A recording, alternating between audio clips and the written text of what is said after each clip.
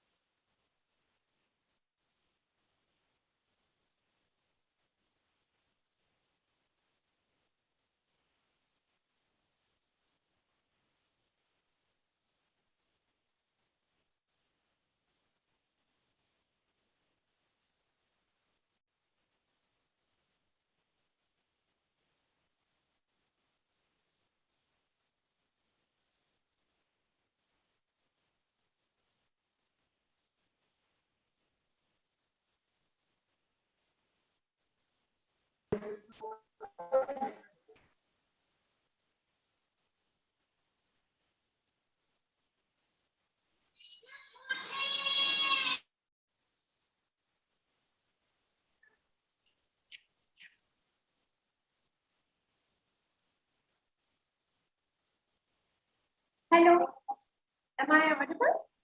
That's fine.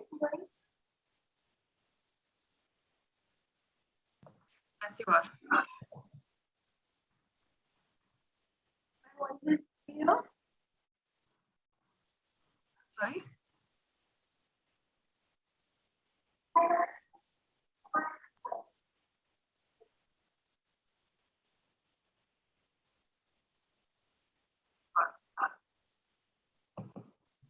Hello, and a very good morning to all of you. We are cordially invite you to our event, Crack the Entrance, initiated by 3G School of Psychology, which is put into action in a very short time by a team of a dedicated and talented group. I'll start the introduction from myself. I'm Anushri Shevde, the head event organizer for this event and handling admin and technical part. Over to Aditi. Hi guys, my name is Aditi and I'm the head event organizer as well as in charge of the public relations. Next is Aparna. You're on mute, Aparna. Oh, I'm so sorry. Hi guys, I'm Aparna and I'm the event coordinator for this event. Then we have Gargi.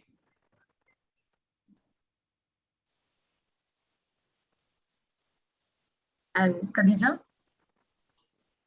Hi all, I'm the content head for this event. And Shiksha. Hi everyone, I'm the digital and social media head for the event.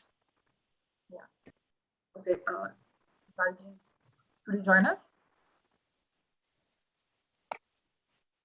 Hello everyone, I am Gargi. I am the head of creative team. Okay, So now back to Anushree. So let me begin with giving you a brief about what 3G psychology is.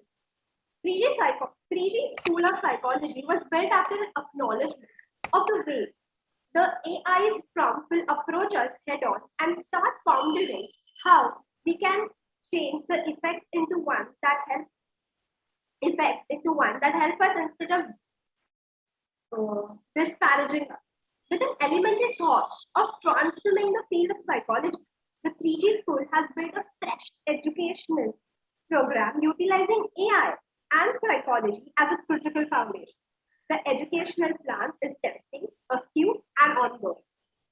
They have designed a modern age model of comprehension where instructors are only coaches and facilitators. They select people by pursuing their inward potential and not merely the academic process. They offer courses through online mode alongside different stages of passionate students to explore their unconstructed abilities and capacities. Okay, on to you. Yeah.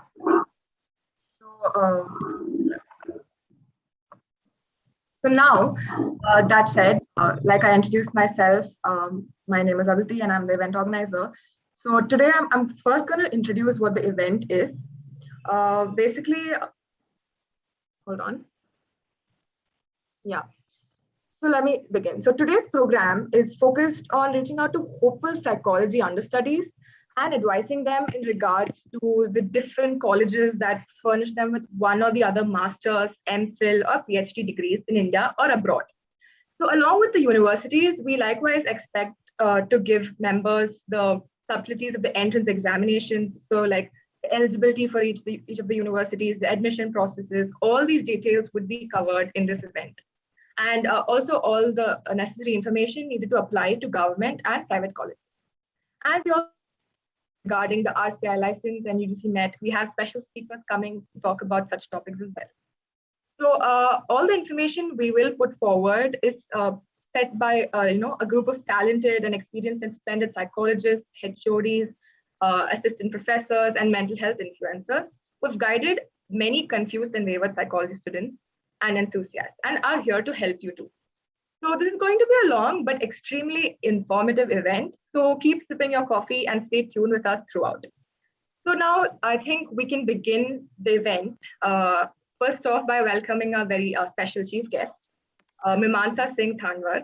So a little introduction about her is that she is a leading clinical psychologist in this era and the founder of renowned Fortis School mental health program, which was established with a primary motive of identifying, evaluating, and intervening with difficulties related to developmental delays, academics, and peer pressure, self-esteem, and emotional functioning in adolescents. So her efforts of conducting seminars and workshops to bridge the gap between school children and mental health practitioners has assisted and cured many adolescents. So I'd like to welcome upon stage Ms. Mimamsa Singh Thanwar to start the event with the band.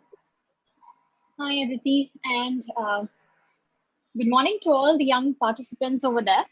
It's always good to talk to young people because the questions make you think also a lot many things. So, and I would like to keep it that way. So you keep throwing in your questions, you can keep writing in your questions as soon as I start.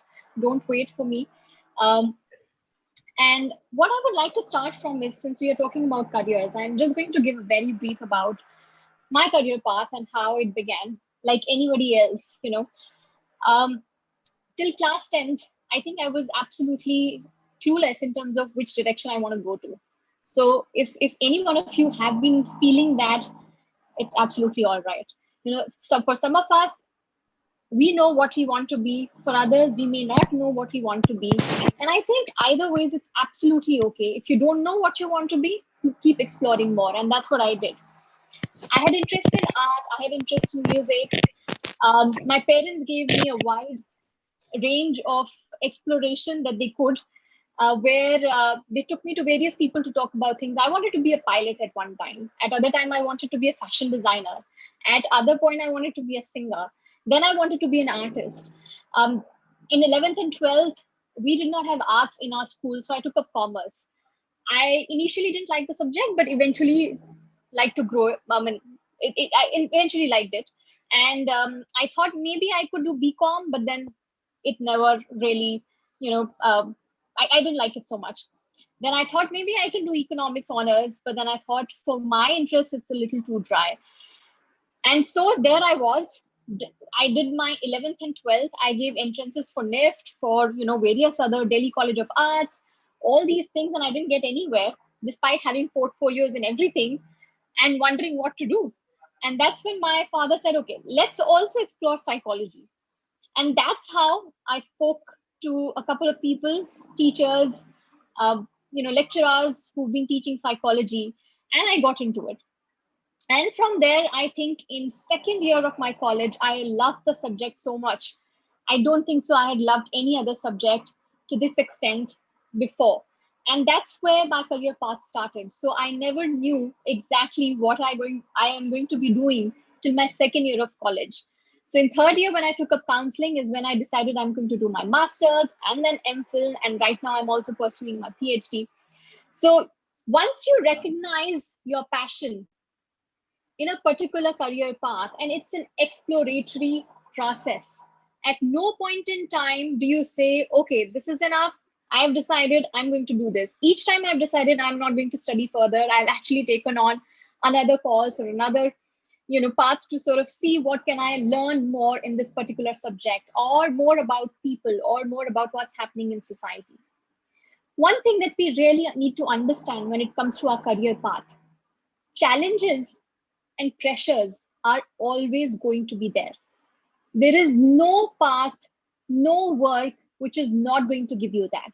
You can never make a comparison that this work is more difficult and this work is less difficult. You have to take it in your stride.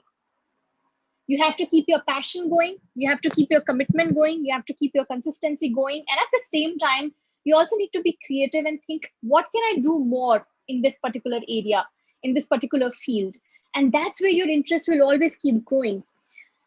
Because of the wide varied of work that we do as psychologists, we are not only working with clients in the clinical space, but we are also doing community mental health. We are also doing public health. We are also doing awareness, sensitization, creating programs, writing books, doing lives, whatever that one can do to sort of create that sensitization and awareness in the field. We've been doing that. And at no point have I ever felt that, it's boring. It's now getting boring.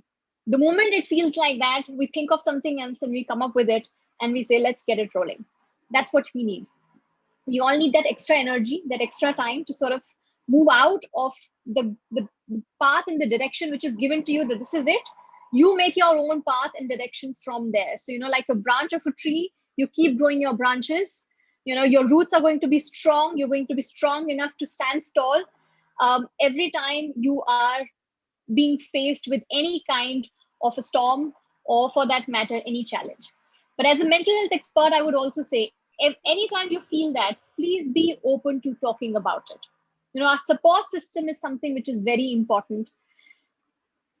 Stay connected to your support system. Don't hesitate to talk about your own challenges. Don't hesitate to talk about pressures. Don't hesitate to even think that, if you need help, please be open to doing that, because that's part of your own resilience building as well. So that's what it is. If you have any questions, you ask me. I just wanted to keep it very brief so that you can have questions and you can ask me that. This is going to be a short interaction because I think you're going to have loads and loads of speakers coming and talking to you in detail about a lot of things. So my idea was just to help you validate that if you don't know and if you haven't figured out what you're doing, oh, that's fine. This means you need to do a lot more work to just getting to know where your interest is, and keep doing that. Don't just sit with that idea that I don't know what to do. Go out, step out, talk to as many people as you can. That's really inspiring, and it's also helpful for so many people who are stuck and who feel like they don't know what to do next. And I think there are some questions. Okay, so someone wants to pursue psychology, I guess. I actually want to ask you one question, like what made, you're also working in Fortis mental health for like school mental health program, right? So I want to know what made you start that initiative. So see, that was our director's vision. It started quite early. We were in a different hospital at that point in time. That's where we had started. We started with a few schools, and over a period of time, the vision was very clear to reach out across the country.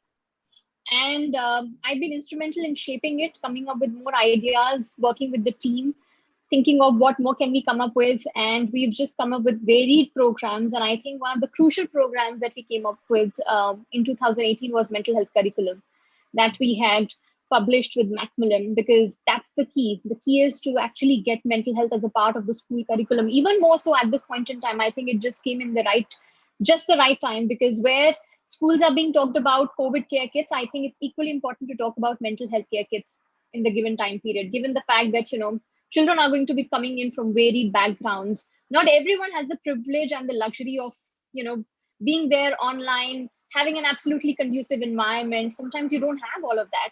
And when you go back to school, that becomes your safe and secure space. But if you don't have the adults around you at that point in time to sort of give you that, then again, it's a difficult one.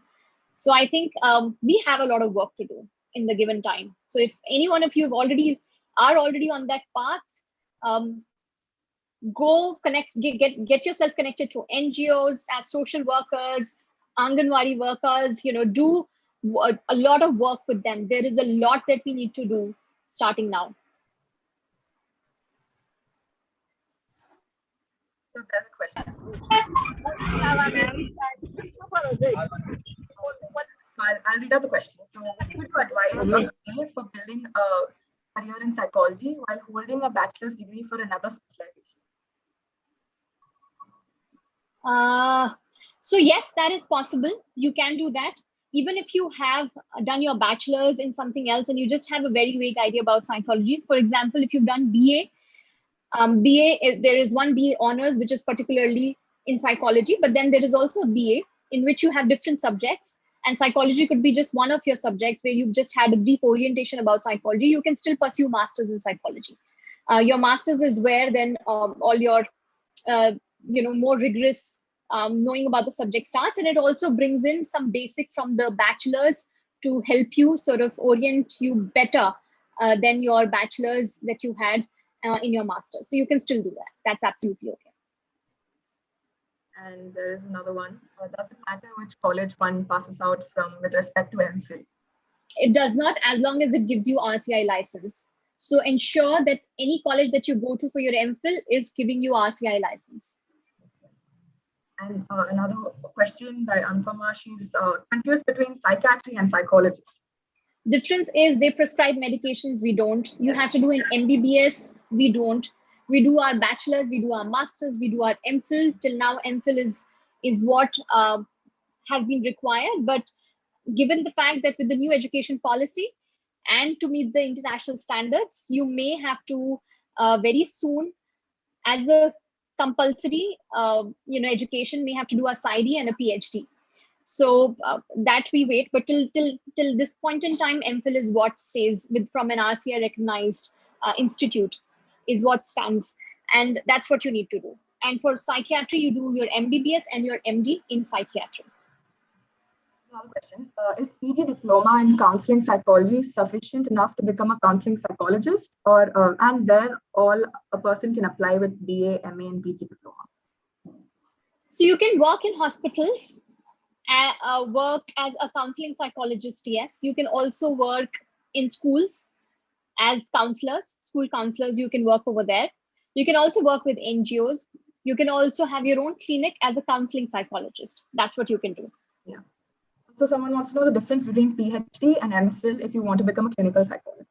See, till now, PhD was seen more of an academic area. So if you wanted to be going into research, PhD is a must. But if you don't plan to go so much into research, then your MPhil is what has been a must till now to be a clinical psychologist, because you get training into testing. And testing is what we do a lot. And it's important that you have your MPhil and you have those rigorous 2 years of your training in testing and in hospitals. So MPhil gives you that. PhD is basically research oriented. You're doing research in a particular area. It could be clinical, it could be non-clinical as well. So it's more about the research, understanding that you have about the subject. So that's what the PhD is for. And since I think because in India, the research is not so strong, is I think the reason why in years to come, PhD may be included as a compulsion, but right now it's just as one of the categories in the new education policy, still not implemented. Okay. Also, one last question. Doesn't culture and language come into play when choosing a college for MPhil? Like, I understand that probably gets difficult to interact and understand the patient. Sorry, I couldn't hear you. Am I audible now? Yes, yes. Yeah, so they were asking about if culture and language has an effect to play in the place, where you get your MPhil done, because you have to interact with the patients and like. So I think what we need to understand is, of course, cross-cultural psychology as an understanding we need to have, because you're going to have patients from all backgrounds, but that's the role of, it's not about the training. It's not a matter of training. It's matter of training is that whoever comes to you, you still have to be that empathetic individual that you are, leaving all your biases away. So even if you have somebody coming as a, from a different culture, from a different country altogether, how can you keep aside those biases and learn to still be empathetic and resolve the situation as where they are in the context? That's what you need to understand. So the MPhil, it's not so much about choosing an MPhil that gives you an understanding about culture and language, but more about MPhil will always give you more of a rigorous understanding when it comes to the testing and all of those things. But cultural psychology is something that you in any case read, you understand as a therapist, as a psychologist, that is important. We do have more questions coming in. Yeah. What's the difference between PsyD and PhD? So PsyD is a 5-year, which till now was in other countries, but Amity now I think offers PsyD as well. Basically over there, in PsyD you do it's like a combination. After your masters, you do training in testing, and then you also do a bit of research. So it's like a combination of your MPhil and like a sort of PhD. So it's like a combination of that. It's a 5-year course that you do. PhD is something that you do either after immediately your masters, or you can also do it after your MPhil. So PhD, like I said, is purely research understanding that you develop as a skill.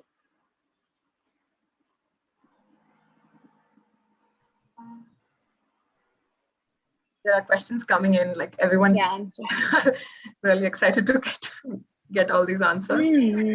Okay, job opportunities after MSc Clinical Psychology is the same as after MA Clinical Psychology. There isn't much difference. So the opportunities will be just the same.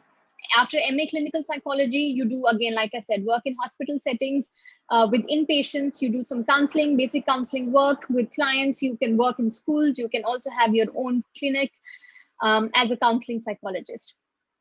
To become a child psychologist, do we need to do MPhil and PhD both? You can also be a child psychologist after doing your master's in clinical psychology. You can take child psychology as a specialization if the university offers that to you. But you need to understand that in India, we still don't see things as bifurcated as you see in universities abroad. So over here, once you become a counseling psychologist or a clinical psychologist, you can choose your area where you continue to keep working with that particular segment of population. So if you are interested in child, you work with schools, you work with children more, and you keep growing your knowledge in that particular space and area. And that's how you become a child psychologist. MPhil is something that, like I said, again, yes, if you want to be a child psychologist, it's preferable to do MPhil because testing is something which is very important. You're testing when it comes to learning disability, ADHD, autism, all these different developmental areas that we look at where you require testing. So if you are a child psychologist, it's always good to have MPhil so that you are well equipped to do those tests, and also you have the license to do those tests. Yeah, okay. Also about another question that asked about MA psychology, like today we have speakers who have studied MA psychology, so stay tuned with the events so you will get all those questions into colleges answered. So I think in okay. Just a minute, Aditi. This is one of the most interesting and most questions that I have. How to understand which stream of psychology I have interest in. This is the most common question I hear, like when we talk in the peers. be here. Like, how do I know? Can you answer that question? It's really interesting to know. Yes. Attend more classes. Like I said, go in the field, talk to more people, and you would know where your interest is.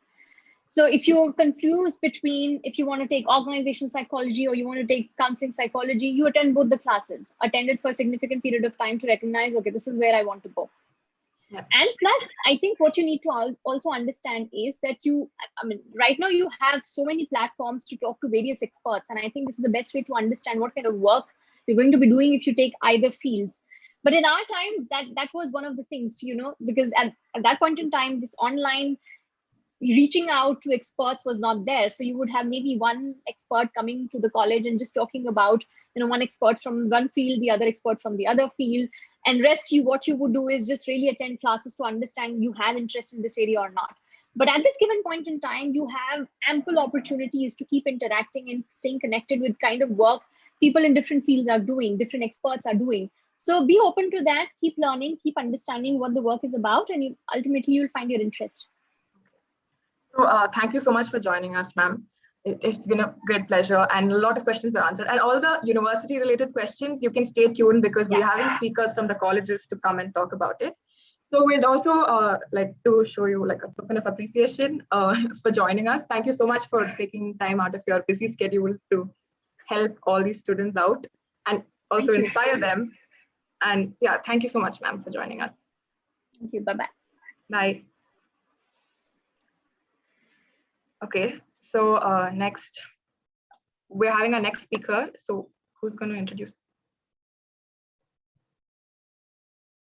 Hold on. Yes. Hi, guys. I hope you're all excited and waiting. Okay, so up next, we have Dr. Rajesh Bhatt. One second. Dr. Rajesh Bhatt is right now functioning as an assistant professor at the Department of Psychology at Doon University. He's a mentor who utilizes different psychological methods to teach how to utilize therapeutically demonstrated brain-body approaches derived from neuroscience and brain research to kill pressure, uneasiness, and sadness, thereby building up a more noteworthy equilibrium of body, mind, and animate prosperity. He utilizes cognitive behavioral therapy, deep meditation, relaxation, and various directed reflections to defeat mental sufferings. His capabilities incorporate being dependable national hierarchical secretary at Bharatiya Counseling Psychology Association and being a guaranteed trainer and supportive supervisor for guides in the field of HIV/AIDS, among different accomplishments. We welcome you, sir. Thank you so much for welcoming me in this wonderful occasion. So I would like to make this session interactive. So you may open to ask questions during the session also, because I want to communicate dialogue with you instead of lecture. So I have given a topic on how to crack entrance exam related to psychology. So there could be various exam related to psychology if you have completed your 12th, and if you want to get admission in any good university, so obviously you need to crack the exam. For example, in our university, Doon University, Dehradun, there is an entrance test if you want to do BA, MA, or PhD in our university. But due to COVID, we have given the relaxation for the entrance test. Instead of entrance test, we are just these days we are doing on the basis of merit. So if you want to crack the exam of BA honors in any university, so first of all, you must have some basic understanding of psychology, which can be gained through NCERT books. So those who have psychology in 11th and 12th, so it is very easy for them to crack such an exam because they have basic understanding of psychology. So in the graduation level, the examination is not so much tough. It is easier, and if you have minimum understanding of psychology, you can crack the exam. So, if you will read the NCERT books, it is very useful for not only in BA, but if you will prepare for PG level entrance test, if you prepare for MPhil, or even you are preparing for UGC NET. So there are so many questions which come from this NCERT book. So, it is a basic Bible for preparing for competitive exams related to psychology. So you must have this book. It is available in PDF in the website of NCERT. You can download from there. You can take printout also. So you must read these books. Okay, when we will talk about MA entrance test, so some universities has allowed, they have set qualification. Either they are asking that those who have graduation in psychology, they can apply. And some university has given relaxation. They allow some other stream student also. For example, if you are in BSc, you have degree of, graduation in arts, so they allow to join their master course. तो आपको ये समझना है कि आपकी जरूरत क्या है. First of all you need to understand कि पीजी लेवल पे कई बार क्या होता है कि आप साइकोलॉजी को अचानक से आपको लगता है कि you need to take psychology subject, so आप चूज करते हो, पर कुछ यूनिवर्सिटी आपको एंटरटेन नहीं करती क्योंकि आपका ग्रेजुएशन में साइकोलॉजी नहीं है. Some university आपको रिलैक्सेशन देती है. In our university we allow people, if you are from other streams also, you can apply for psychology, MA in psychology.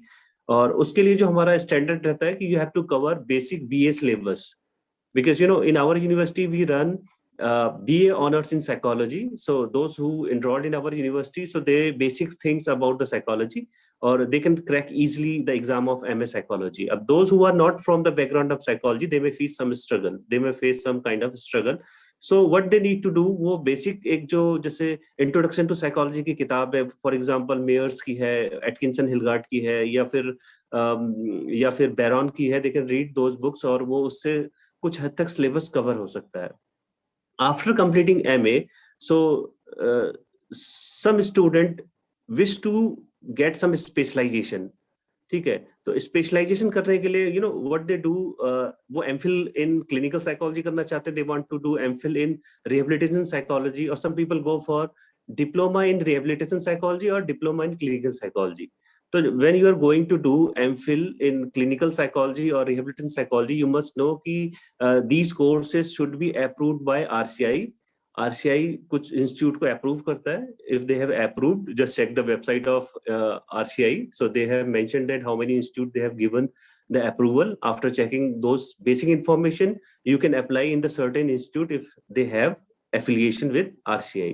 तो RCI का affiliation होना जरूरी है. After completing your MPhil in clinical psychology, you can label yourself as a clinical psychologist. और उसके अलावा अगर आपने MA in clinical psychology किया है, you cannot write clinical psychologist before or after your name. आप use नहीं कर सकते उसको.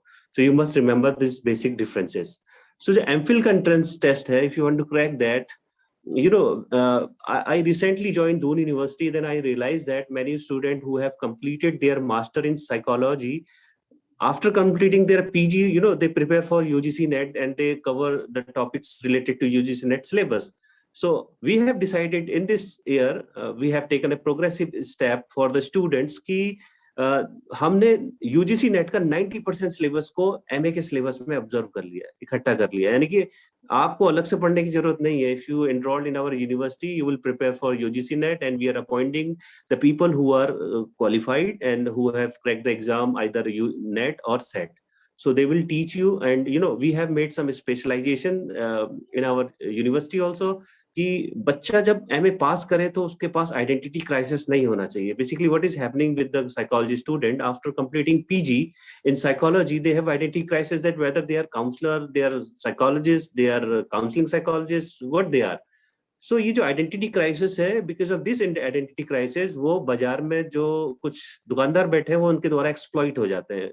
ठीक है, तो उस एक्सप्लॉइटेशन को रोकने के लिए हमने डिजाइन किया अपनी यूनिवर्सिटी में कि हम उनको काउंसलिंग साइकोलॉजी में स्पेशलाइजेशन देंगे. और स्पेशलाइजेशन देने के लिए what we did in our syllabus, we have included CBT as a subject. Very few university in the India, I think 2 or 3 university in the India is using teaching the subject of teaching CBT as a subject. तो CBT को subject as a psychotherapy में हम लोग पढ़ा रहे हैं, थोड़ा सा पोर्शन पढ़ा देते हैं, बट स्पेशलाइजेशन एक अंडरस्टैंडिंग डेवलप नहीं होती है. CBT is a very long, very extensive and evidence based therapy, and we must know this thing. इसीलिए उसको बहुत अच्छे से पढ़ना जरूरी है. तो हमने उसे एज ए सब्जेक्ट इंक्लूड किया. तो ये जो बेसिक चीजें मैं आपको बता रहा हूँ, you must know when you are searching university to get admission, तो ये बेसिक चीजें आपको पता होना चाहिए कि आपका फ्यूचर में एम क्या है और आप वहां तक कैसे पहुंचोगे, कौन सी यूनिवर्सिटी का सिलेबस आपको वहां तक पहुंचने में आपकी मदद कर सकता है. So we have included one more subject in our MA in psychology, that is behaviour modification. So behaviourism और कॉग्निटिव साइकोलॉजी, जो कॉग्निटिव साइकोलॉजी है वो इतने स्ट्रॉन्ग सब्जेक्ट हैं, वो यूनिवर्सिटी में बहुत कम या बहुत थोड़े से बस बिहेवियरिज्म के बारे में थोड़ा सा बस पढ़ा दिया जाता है. तो ये बहुत जरूरी है कि आप बेसिक चीजों को आप क्या करो, उसको आप पढ़ो, बेसिक चीजों को आप समझो, और उसके बाद जब आप एमए आप क्वालिफाई करो तो उसके बाद आपको इजी हो. अब एमफिल का जो एंट्रेंस टेस्ट है, तो उसके लिए आपको कुछ स्पेशलाइजेशन आपको थोड़ा सा करना पड़ता है. जो क्लिनिकल जो डिसऑर्डर्स हैं उनके बारे में ज्यादा पढ़ना पड़ता है, उसका जो प्रोग्नोसिस है, डायग्नोसिस है, उसके बारे में थोड़ा ज्यादा पढ़ना पड़ता है. रिसर्च से रिलेटेड क्वेश्चन ज्यादा आते हैं, तो इसके लिए कौन सी किताब है मैं आपको अभी लास्ट में बताऊंगा कि कौन कौन सी किताब आपके लिए हेल्पफुल हो सकती है. तो आपका अगर क्लिनिकल एप्टीट्यूड है और आप एमफिल करना चाहते हैं तो आप उसके लिए जा सकते हैं, पर उसके लिए आपको मिनिमम 55% चाहिए if you are a general candidate, if you want to apply for PhD after your graduate post graduation, और इन एमफिल और पीएचडी जो भी आप करना चाहते हैं, यूजीसी नेट आप क्रैक करना चाहते हैं, तो उसका मिनिमम जो जनरल कैंडिडेट के लिए है 55% उसका पीजी लेवल पे होना चाहिए. तो आपका जो परसेंटेज है उसको मेंटेन करने की जरूरत आपके साथ रहती है. अब you need to prepare a question bank for you. तो क्वेश्चन बैंक आपके पास रहेगा तो you will get an idea कि किस तरह के क्वेश्चंस अलग अलग एग्जामिनेशन में पूछे जाते हैं. तो अगर if you are preparing for PhD, कि आप किसी यूनिवर्सिटी का पीएचडी का अगर आप निकालना चाह रहे हो, बेसिकली वो यूनिवर्सिटी कहती है कि we have uploaded our MA syllabus in the university website, just look at that, question will be come from that. तो वो वहां से आएंगे, ठीक है. उसके बाद जब आप क्या कहते हैं उसको कर लेते हैं, जब आप उसके बाद उसके सिलेबस को पढ़ते हैं तो उससे रिलेटेड क्वेश्चन आपसे पूछे जाते हैं. पीएचडी में जैसे एचएनबी गढ़वाल यूनिवर्सिटी की बात करूं या दून यूनिवर्सिटी की बात करूं, तो सम यूनिवर्सिटीज क्या करती हैं, teaching aptitude will be common for all. तो वो एप्टीट्यूड से रिलेटेड क्वेश्चंस होते हैं. बेसिकली मोस्टली उसमें जो क्वेश्चन पूछे जाते हैं वो आपके रिसर्च से होते हैं. So those who have command over research, so उनके लिए वो फर्स्ट पेपर को क्वालिफाई करना आसान रहता है. The second paper is related to your own subject. तो सब्जेक्ट की नॉलेज आपको जितनी ज्यादा होगी, ऑब्वियसली आपके पास जब क्वेश्चन बैंक होगा तो it will help you to crack the exam. और यूजीसी नेट के लिए you need to do one thing, कि जो लास्ट ईयर के पेपर है, वो जो 2004 से लेके 2020 तक के पेपर अवेलेबल है इंटरनेट में, और 2012 के बाद के जो क्वेश्चंस पेपर है उनके आंसर कीज आसानी से मिल जाती है.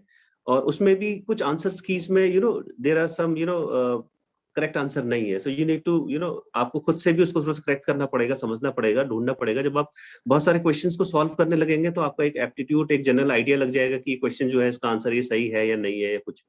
तो आपको एक क्वेश्चन बैंक बनाने की जरूरत है जिसमें आप लास्ट ईयर के पेपर, सेट के पेपर भी अवेलेबल है. सेट का मतलब है state eligibility test. Few state वो लोग सेट का एग्जाम कराते हैं, वो भी इक्विवेलेंट टू यूजीसी होता है. लेकिन यूजीसी नेट और सेट में अंतर केवल इतना है, यूजीसी नेट अगर आप क्वालिफाई करते हो so you are eligible to become an assistant professor. अभी तो क्वालिफिकेशन चेंज करती है, उसमें पीएचडी को भी कंपलसरी कर दिया है, तो यूनिवर्सिटीज के लिए स्पेशली और कॉलेजेस के लिए भी. तो जब आप नेट की प्रिपरेशन करते हो तो उसके लिए आपको क्या करना पड़ता है कि लास्ट ईयर के आप पेपर लगाइए. सेट और नेट में अंतर समझ लेते हैं कि जो सेट होता है वो जिस स्टेट का आपने क्वालिफाई किया होता है वो वहीं के लिए एलिजिबल होता है. पर जो सेट होता है, कहीं कहीं पर जो सेंट्रल यूनिवर्सिटीज होती हैं वो उसको कंसीडर कर लेती है, नो मैटर कि वो अदर स्टेट की है या नहीं है. तो कुछ कुछ कंसीडर करते हैं, कुछ कुछ नहीं करते हैं. Basically if you have qualified SET from a specific state, so you are eligible for only that state only. NET national level के लिए होता है. अब बात करते हैं कि आपको चैप्टर वाइज नोट्स बनाने चाहिए. आप उससे रिलेटेड जितने भी सेट के भी बहुत सारे जो सेट हैं वो इंटरनेट पे अवेलेबल है. इफ यू सर्च तो गुजरात भी कराता है, कर्नाटक भी कराता है, यूपी ने भी किया है, बिहार ने भी किया है. So there are so many state who have conducted SET examination. तो उसके भी आपको एक हेल्प मिल जाएगी, क्वेश्चन बैंक तैयार हो जाएगा. और बाजार में कुछ किताबें अवेलेबल हैं जिन्होंने सॉल्व पेपर दे रखे हैं विद एक्सप्लेनेशन. अगर वो एक्सप्लेनेशन आपको मिल जाता है तो इससे आपको क्या मिलता है, बेटर आपको अंडरस्टैंडिंग मिलती है कॉन्सेप्ट को लर्न करने में. और उसके बाद क्या है कि if you do not gate description of any answer, जो आपके पास ऑब्जेक्टिव क्वेश्चंस हैं, आपको उसका आंसर पता है पर डिस्क्रिप्शन नहीं पता है, सो गूगल इज जिंदाबाद. आप उसमें जाइए, उसमें आप उसको एक्सप्लोर कीजिए और उसके बाद आप उसको कर सकते हैं। किसी ने यहाँ पे पूछ रहे हैं कि यूजीसी नेट और पीएचडी, अभी जो नई पॉलिसी है जो कि इम्प्लीमेंट होनी है, उसमें ये बोला गया है कि आपका असिस्टेंट प्रोफेसर बनने के लिए यूनिवर्सिटी और कॉलेज में नेट और पीएचडी को कंपलसरी किया गया है। If you are qualified both so you are eligible. क्योंकि अभी क्या है कि बहुत लोग पीएचडी करने वाले भी बहुत लोग होंगे, नेट करने वाले भी बहुत लोग होंगे, तो अभी कंपटीशन बहुत ज्यादा है। तो उसके लिए आपको क्या करना है कि दोनों को ही आपको करना है, पीएचडी भी करिए और नेट की तैयारी भी करिए। अब कुछ कुछ यूनिवर्सिटी जिन्होंने पहले से ही वैकेंसीज को ओपन कर रखा है, तो हो सकता है कि वो कंसीडर कर रहे हो। यूनिवर्सिटी ऑटोनमस बॉडी होती है, सम टाइम वो यूजीसी को सुनती है, सम टाइम नहीं सुनती है, तो कंफ्यूजन में भी देयर। बट जो यूजीसी ने अपनी गाइडलाइन में कहा है कि नाउ कि अब जो पॉलिसी है 2020 के बाद आपको उसको क्या करना है, इंप्लीमेंट करना है, जिसमें नेट और पीएचडी को कंपलसरी किया गया है। वेल अब जो यूजीसी नेट के लिए जो फर्स्ट पेपर है वो क्या कहते हैं, आपको समझना है कि रिसर्च से रिलेटेड पेपर आते हैं, जिसमें बेसिक क्वेश्चंस भी हो सकते हैं, हाइपोथेसिस से रिलेटेड हो सकते हैं, रिसर्च से रिलेटेड हो सकते हैं, और वेरिएबल से रिलेटेड हो सकते हैं। और तो ये बहुत बेसिक क्वेश्चन जो होते हैं वो एप्टीट्यूड वाले, उसमें जो फर्स्ट पेपर आपका होता है उसमें पूछे जाते हैं। उसमें इंफॉर्मेशन और टेक्नोलॉजी से रिलेटेड प्रॉब्लम होते हैं, कंप्यूटर से रिलेटेड क्वेश्चंस होते हैं, गीगाबाइट क्या होता है, टेराबाइट क्या होता है, कौन सा सॉफ्टवेयर एसपीएसएस क्या होता है, कौन कौन से प्लेगरिज्म से रिलेटेड क्वेश्चन हो सकते हैं। तो बहुत सारी ऐसी चीजें हैं जो आपके अंदर कि वो आपको उसको क्या करना है, लर्न करना है। और रीजनिंग से रिलेटेड क्वेश्चंस होते हैं, तो रीजनिंग आपको अपना इंप्रूव करना है, प्रैक्टिस करना है। एवरेज से रिलेटेड क्वेश्चंस होते हैं, आपको उसमें एवरेज निकालना पड़ता है। 5 क्वेश्चन से रिलेटेड, एनवायरमेंट से रिलेटेड क्वेश्चंस आते हैं। कॉम्प्रिहेंशन से रिलेटेड क्वेश्चन, आपको एक पैराग्राफ दिया है एंड यू हैव टू उसका आंसर बताना है कि पॉसिबल आंसर क्या हो सकता है। कंप्यूटर से रिलेटेड तो मैंने आपको बता ही दिया। टीचिंग एप्टीट्यूड से रिलेटेड होता है कि कौन सी टीचिंग ज्यादा बेस्ट होती है, कौन सी टीचिंग बेस्ट नहीं होती है। और हायर एजुकेशन से रिलेटेड क्वेश्चंस होते हैं, हायर एजुकेशन के बारे में वो आपसे पूछ सकते हैं। और ये क्वेश्चन कोई पूरा मुझे पढ़ के बताया, जो अनीश ने पूछा है अभी कि मैंने कहाँ से बीटेक किया है फिर ओपन यूनिवर्सिटी से, क्या क्वेश्चन है एक बार पूछना, तो पढ़ नहीं पाया उसको। तो लास्ट ईयर के क्वेश्चन पेपर किसी भी एग्जाम के आपको हेल्प करते हैं, क्योंकि उससे आपको क्या होता है कि मैनी क्वेश्चंस रिपीट होते हैं। अगर आप जो क्वेश्चंस है, मैं इसको देख लूँ, क्वेश्चन बार बार आ रहा है इसमें। I have BTech degree, I am doing BA psychology from distance programme. If BA is done from an open university IGNOU, then which college would accept for the regular MA. कोई भी कॉलेज आपको accept कर सकता है, no issue. और आपने BTech किया था तो उसके बाद आप डायरेक्ट एमए भी कर सकते थे, कई यूनिवर्सिटीज ऑफर करती है, मैंने आपको बताया था, तो आप सीधे एमए भी कर सकते थे। But you have chosen to get some specialization, more depth knowledge, and you are doing BA, so that is good. Complete your BA, so you can join any regular course in the MA, no issue. ठीक है, कोई issue नहीं है, सारी university accept करती हैं आपने open से बीए किया है नहीं किया है। और इवन की ओपन से एमए किया है उसके बावजूद भी आप नेट की तैयारी कर सकते हो, पीएचडी कर सकते हो, and you can apply for assistant professor, no issue. केवल एक इशू ये आया था कि जिन्होंने अभी ओपन यूनिवर्सिटी से एमए किया हुआ है और जो नया हेल्थ एक्ट आया है उसमें ये बोला गया है कि जिन्होंने ओपन यूनिवर्सिटी से एमए किया है उनको थोड़ा सा जो मेंटल हेल्थ प्रोफेशनल है उसमें कंसीडर नहीं करने की बात की गई है। और अभी ये जो एक्ट आया है इसमें बहुत सारे मॉडिफिकेशंस होंगे, करेक्शंस होंगे। सो लेट्स सी, 1-2 साल हमें वेट करना पड़ेगा कि वो किस तरीके से क्या करते हैं, रिस्पॉन्ड करते हैं। अब हम बात करते हैं कि कौन कौन सी जो बुक्स हैं जो हम पढ़ सकते हैं अपनी साइकोलॉजी की बेसिक अंडरस्टैंडिंग को बढ़ाने के लिए, यूजीसी नेट की तैयारी करने के लिए और साथ में एमफिल की तैयारी करने के लिए। तो बेसिक जो introduction to psychology, it is very common books, Atkinson और हिलगार्ड की, बैरॉन की और मॉर्गन किंग की। बहुत सारे क्वेश्चन इससे रिपीट होते हैं। एनसीईआरटी की 11th और 12th की जो बुक्स हैं वो भी, उससे भी बहुत सारे क्वेश्चन आते हैं और कई बार तो बिल्कुल एज इट इज उठा लिए जाते हैं।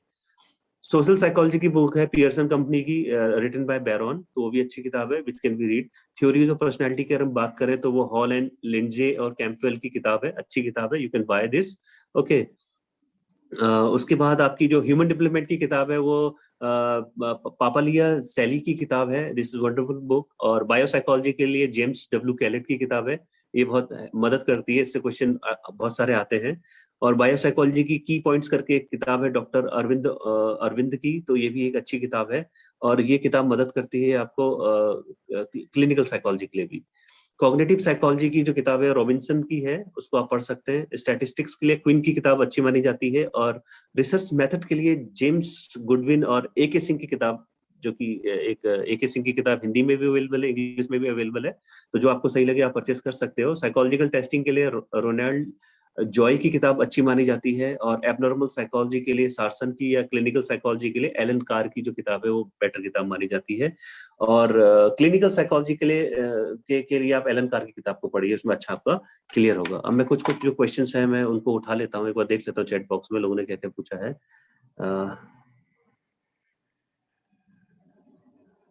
क्या आपको स्ट्रीम कौन सी चूज करनी चाहिए? डिपेंड करता है साइकोलॉजी एमए में आप कौन सी जो स्ट्रीम है चूज करना चाहते हो। It is up to you, it is up to your aptitude and interest कि आपको किस में इंटरेस्ट आता है। तो उसके हिसाब से अपनी जो स्किल्स हैं उनको आप इनहेंस करना चाहते हैं, उसके हिसाब से अपनी स्ट्रीम को चूज करिए। जैसे दून यूनिवर्सिटी में हम clinical psychology plus industrial psychology का कोर्स अभी हम लोग रन करते हैं। तो some people choose clinical psychology, some choose industrial psychology. पर basically I want to tell you कि जैसे इंडस्ट्रियल साइकोलॉजी में आप स्पेशलाइजेशन लेना चाहते हो, तो उसके लिए भी जब आप, क्योंकि आपको ह्यूमन के बीच में काम करना है, और वो जो साइकोलॉजिकल प्रॉब्लम है, चाहे वो एम्प्लॉय हो चाहे वो इंडिविजुअल हो, these are very common, stress, frustration, depression, so many things are there. If you want to deal these issues, so you must have some command over some therapy, interventional part must be strong. तो आपको अपना strong करना चाहिए, क्योंकि आपको intervention देना है। तो आपको ये चूज करना है कि आपका काम केवल एचआर में रह के काम करना है, या आप एक इंटरवेंशन के तौर पे वर्क करना चाहते हैं। उसके हिसाब से आपको अपना एमए में अपना स्पेशलाइजेशन को चुनना चाहिए। Let me choose another question. So one has asked, what is the age limit for applying to MPhil? What is the age? Age limit, yes, for applying for I think there is no age limit, I suppose, because one of my friend who joined MPhil in clinical psychology at the age of 36. So I don't think that there is a limitation of age limit. Okay. So, sir, there is one more question. That is, if we get RCI license after MPhil, is it possible to practice in other country with this license? No, it's not possible, because RCI is governing body of India. If they are providing you license, so you can work only in India, not outside India. If you go Germany, if you go America, so you have to apply there, and you have to you have to join their courses. You have to pass out, then you will apply, and you have to done.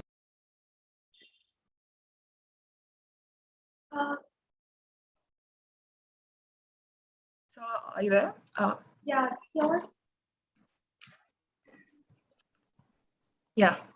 Okay, I was disconnected, I suppose. Yeah. So there's another question. They've asked, can we set up our own clinic after MA in clinical psychology, or do we need to take MPhil?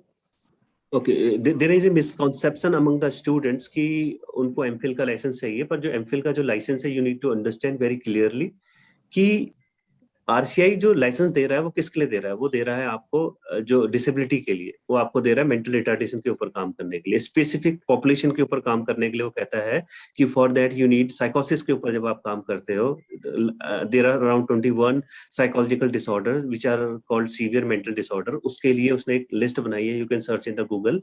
Only for those, जो कि पूरी population का मुश्किल से 10% होता है, आपको MPhil in clinical psychology करने की जरूरत होती है, लाइसेंस की जरूरत होती है।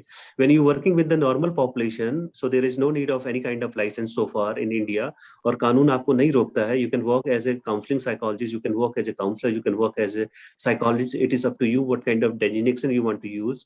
सो you are open to work. For example, मैंने एमफिल क्लिनिकल साइकोलॉजी नहीं किया, but I am a psychologist, I work with the normal population. मैं जो क्लिनिकल साइकोलॉजी का जो स्किज़ोफ्रेनिया के केसेस है मैं नहीं देखता हूँ, डिसेबिलिटी के केसेस में नहीं देखता हूँ, ऑटिज्म के केसेस मैं नहीं देखता हूँ, क्योंकि मेरी ट्रेनिंग उस चीज के लिए नहीं हुई है। बट अदर पॉपुलेशन, अगर किसी को स्ट्रेस है, किसी को एंग्जाइटी है, किसी को रिलेशनशिप के इश्यूज है, किसी को करियर चूज करने में डिफिकल्टीज है, किसी के जो कोर बिलीफ्स हैं वो उसको दिक्कत पैदा कर रहे हैं, सो आई work with them.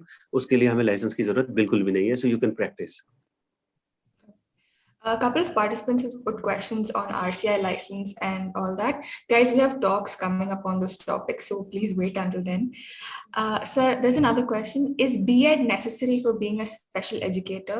What courses would be best to do that along with masters?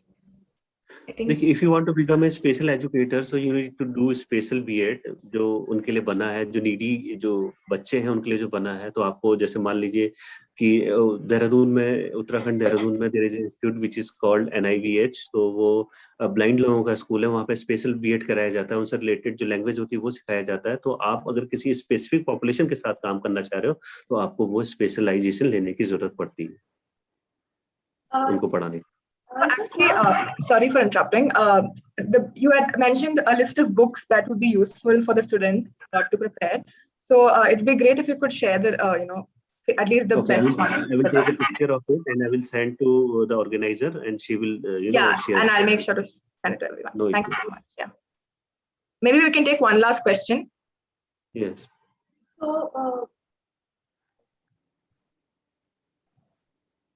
So there are many people asking, like, what is the eligibility criteria for MA in foreign university, or whether if you have for a RCI license or to practice in India, do we require all the degrees from India itself?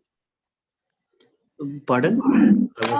For RCI license, to get the license, do we require all the degrees from India itself, like MA, MPhil? Is it fine if some candidate has done their MA from foreign university and come back to India? No. If you have done some master in Western universities also, you can apply. You can apply for MPhil in clinical psychology. You can apply for that. No matter where from you have completed your post graduation, you can apply here also. Even for the PhD also. Oh, okay.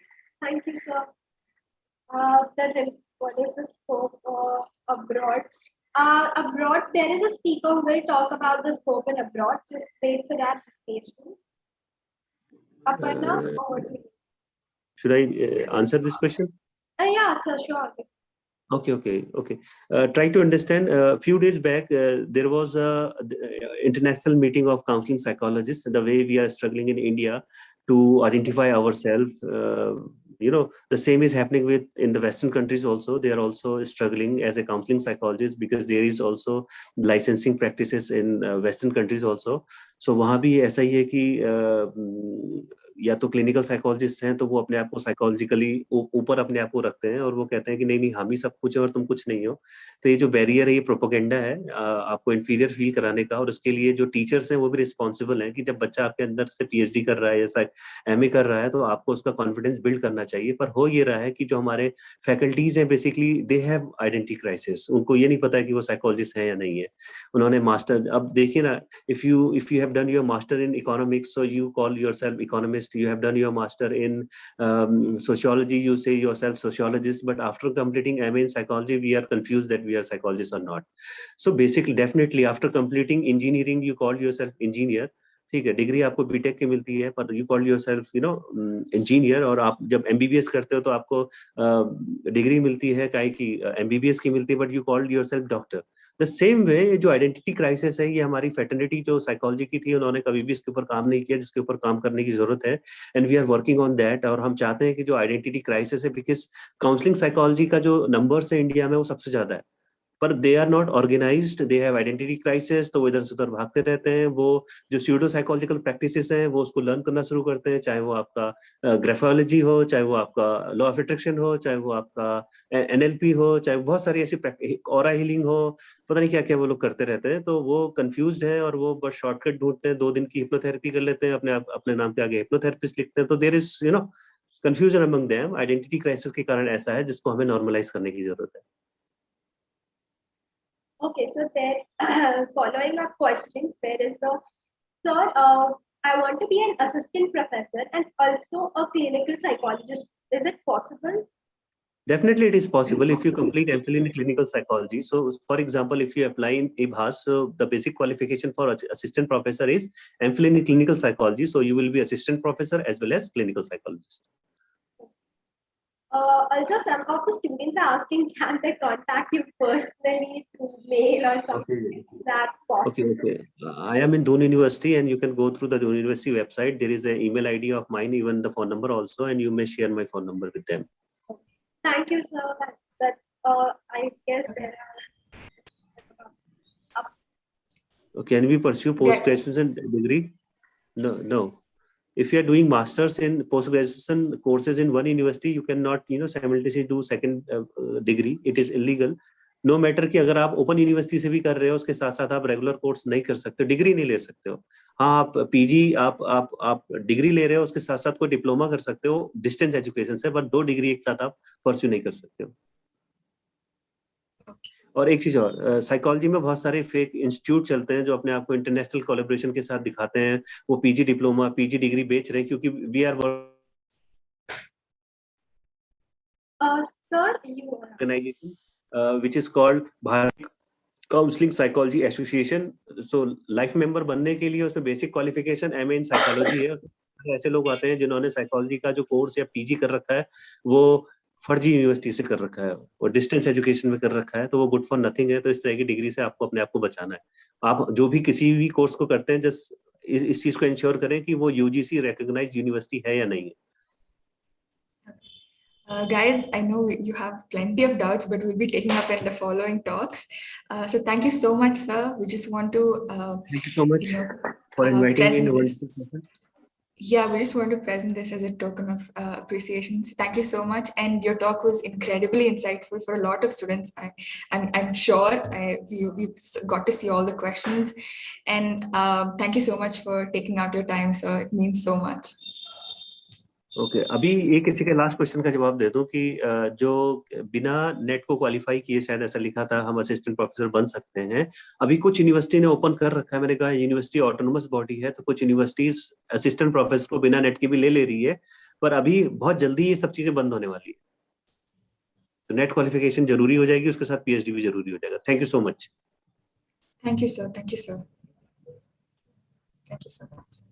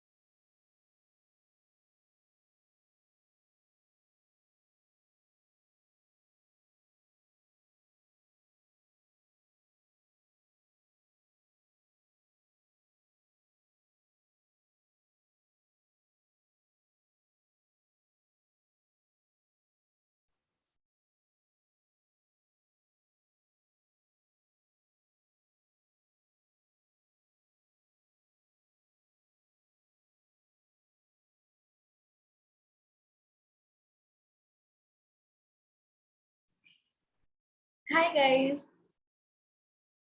Am I audible? Yes, you are audible. Okay. Okay, am I audible now? Yes. Anushri? Yes, Rupanjana, you may go ahead. Okay, Dishyo. So Shreya Jain is a master's student in applied psychology at the University of Delhi. Let us hear about her inspiration to choose the psychology field, her experiences with cracking entrance examinations, and more. Thanks, Rupanjana. Yeah, I will be presenting. Oh, just one second. Okay, great. All right. I hope the screen is visible.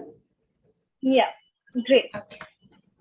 So hi everyone. I'm Shreya Jain and I'm pursuing, like Rupanjana said, I'm pursuing Masters in Applied Psychology from South Campus, Delhi University. So I'll be talking about my experience here, and I'll be sharing some tips and strategies on how to crack entrance examinations of both the courses at DU. So I think we can move ahead. Yeah, I'll be talking about my experience at South Campus. I'll be sharing tips to crack the entrances of both the places. But since I'm at South Campus, I'll be sharing my experience of South itself. So yeah, we can move ahead. So I think now that forms are out and a lot of you, I mean, forms have also been closed. So all of you must already know that the number of seats at both the places. So DU has 140 seats at North Campus, and at South Campus, we have 40 seats. So you have to prepare accordingly. You have to understand what is the competition level. You have to understand what is the reservation and how many seats are reserved for which category. So you have to understand that and keep that in mind while preparing, to understand what is the competition level. So at North, it can be relatively easier to get into, get a good rank because there are a high number of seats. So you may actually, it might be a little easier to get into North. But yeah, the entrance examination is quite, the level of difficulty is quite similar for both the places. We can move ahead.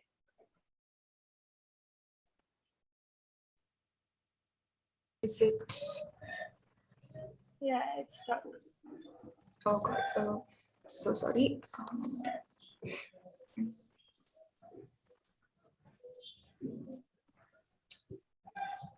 Okay, please give me a moment. I'll just. Yeah, no worries. All right. Okay.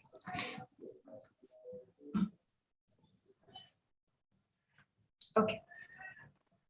Great. So yeah, let's talk about the difference between North and South.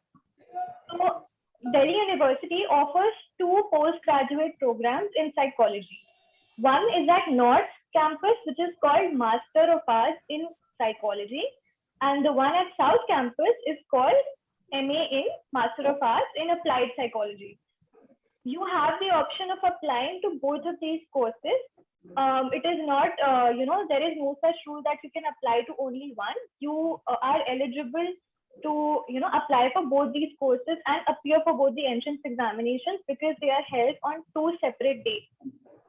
Next, the seats we've already talked about, reservation. So one point that I wanted to cover was, I think there is a 50% reservation for merit in DU.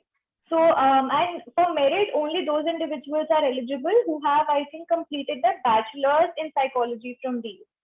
Okay.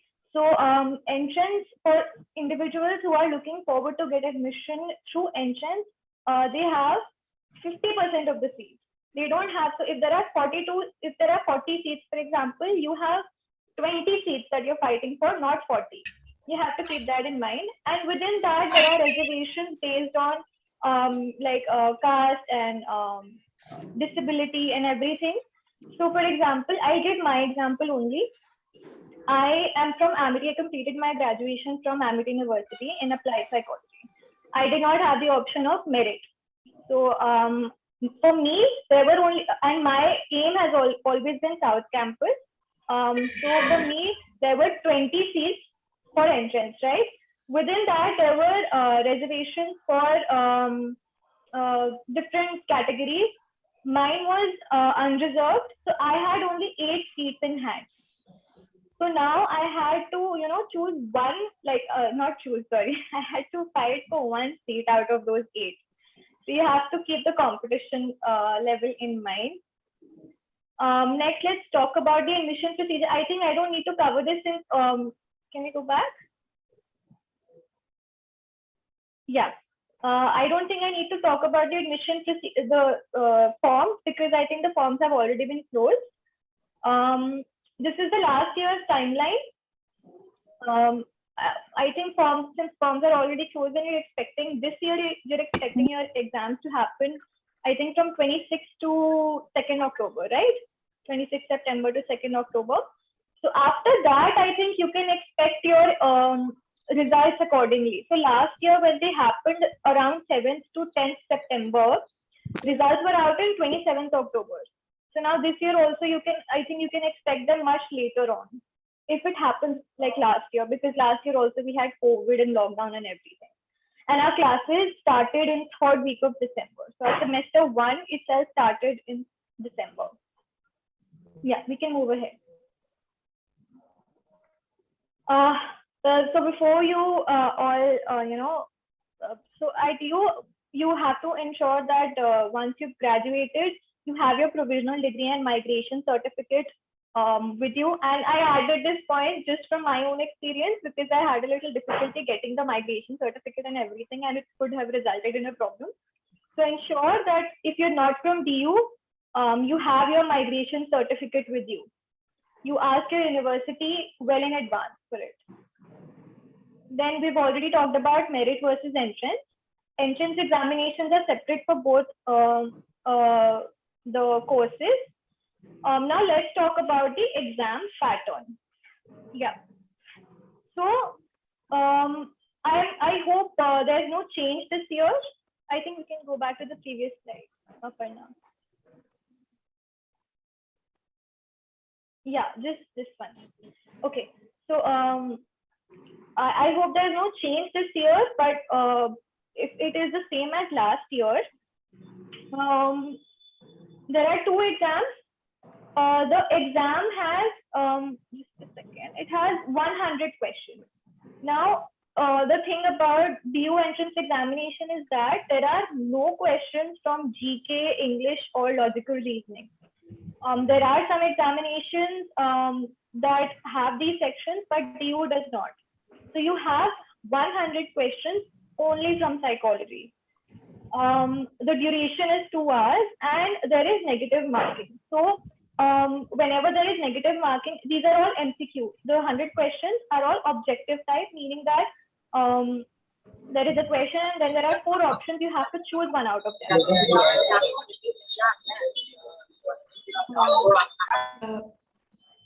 Guys, please keep your mics on mute. Yeah. Sorry for disturbance. Okay. So there is negative marking for these examinations. That you will get 4 marks for correct answer, -1 for incorrect answer. So in such examinations where it is an objective and negatively marked exam, you have to ensure that you're not doing a lot of guesswork. It's okay if you do for 1 to 2 questions or 2 to 3 questions where you have some idea, but random guesswork will lead you to losing out on marks. So please ensure you do not do guesswork. So the total marks are 400. Now I've added my marks to give you an idea what kind of rank you can expect. So last year there was high competition because individuals, applicants got a lot of time to prepare. Normally, before COVID, do it used to happen in June, but because of COVID, lockdown, and everything, now it has started getting delayed. Last year it was early September. This year it's later in September. So that results in a lot of time. People have a lot of time to prepare, and that results in higher competition. So you have to keep that factor as well in mind. So in MA Applied Psychology, which was the South Campus, I got 312 out of 400, and that resulted in a 5th rank. And I got the same rank, but for higher marks in MA Psychology at North Campus, 357. Now, this also gives us an idea that at South Campus, the paper for MA Applied Psychology entrance, that can be slightly more difficult, as you can see from the difference in marks and still getting the same rank, right? So MA Applied Psychology का जो paper है आपका, that can be slightly more difficult, but the syllabus and pattern remains the same. I'll talk more about how to prepare for entrances. Right now I'm talking about the paper pattern. And finally on the interview part, since last 2 years, interview has not been happening, okay? For me also, it did not happen. There was an entrance examination and then the admission lists were released after it in 2-3 months. So there was no interview. I cannot say because I don't know if it's going to happen this year or not, but you have to ensure that you're checking the website, you are updated whether or not it's happening. And if an interview does happen, you can go on YouTube and look for videos. I think there is a video there. I'll share the link with Aparna and Aditi, and they can share it with you later. I think there are some basic questions about why you chose psychology. What is your motivation behind it? They can ask you some basic questions. That's what I know. But again, depends on the interviewer. And yeah, you can keep checking the website if it's going to happen. But because of COVID, it may not. So, yeah, Shreya, you have more to go. Yeah, there are some questions regarding the forms and what you said. Like, if you just said that we can apply for both, so they are like, so if we apply for both the MA courses, we will have to fill 2 separate forms. See, last year there were 2 separate forms. Okay, now this year I got a lot of queries where they were saying कि option नहीं आ रहा separate forms का. I can't say much because I'm not in the administration, so I don't know about that. Some people did send me screenshots where it is showing only one option, where you have to rank your preference for north and then south, something like that. I really don't know about this year, but last year we had separate examinations. So that's another question. Like, okay, somebody is saying, okay, wait. Yukta is saying there were separate forms. I have filled both. Okay, so we've got a confirmation from one of the applicants. So yeah, there are separate forms. Yeah, they also wanted to know what are the minimum questions they have to get right in order to qualify for the entrance. Is there a set minimum, number? I'm not sure about the minimum. Is there a minimum cutoff? Like, sorry? I'm sure there's a cutoff score or something. The cutoff varies every year, right? So if I have to, if you want to, so this is not about qualifying the exam because there are so limited seats. You want to get a very good rank.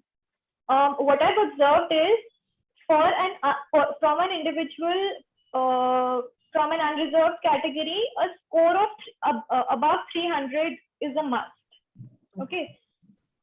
So I think 290 we can say above 290 is a must.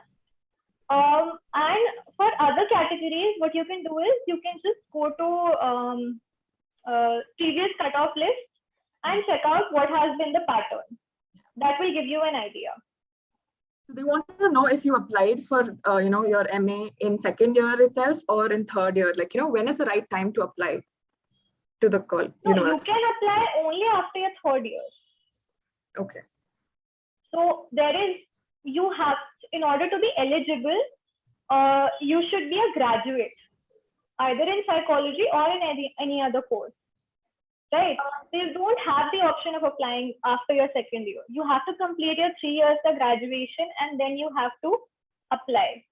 So that's why I also applied once my graduation was complete. So it's not like a foreign university where we have to apply 1 year prior to, the university. No. Once we get our degree certificate, only then we can apply. नहीं, मतलब आपने अपना BA का exam दे दिया, final year. I gave my exams in June, BA के, जो 6th semester के थे, and at the same time the forms were released. So I filled the form. While the process was going on, मेरे को अपनी degree December में जाके मिली. So it's not like you need to have your degree in hand. What I mean is you have to complete the examination, complete your third year, and then you can apply. Yeah. Even if your exams are going on while entrance forms are out, you can still fill it. But it has to be a third year, not second. Okay. So there is one more question. Like, what is the difference in the MA Psych and the MA Applied Psych? Like, does Applied have advanced practical-based module? Do you have any idea on how does that go? So I'll tell you what, if you want to understand the difference between MA Psych and MA Applied, what you can do is you can download the syllabus of both the courses and understand what is the difference. Okay? Now, one thing that I want to clarify here, it is a difference only in the naming of courses, only in the nomenclature, MA Psych and MA Applied Psych. Otherwise, if you really look at it, both the campuses are giving you specialization. So technically both of them are applied, right? I won't say either of them is better. It's just a difference in the naming. You can check out, there are difference in the kind of papers that are offered in both the places, but both of them are really, if you talk about it, they're kind of applied only. Okay. Yeah. Any more questions for now? Pratibha, you have a question. Can you just type it in the chat box? Can I just say it like that? Because I don't know how to explain it. Okay, go ahead. Yeah, so I applied for both the courses, but then we got this option for updating our marks on the website. And right now I'm having my class sim exams. So I don't have the full GPA of the whole 3 years. So do they give you an option of updating it afterwards, like after the entrance exam and everything else? Okay. I think I was in a similar situation last year, but I don't remember correctly. What you can do is you can contact the administration at the because I'm not really sure about this. But I think I am hopeful that there should be an option because okay, they are not responding. Okay, what I'll do is I'll ask my friends, probably I'll ask my batchmates and get back to you. I'll get back to Aditi, right? And she can convey it to you. Is that possible? Yeah, that's possible. Or I'll drop what I'll do is I'll drop my email ID. You can write this query to me and I'll respond after asking my batchmates. Okay? Aditi, you can drop my email ID in the chat box. You have it, right? Yeah. Okay. Yeah. Any other question?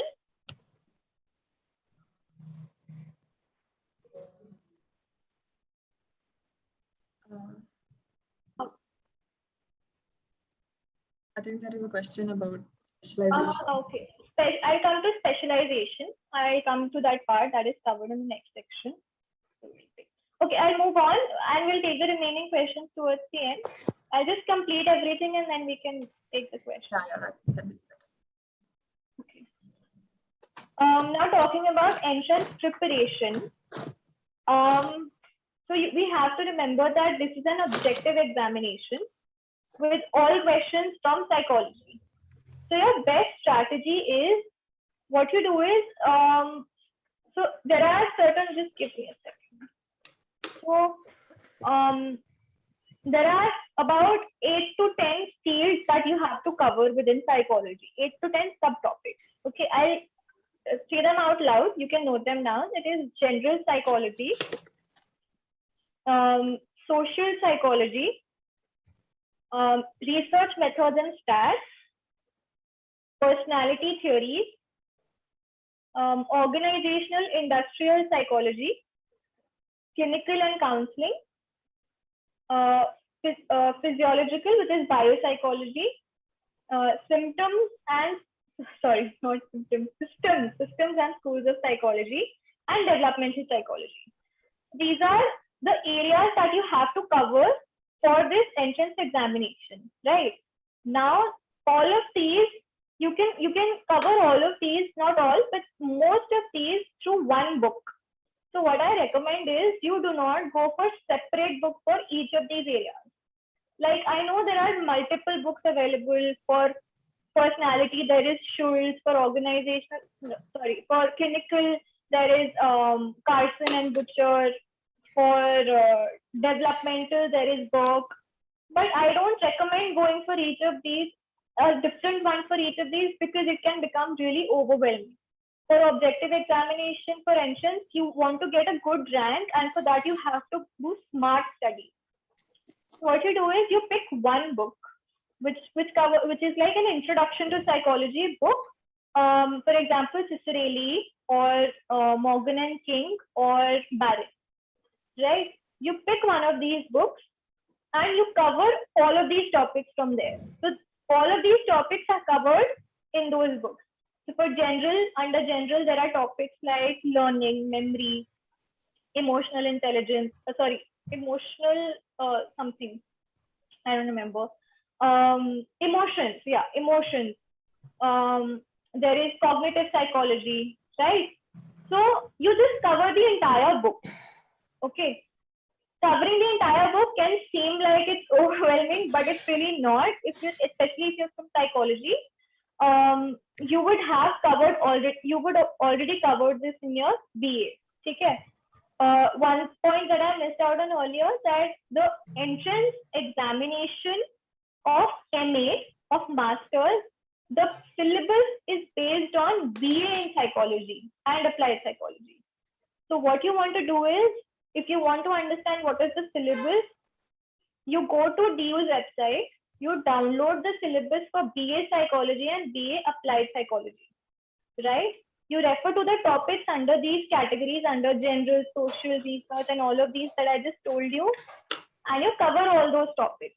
उन्हीं के basis पे आता है आपका masters का examination. So now, once you pick one of these books, what you do is you pick one chapter at a time. For example, you picked up learning. You pick up one book, and then you understand the concept. Now you don't need to sit and make notes.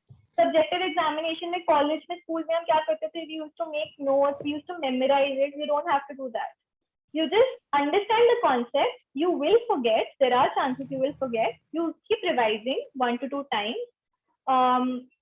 And then you solve practice questions. It has to be like a 20-80 ratio. 20% of your time is spending on reading and 80% of your time is spending on solving questions. There are many books that you can refer to. One of the short ways of getting a good rank is solving questions from UGC books. But just remember, UGC की जो books हैं, उनमें there are topics that are not a part of MA entrance. Just leave them, but cover all the remaining ones, right? So you refer to UGC MCQ books. For example, I'll just give you an example of that. So for example, there is a book by Dr. Avinash Kumar and Dr. Gopal. They're professors at DU. It's available on Amazon, right? These are some books that are available on Amazon. These are MCQ books. Then there is R. Gupta, Objective Psychology by R. Gupta. You can refer to that. There is MCQ in Psychology by Ravikant Rao. Okay, you can refer to that as well. So these 3 books you can refer to, and you just do one chapter, understand concepts, and then move to solving questions. You will find that you're not able to solve many questions. There's no need to worry. Can you repeat? The first book was Dr. Avinash Kumar and Dr. Gopal. It's called MCQs in Psychology. Okay. Yeah. You will find that you're not able to answer many of the questions. You don't have to worry. That is where you're practicing. Then you move to, again, you move to the textbook. Again, you try to understand the concepts which you're not able to solve. Then again, you move to solving those questions. You star mark those questions so that later on you can come back to them, because these were the questions where you were stuck earlier. That is what I did. Cover one chapter, go to MCQs, then do a back and forth technique, right? And spend most of your time in solving questions and clarifying the doubts. So this has to be one of the, I think, one of the short ways you can, get good marks. Because in entrance examinations, what happens is there are very good distractors in the options. Distractors are those options in MCQs that that look very similar to the answer. They're meant to confuse you. You have to practice so that you can learn how to deal with such questions. So that you don't get confused and you know how to answer that question. Okay, just a second. The third book I mentioned was MCQ in Psychology by Dr. K. Ravikant Rao.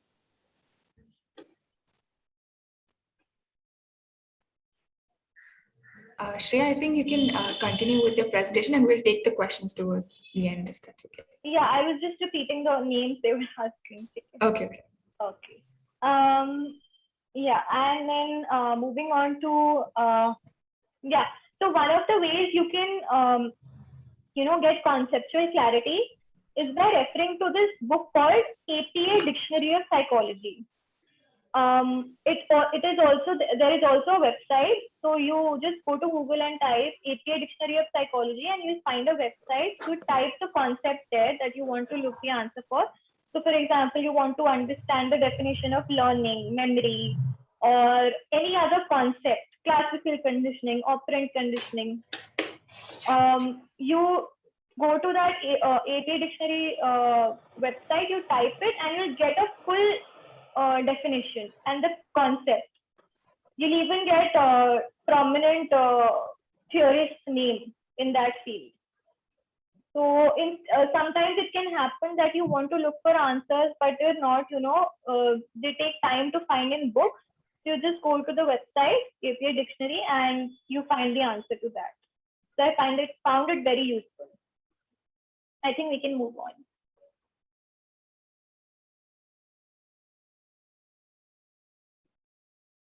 For syllabus, I've already mentioned that you can go to the website, compare the two, download the prospectus for both of the courses at North and South and compare it for yourself. I won't say either of them is better. You have to decide which one suits your needs better. Specialization, now a lot of you have a question about this. So due to, I don't know what reason, but for now, at South Campus, we have clinical and organizational as specialization. And at North Campus, presently, health psychology and organizational psychology are being offered. So I don't know. So technically, what should be offered is counseling, clinical, and organizational at both the places, but is not being offered. At South, only two of them are being offered at present, which is clinical and organizational. And organizational is there at both the places. And at North, presently only health and organizational. So I can't say whether or not it will be offered next year, which is like in your batch. I'm telling only for my batch, right? So that is about specialization. I'll come to the program structure. Modality of classes is online because of COVID. Right now, we all have classes on Google Meet and extracurricular activities. There is a placement cell at North Campus, a proper placement cell at North, but not one at South. We're trying to build one for now. We're trying to find some ways to do that. But for now, there isn't. And there is a college society at South Campus, which you can join if you're interested in doing, participating in such activities, hosting events in psychology, and all of that stuff, right? Then I'll come to the next 2 points in the next slide. We can move on.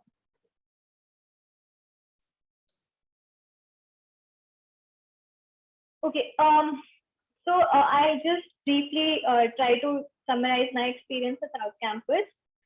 The faculty at South is very supportive and encouraging. Okay, all of them have been very understanding of our situations. They have been understanding of any concerns we may have had, and all of them are very knowledgeable.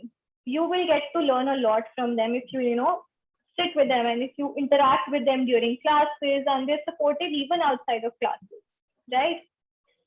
So during the second wave as well, when, a lot of us had family members who were sick due to COVID and had personal situations to take care of, the faculty was supportive and understanding at that time also. So these things matter. That's why I thought of mentioning them here. Apart from that, like I said, they're already very knowledgeable. Now, when it comes to paper and classes and everything, every paper is taken by 2 professors. So back at Amity, every paper was taken only by 1 professor. So this was a change here. We have every paper. So 1 paper is taken by 2 professors. The units are divided between them. the program structure is something you'll find even in the syllabus. So this is something you can pay attention to because so in Sem 1 we had 4 core courses. There were no electives. So in semester 1 there is no specialization. Okay. Semester 1 where you have 4 core courses that are the same for everybody. There is no option to choose anything, and there are 8 practicals. How? That is because for each paper there are 2 practicals. So this can become a little overwhelming, honestly. Also because our batch started in December and we had to wrap up the entire semester within 2 months. So that became a little overwhelming because we were short on time. But still, there are great learning opportunities because you have 8 practicals, which means you have 8 research opportunities.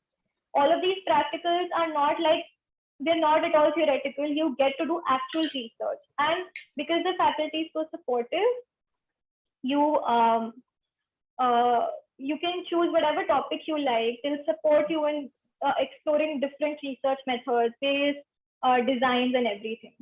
So you have a lot of research opportunities here, and all of the faculty members are amazing at giving you guidance. Sorry to interrupt, but we are just running quite a overtime. So sorry, I'll just quickly wrap it up. It'd be great if you could share all this content with us because we'll be making a manual with all the university's information, so we can share it with all the participants. And yeah, sure. You're great material, all the things slum up in a short. Okay, I'll just talk about the program structure and then I'll wrap it up, right? So just the specialization part, because a lot of you asked the question. Specialization starts from semester 2. That's where you choose your elective. So we had to choose between clinical and organizational. So semester 2 made 2 electives from that specialization, and then semester 3 and 4 we have 3 from each specialization. And then in semester 3 we have a mandatory internship that we have to do, and in semester 4 there is a dissertation that is compulsory for all. This factor you can keep in mind that at North Campus, dissertation is not compulsory for all. Only top 25% of individuals get to do it in terms of marks. And at South, it is compulsory for all. Yeah, I think I covered everything. Now, if there are any questions.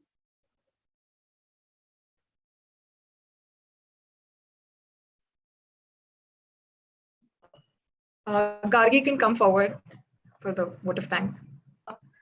Thank you, Shreya Jain, for coming. It was very informative.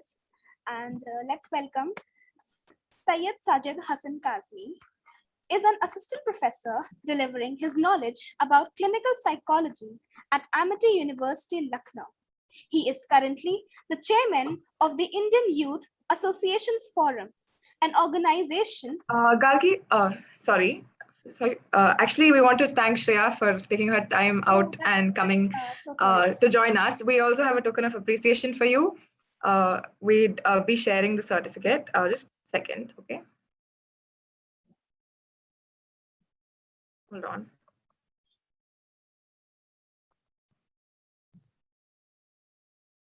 Aditi, a lot of them have questions. I'll just type my email ID again. They can please. That'd be great. So thank you so much for joining us. And you can put in your email ID there so that people can come to you with doubts. Is my screen visible? Yes, it is. So thank you. Okay, so Thank I you guess so much. Gargi can go ahead now. Thank you. Thank you.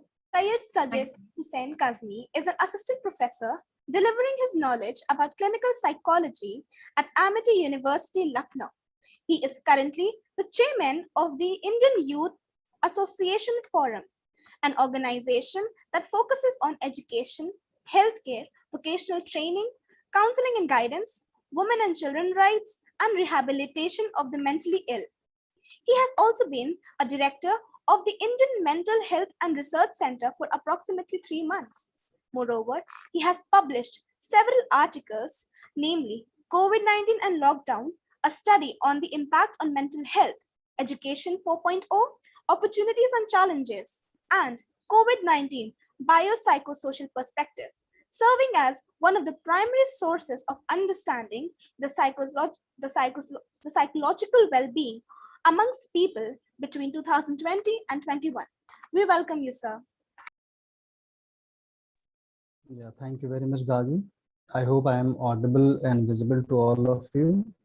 So first of all, thank you so much for patiently waiting while the previous speaker was going on. No problem. Thank you. It's just the time constraint that I have my prior commitments with my own university as well, because we are having the orientation program for the PG students, which is ongoing. So we are continuously being involved in lots of activities, mentoring and everything.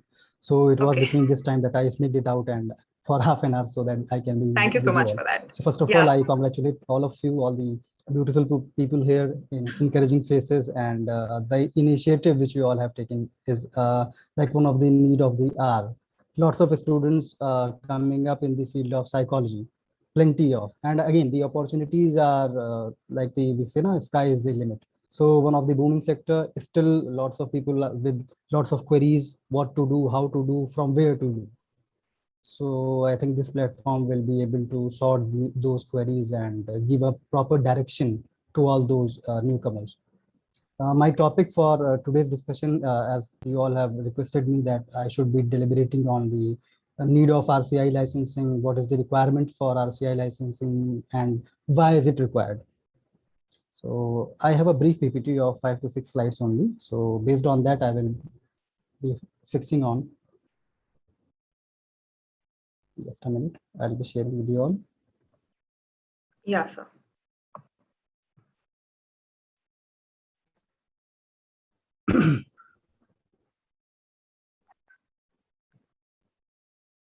Okay, is my screen visible to all of you? Yes.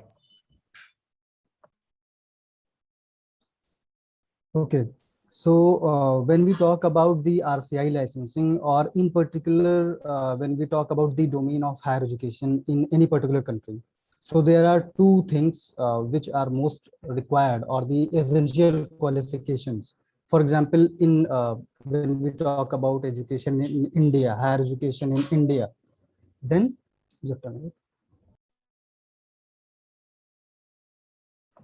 Guys, you can put in your doubts now itself so that he can get to it as, you know, as soon as he's back, okay? I'm sure all of you have a lot of doubts about RCI license and how to get it, which is why we have brought him today, despite his busy schedule. Yeah, sorry for the interruption. No problem. So whenever we talk about the scope of higher education in any particular country, our point of focus is here in India. So we have two statutory bodies which regulate the higher education. So one is the UGC, we all are aware of, University Grants Commission, which regulates all the universities throughout the India, whether it is in the public domain or the private domain, the deemed to be universities and everybody. So whenever a student passes 10+2, so the next step he has to take up in the university sector, that has to be regulated and governed by the UGC regulations. This is the one aspect. Now there have been, as per the UGC Act 1956, another specialized body or the group of bodies were formed with special focus on regulating all these institutions of higher education institutes, the universities, the institute of national importance, the IITs and IITs and everything. So for that, in order to regulate the professional career programs, especially the BTechs, the MBAs and everything. So 16 different councils were set up.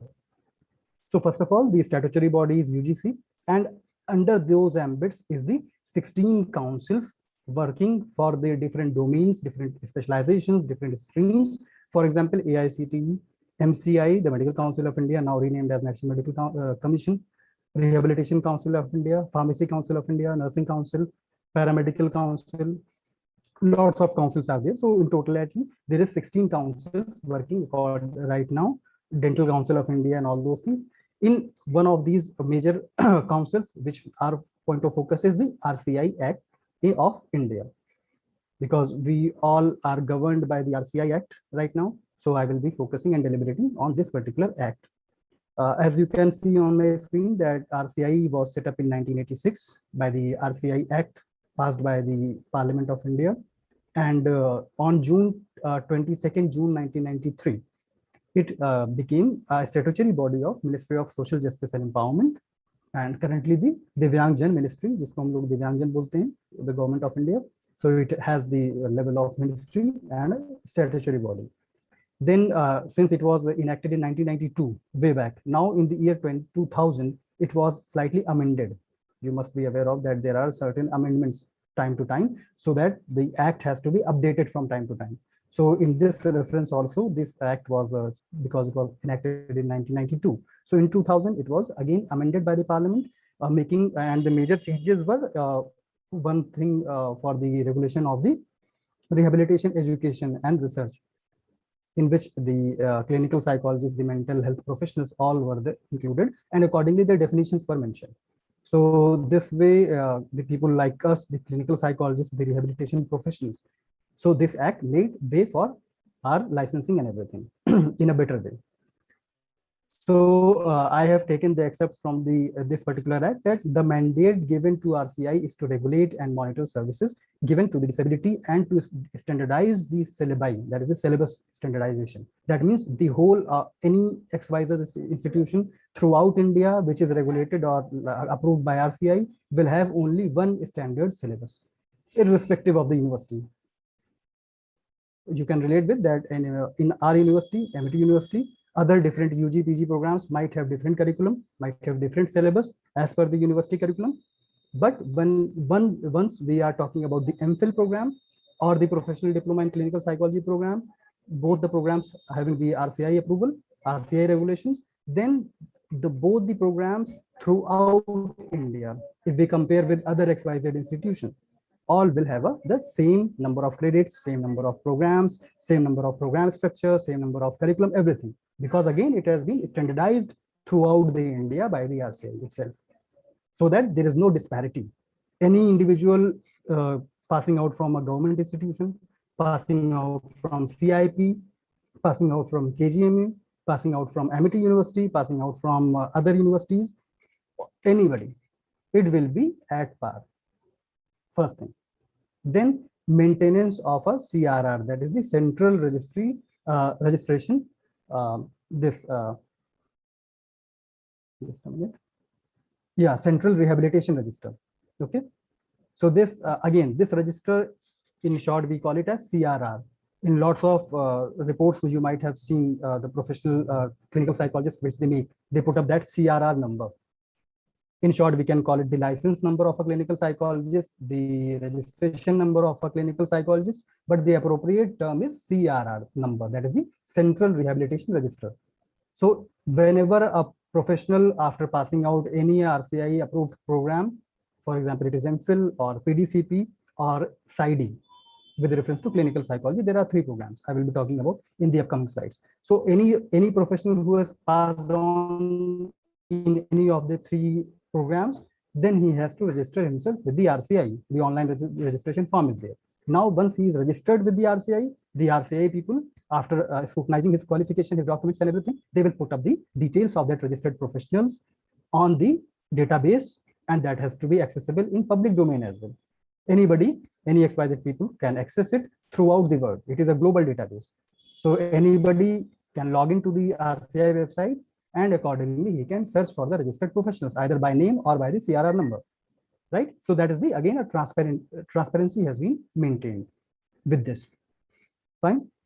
And the act also prescribes punitive action against unqualified persons delivering services to persons with disability. So on one hand, it standardized this curriculum, it made a protocol for each and everything, ethical how to be followed, what to do and not to do, and then the registration details and everything. And at last, it also made mandatory for the action against those who are unregistered or unqualified as per the act, but still delivering their services to those who are in need. That is the person with disabilities or person with mental illnesses. The same way, the Mental Health Care Act has also talked about what actions to be taken against those who are not registered with the RCI. That means they are not qualified as per the law, but still delivering their services or still working in the field of disabilities and rehabilitation. So accordingly, it has made a broad guidelines, and accordingly, we all have to follow these guidelines. right? So this is the overview of the RCI Act. It is a long document, but I have just taken out the crisp out of it, which is relevant to this particular lecture. If at any point you want to ask anything, you want to clarify anything, you can ask me. There are many questions now in the chat box. So would you like to take it at the end or should in between? If it is pertinent, then there are lots of questions.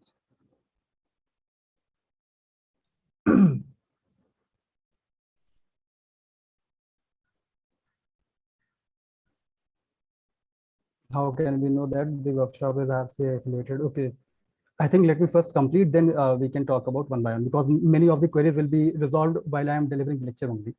Okay, so I'll be whatever is left out from my lecture, then I can concern on those questions in the end, right? Otherwise the flow will be broken. Yeah, so in continuation with the RCI Act, because it was amended in the year 2000, then came the year 2017, another very esteemed moment for us, proud moment for us, for the Mental Health Care Act, because it gave the proper definition of RCI Act. Only talked about a qualification, a mandate or a guidelines through which a person can be qualified or non-qualified. But who is that particular person? What are the exact qualifications required? This was clarified, and this was clearly mentioned word by word. I have copied from the Act only, that a clinical psychologist means a person having a postgraduate degree in psychology or clinical psychology or applied psychology. So the first confusion should be clear out, that nowadays many people are confused about if any person has done only masters in clinical psychology, then only he is eligible for MPhil in clinical. Nothing like that. The basic guideline is that he should be a postgraduate in psychology with any specialization, whether clinical, whether counseling, whether applied or general psychology, because different universities offer different programs at master's or PG level. So nothing to worry about. You just have to be a postgraduate in psychology from any UGC recognized university. That's it. Or even if you are from any foreign university, then your equivalency can be checked accordingly. The Association of International Universities and the Association of Indian Universities, they have a parameters set. And most of the universities follow those guidelines. If the credit system of any foreign university does not matches, then they go for equivalency check whether what was the credit of that particular paper, and accordingly, that is more of the administrative work. You don't have to worry about. You just simply have to apply to the university. They will go for your equivalency check, and accordingly they can work it out. Okay? So the first thing, you all have to be a postgraduate in psychology with any kind of specialization.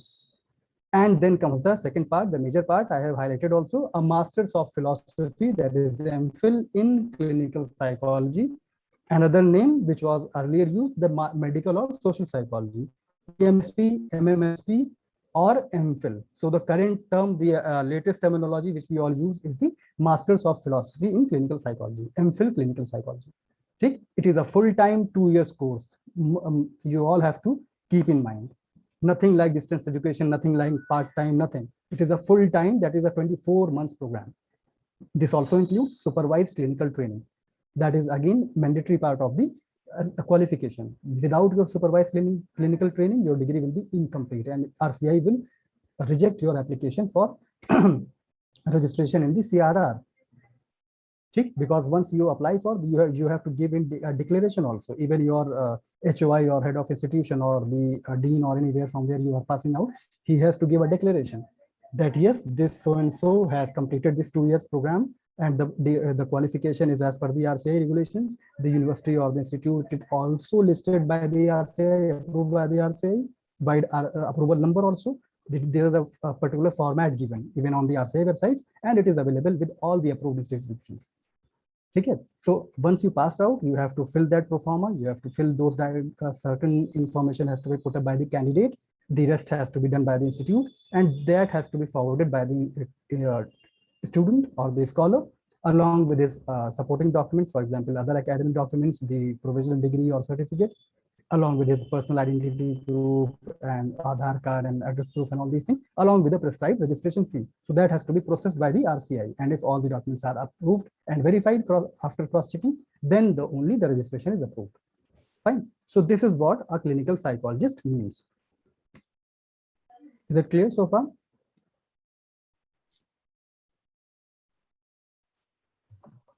Yes, sir. Any?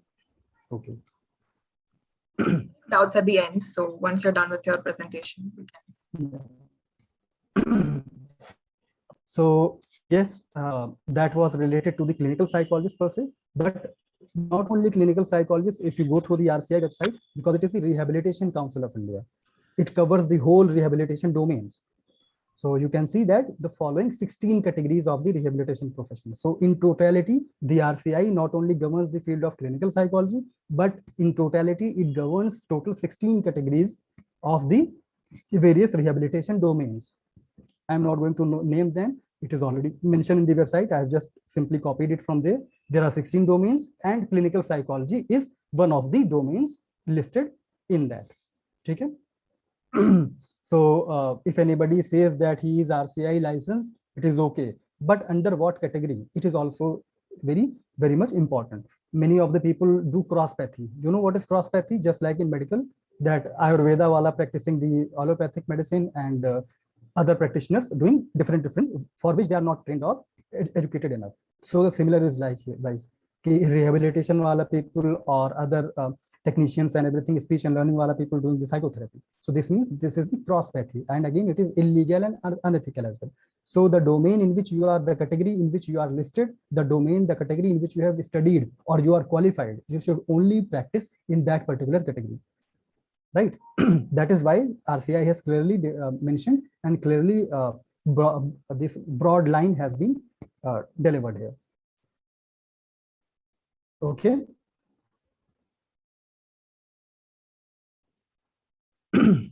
So in continuation with those 16 categories, there are total 60 programs.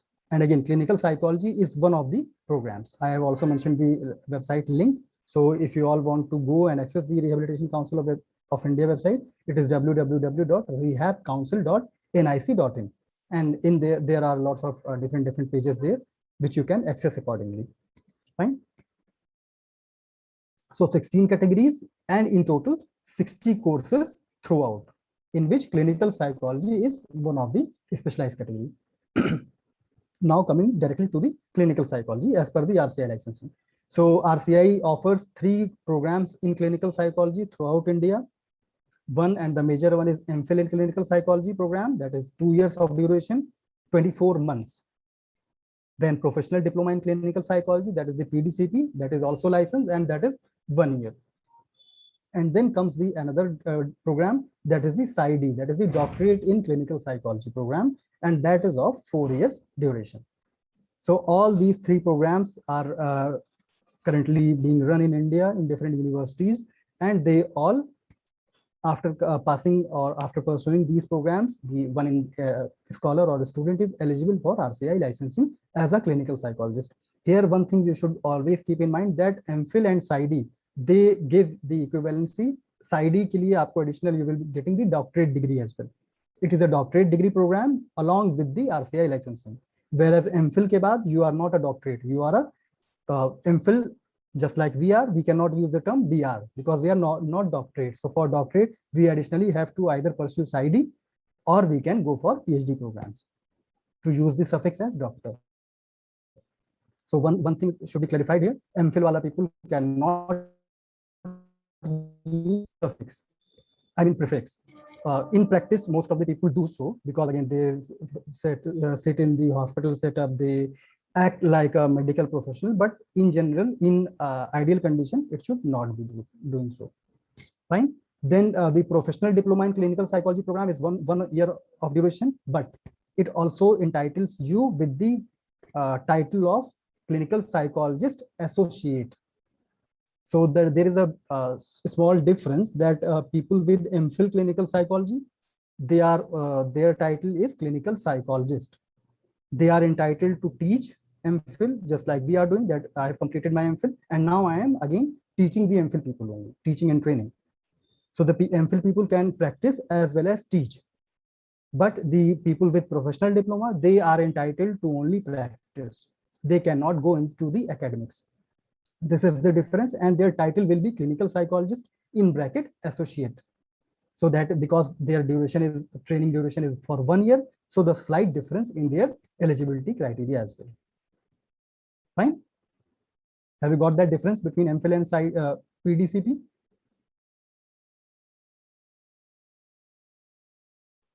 Yes, sir. That was helpful.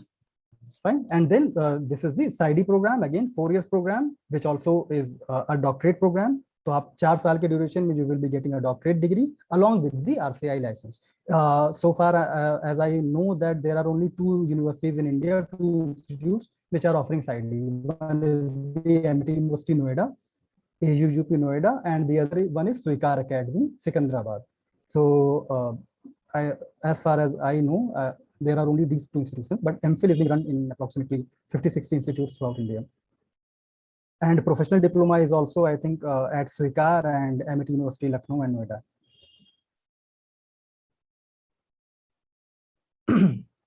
Now coming to the process of RCI licensing. Simple process.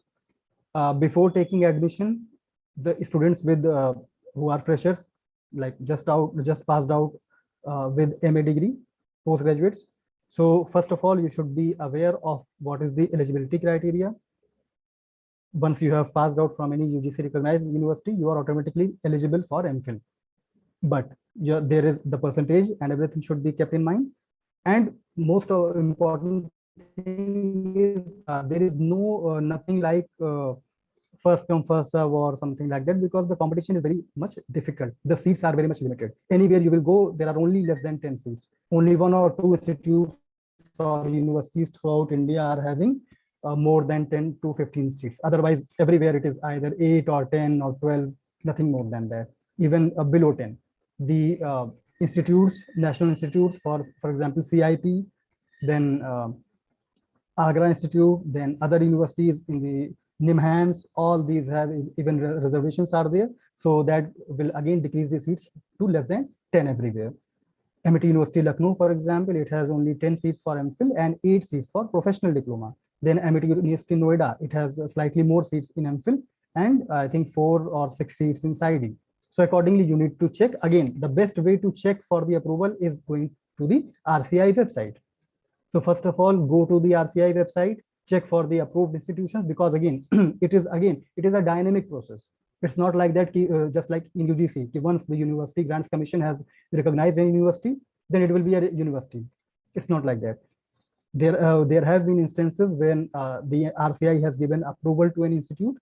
I am myself aware of many institutes who were given approval for 2 years. Then again, the inspection was done and they were found to be unfit. The infrastructure qualification and everything. So the RCI withdrew his approval. So it is a kind of dynamic process wherein continuously RCI people come and visit. The inspections are done on regular intervals, year by year, and there is a very detailed document, because I have been a part of the RCI inspection team in the MIT University last year. So I am well aware of what are the documentations, what are the huge number of documentation, huge data set and everything. Each and everything is scrutinized. There is a team of inspectors from RCI from different areas, and it is done in a very fair way. One report has to be put up online, one report has to be done in physical mode, and both the things has to be maintained, matched, verified, rechecked. If all the things are found to be scrutinized, after scrutinized, everything is found to be okay, then only they get to go ahead. So likewise, it has to be, the quality has to be checked and rechecked again. The status has to be maintained. So the best thing is to go through the RCI website, check for yourself, whatever area wise or whatever university wise you want to check, the data is available, detailed list is there. Just go and check. For example, you want to pursue in UP, you want to pursue in the area of NCR, you want to pursue in the Maharashtra. So accordingly, you can check what are the list of institutions, universities which have been approved for this academic year. Or in addition, the RCI also mentioned key approved till. For example, if any institution has been found, I can give the university, again, my university example. For last year, we got an approval for 5 years continuous. So for that 5 years, we can continue without any further inspection, because the quality of teaching, the infrastructure was found well beyond. So RCI can give approval for 1 year, for 2 years, at least for one batch they give. That means 2 years of one batch of MPhil. So 2 years, 3 years, 4 years, 5 years accordingly. ठीक है. So accordingly you can check कि किस year के लिए किस institute के लिए how many years of approval have been allotted, whether you are in the safe zone or not, whether if you take admission in this particular institute, so you will pass out without any problem. ठीक है. So once you are aware of, once you are assured कि हाँ, this university, this institute is okay, I can pursue, then you can visit that website of that institute. You can visit physically, go through the registration and admission procedure. Admission is generally on two things are important. One is the written examination and followed by a personal interview. Again, this is as per the mandate of RCI. So each university has to follow that. ऐसा नहीं है कि बस अगर आप आए और पहले आप आ गए डे 1 पे ही आ गए तो आपका एडमिशन हो गया. It's not like that. You have to apply. Then entrance exam will be there. All the candidates will be required to sit in. Then accordingly, the merit from the written exam will be prepared. Shortlisted candidate according to the seats will be generally 3 times the number of seats the participants are called. So if 100 people sat for 10 seats, then at least 30 people will be selected from the written for the interview process, and accordingly they will be shortlisted from the performance in the interview, and then the final list then along with the waiting list is prepared. This is how to take admission.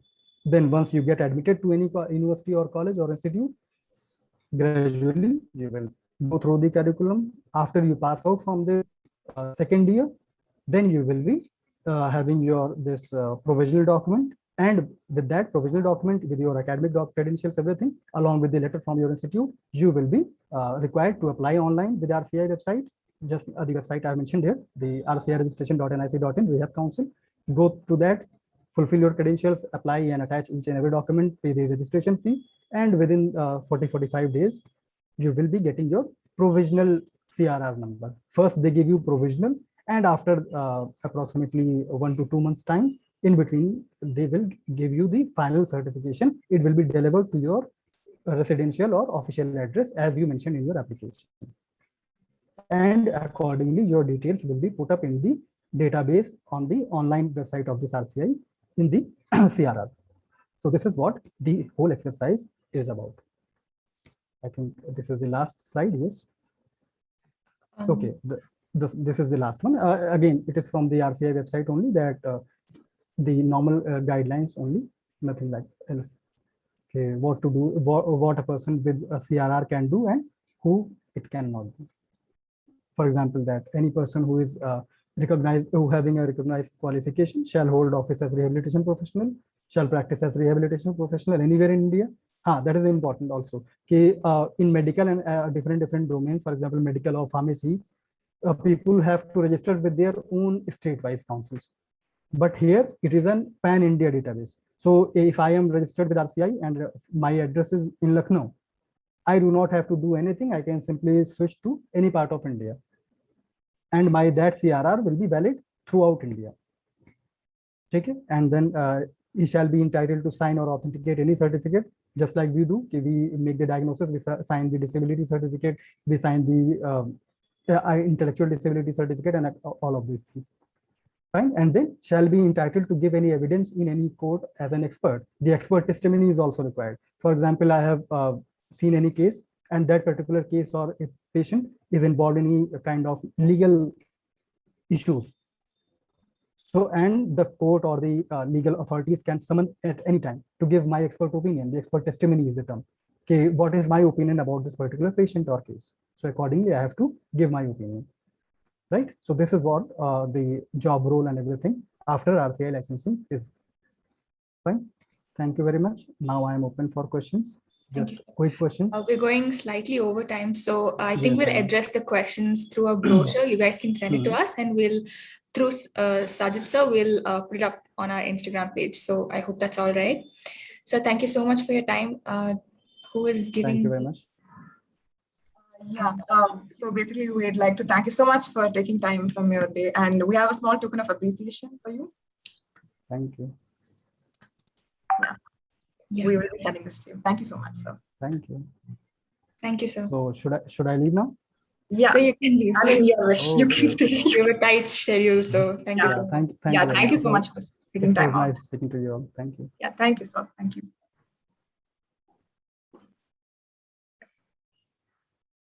Yeah, Maitri can go on. Good morning, everyone.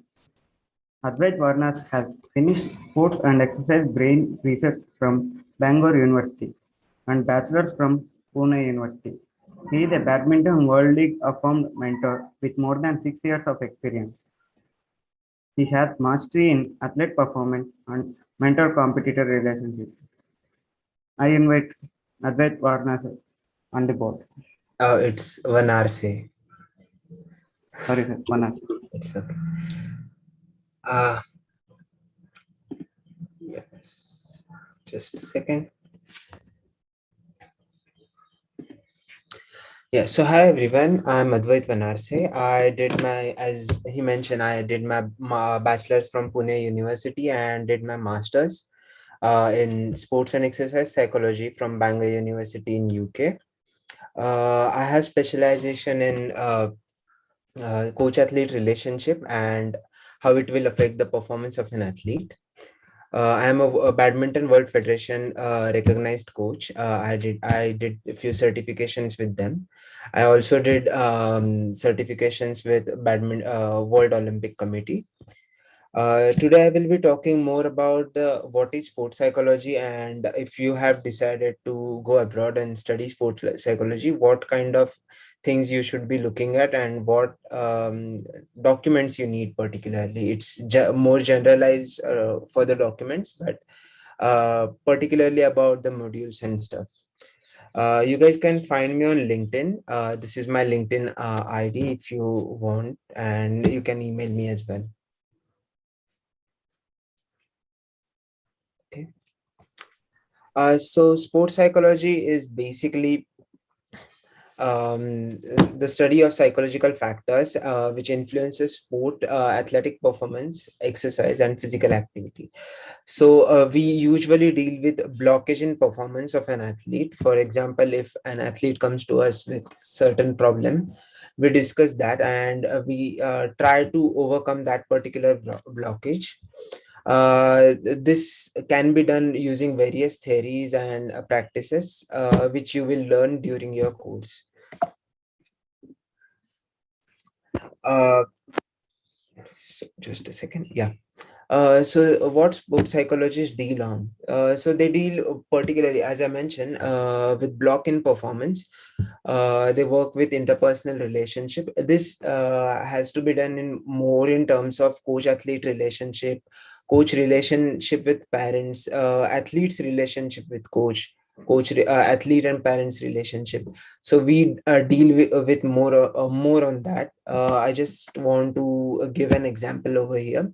So if there is a coach who is coaching at national and international level, and his son is playing at some other coach, so he must be struggling between whether should be whether like should I be a coach of my son or should I be a father of my son? So during that particular time, the sports psychologists play a huge and important role. As I mentioned, coach-athlete relationship, which I am specialized in.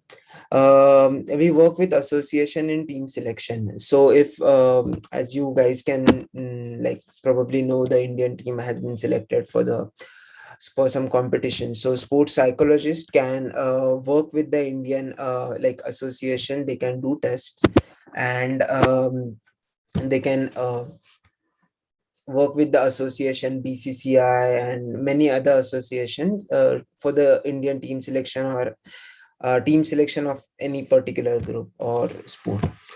We work as a rehabilitation coach, as the previous seminar was about. So that's another field where we can work, where athletes are having some problems. They are going from injuries, they are going from some mental trauma, so we can work with that. Team building, so basically it's more tend towards the team sports like football, basketball, cricket. So team building exercise here, the sports psychologists particularly work on in terms of he goes to the field every day and he look at the session, then gives the tricks and tell athletes and coaches how to build that particular relationship. And career transition. So this is very interesting topic, as I would like to give an example. So when Sachin Tendulkar got retired, being an active cricketer who was known to everyone, to just a cricketer who like everyone knows him but not actively playing that cricket. So sports psychology can help him during that period where he's in that transition period where uh, uh, he's playing at international national level, and all of a sudden he gets retired and he don't know what to focus on now. So sports psychologist can help during that period also. So now I'll come to the modules that you will learn. So these are the more of general modules. Some universities offer very specific modules if you guys decide to take sports psychology, but these are the modules which are offered by the many university, and sports psychology consist of these topics mainly.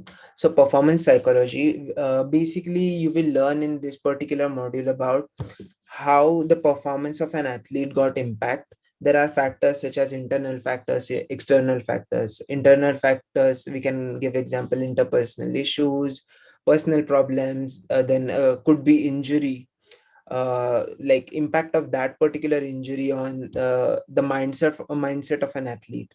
And external factors such as change in coach, change in atmosphere, change in location, change uh, in like personal life in terms of moving houses and stuff. So you can learn about that entire thing in the performance psychology. Exercise psychology basically focus not only on athlete but anyone who is willing to do exercise. I will come to this particular topic later in the session. Research method, where you need to conduct, where you can conduct researches, and where you have to go through the data analysis, ANOVA, etc., etc. So usually for all MSc masters in UK, as far as I am aware of, you have this module where you have to like go through the research paper, and as well as go through the data and work on it. Counseling skills and the supervised experience or practice in sports psychology are relatable, as you will get a client from university, or you need to find a client and you have to do an intervention along with the help of your supervisor. So you will get practical experience in particular in the field of sports psychology. So, for example, if some athlete is new to the sport and he's just getting scared of playing particular stroke. So, for example, if you consider badminton, then if opponent is hitting smash, he is getting confused of where to go. So you guys can so we can design intervention according to that. We can design practices that athlete need to do. So all this and along with the help of supervisor, here the main thing is you are not supposed to, or you're not allowed to do it on your own. You will get a mentor, you will get 2 or 3 supervisors if needed. So that's the really good thing that I think in the field of sports psychology, if you are going to study abroad. Yeah, so coming to exercise psychology, so these are the situation, or these are the kind of situation we can see around, and exercise psychologist can help these people with. So those who do over exercise, those who do under exercise, for example, you guys must be know, like over exercising is harmful for the health, and under exercise as well. So we usually consult athletes or consult people to how much appropriate exercise is, the motivation part of it, the inspiration part of it. So we as exercise psychologist, we can do that.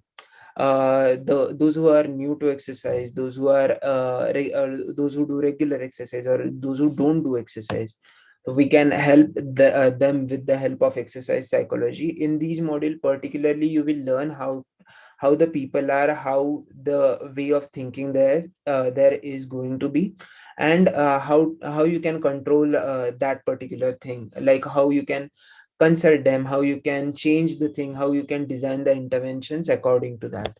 So these are the topic. I'll just go through them once. So rehabilitation in terms of sports and alcohol, that's a very interesting topic, because in particularly in rehabilitation, the rehabilitation center needs exercise psychology to promote exercise, as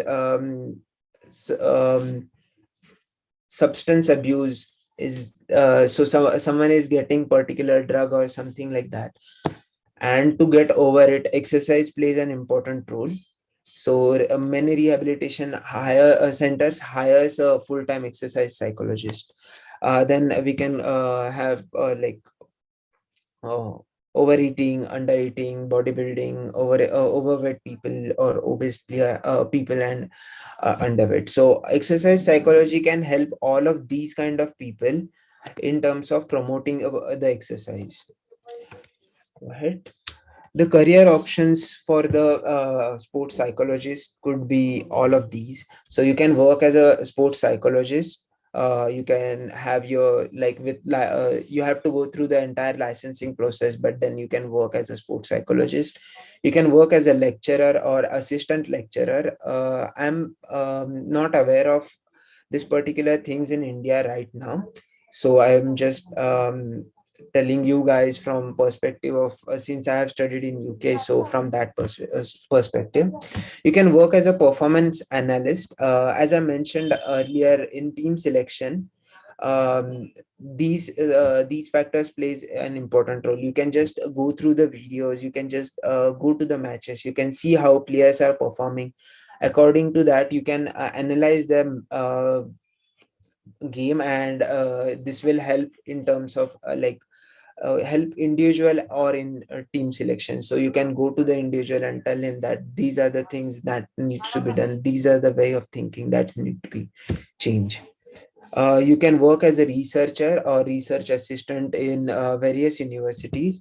You can work with sports clubs and work with teams. So these are the teams, like I'm talking about more Manchester United or Chelsea, or there are world-class team who need sports psychologists. So you can work with them. You can work with individual athletes. So particularly individual sports don't have this much amount of funding compared to the team sports. So you can get directly in touch with the athlete, you can work with badminton athletes, tennis, golf, etc. You can work with academies or clubs, as I mentioned earlier. You can work with government authorities for the sports development. So many government authorities need the researchers, need people like us to promote sport, and you can work along with them. You can see how the things are. You can check the requirements, and you can work with them for the sports development.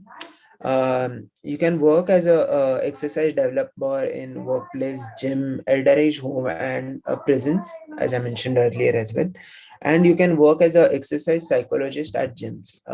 So this particular thing, I'm not aware if it's that like Indians are aware about this, but abroad there are many gyms who are promoting who are hiring exercise psychologists to promote exercise in the gyms. So it's not about the bodybuilding, it's about overall fitness. So after being a sports psychologist, you can work in fitness industry as well. So I'll just go through the list of a few universities and things that where you can find more information about uh, how to choose university or how the course will be. So these are the few top universities where you can which you can look for. So in UK there are two universities. Loughborough University is one of the best university in the world. They have almost 25 to 30 paper. They release 25 to 30 paper each year. So there is huge research going on in the university. The Bangor University, which is in North Wales, University of Queensland in Australia, and there is one university in India, which is Guru Nanak Dev University. It's in Amritsar. So you can have a look on their website as well. These are the website you can look for. So master's portal and master studies are the more common website where you can look for sports psychology, not only sports psychology, but any course related to psychology around the world. And the prospects.uk is more based on particularly in UK. So if you decide to become a practitioner sports psychologist, what things need to be done, you will get all the information, not only the sports psychologist, but for forensic psychologist, clinical, applied behavior analyst, for any kind of psychologist, you can get more information, what needs to be done, how the process will be on this particular website. So this is the website. I'll just hold if you just want to make a note of it.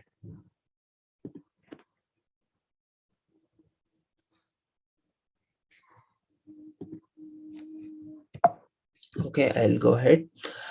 These are the documents which usually every university asks for.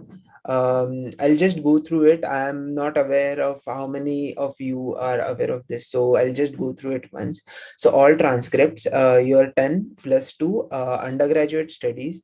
If you guys decide to go for second masters, you need you need for the previous master's transcript as well.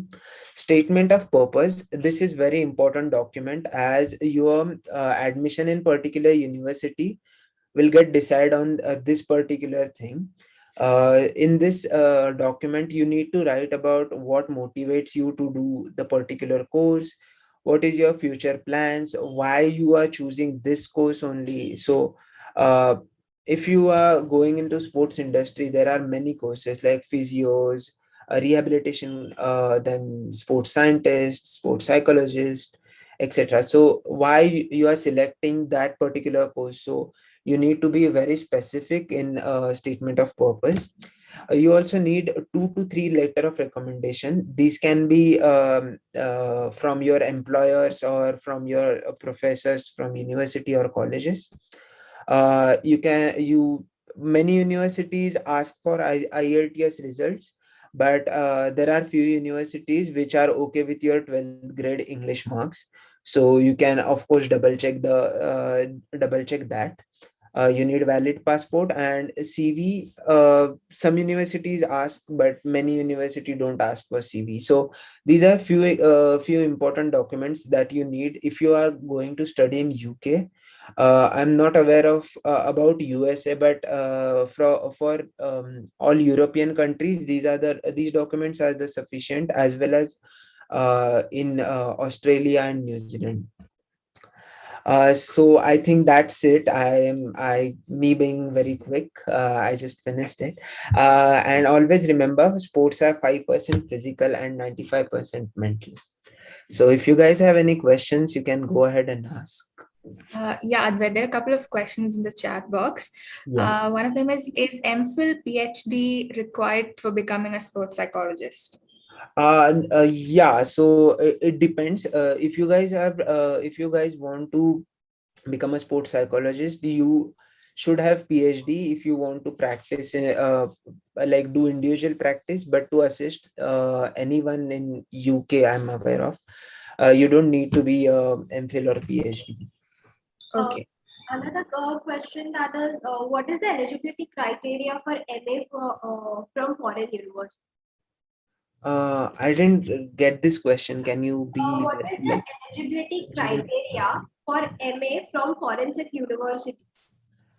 So there are eligibility. There is nothing as such, because people like, of course, you need good marks in your bachelor's, and apart from that, you should have a relevant experience in particular field. So, for example, if you did engineering in India and you want to do MA in UK or MA in Germany, you should have relevant experience, and that will be enough. So you can submit your engineering transcript, and you can just go ahead with this is the experience. I have been working in field of psychology for this long.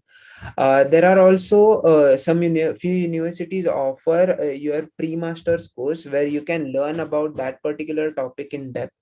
So I have a friend who did bachelor's in business administration, and now she's doing forensic psychology. I think forensic psychology. So she did pre-masters where she learned about that particular thing in depth, and then she went for the full masters. So it's okay if you have if you did bachelor's in any other stream. It's just more about you should have relevant experience. And again, it all comes to SOP. The more impressive it is, the more chances of you getting in a foreign university. Okay, so the question that the girl Nisha was asking is, like, should there like any competitive entrance exam like GRE or something, or So for USA, I'm not aware of, as I mentioned, but for UK, you don't need any you don't need to go through any competitive exam. I would suggest just go for IELTS, because it will anyway help you. As many, I have seen many people struggling after going there. So like in terms of English, but yeah, you don't need to go through GRE or anything if you are going particularly to the to UK. Your like 3 years of bachelor's, that will be enough to get admission in admission for masters abroad. Okay. And another question that we have is, sir, is there any exchange programs with a Fulbright scholarships for international students as for getting advanced education from such universities? Yeah, there are few exchange programs, but I would suggest, instead of looking for an exchange program, you can always go for fully funded scholarship. British Council offers fully funded scholarship where your tuition fees and your expenses are covered in that. So that's one option. Then Commonwealth scholarship is another. Erasmus is another scholarship which is for European Union region. There are many universities who offer their scholarship as well, and you can get up to 4,000 to 5,000 scholarship apart from your tuition fee for such programs. Okay. Thank you. That was really helpful. Yeah, go Thank ahead. Yeah, I just try to make it really very quick. So Helpful. Thank yeah. you so much. And on to the MC.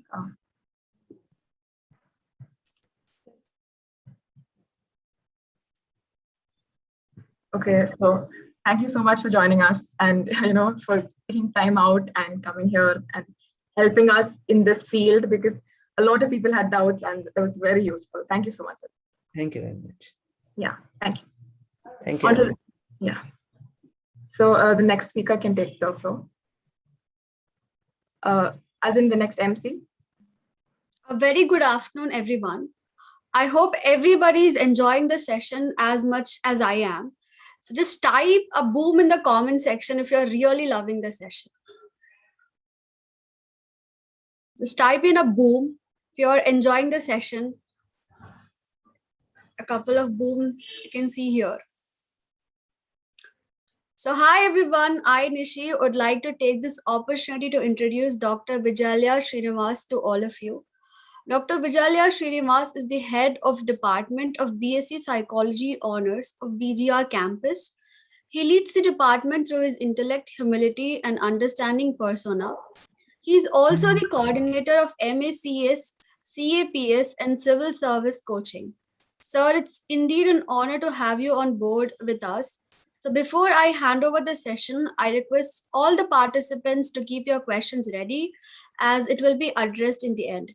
So may I know, please request you to take over the session from here.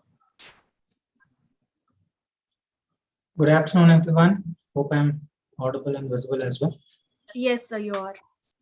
Okay. Thank you so much for joining us. Most welcome. It's my pleasure, because all budding psychologists, so I would be more than happy to help in whatever means I can.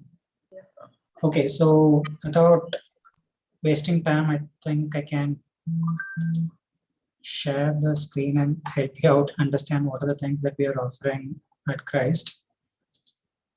Yeah, so I hope the screen is visible. Yes, sir.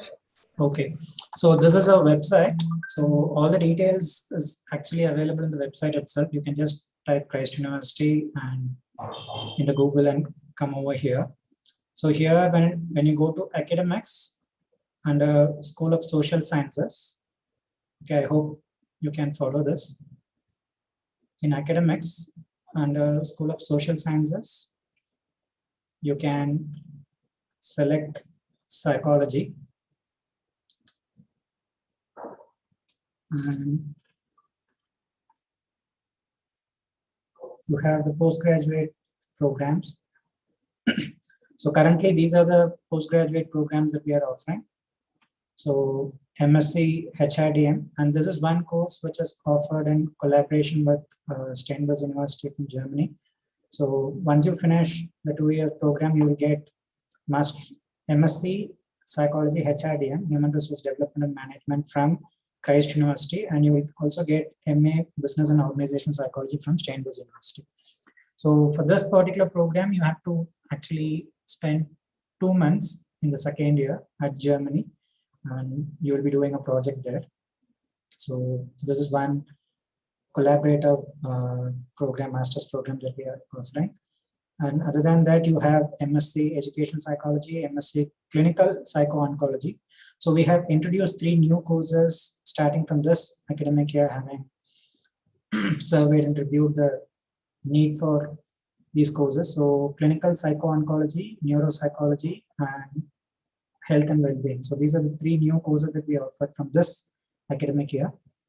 So apart from this, I mean, this is an interdisciplinary master's program, which is on behavioral science. It is actually considered as a CBCS choice-based credit system. So that is mostly for people who are working and they wanted to just enhance their qualification. So it's meant for them. It happens during evenings. And we have the core courses, MSc Clinical Psychology. It's offered both at Bangalore Central Campus as well as the Delhi NCR campus, which is off campus. So clinical psychology is one, counseling psychology is one, and the normal HRDM, Human Resource Development and Management course. So these are the master's program that we have. This is a postgraduate diploma on research methodology, which we have introduced from last year onwards, because if you're aware of the new regulation that has come in the form of NEP, National Education Policy, wherein they are planning to remove MPhil. So because of that, we are planning to introduce this particular program, which is a PG diploma in research methodology, so that it would be a right launchpad for them to do their doctoral PhD courses. So these are the programs that we have offered right now. Okay, so clinical, counseling, HRDM, and one course of HRDM in collaboration with Stanford University, and we have educational psychology as well. Apart from that, we have introduced 3 new courses starting from this academic year, that is clinical psycho-oncology, neuropsychology, and health and well-being. So as far as the details of these things are concerned, you can just click on any of these programs. It will take you to the program details are available here. You can select the objectives, program outcomes, program specific outcomes, and you also have eligibility here. So when it comes to MSc Clinical, there is a need for you to have done your psychology, I mean the UG undergraduation with psychology. So that's something which is required as an eligibility criteria for clinical psychology alone. For all the others, for counseling and HRDM, you can be from any stream. For courses like, for programs like psycho-oncology, neuropsychology, and health and well-being, we are open to take students who are from the background of nursing, medicine, even in general social sciences. Okay, so for instance, if you want, you can show it later. Like you can just go to the website and you can check for your own self. So that detailed syllabus is given, what is the selection process, what is the entrance test pattern. So what are the things that will be covered. So most of the entrance tests are for 120 marks. Okay, so for each and every course, these details are available to you about the admission process, how to apply, what is the selection process, what is the syllabus. So you can go and search for specific programs and get to know about it. So for instance, of psycho-oncology, if I'm selecting the, yeah. So you can have people from nursing, medicine, allied health subjects as well. Okay. So likewise, you can go to each and every program and you can check whatever details you want.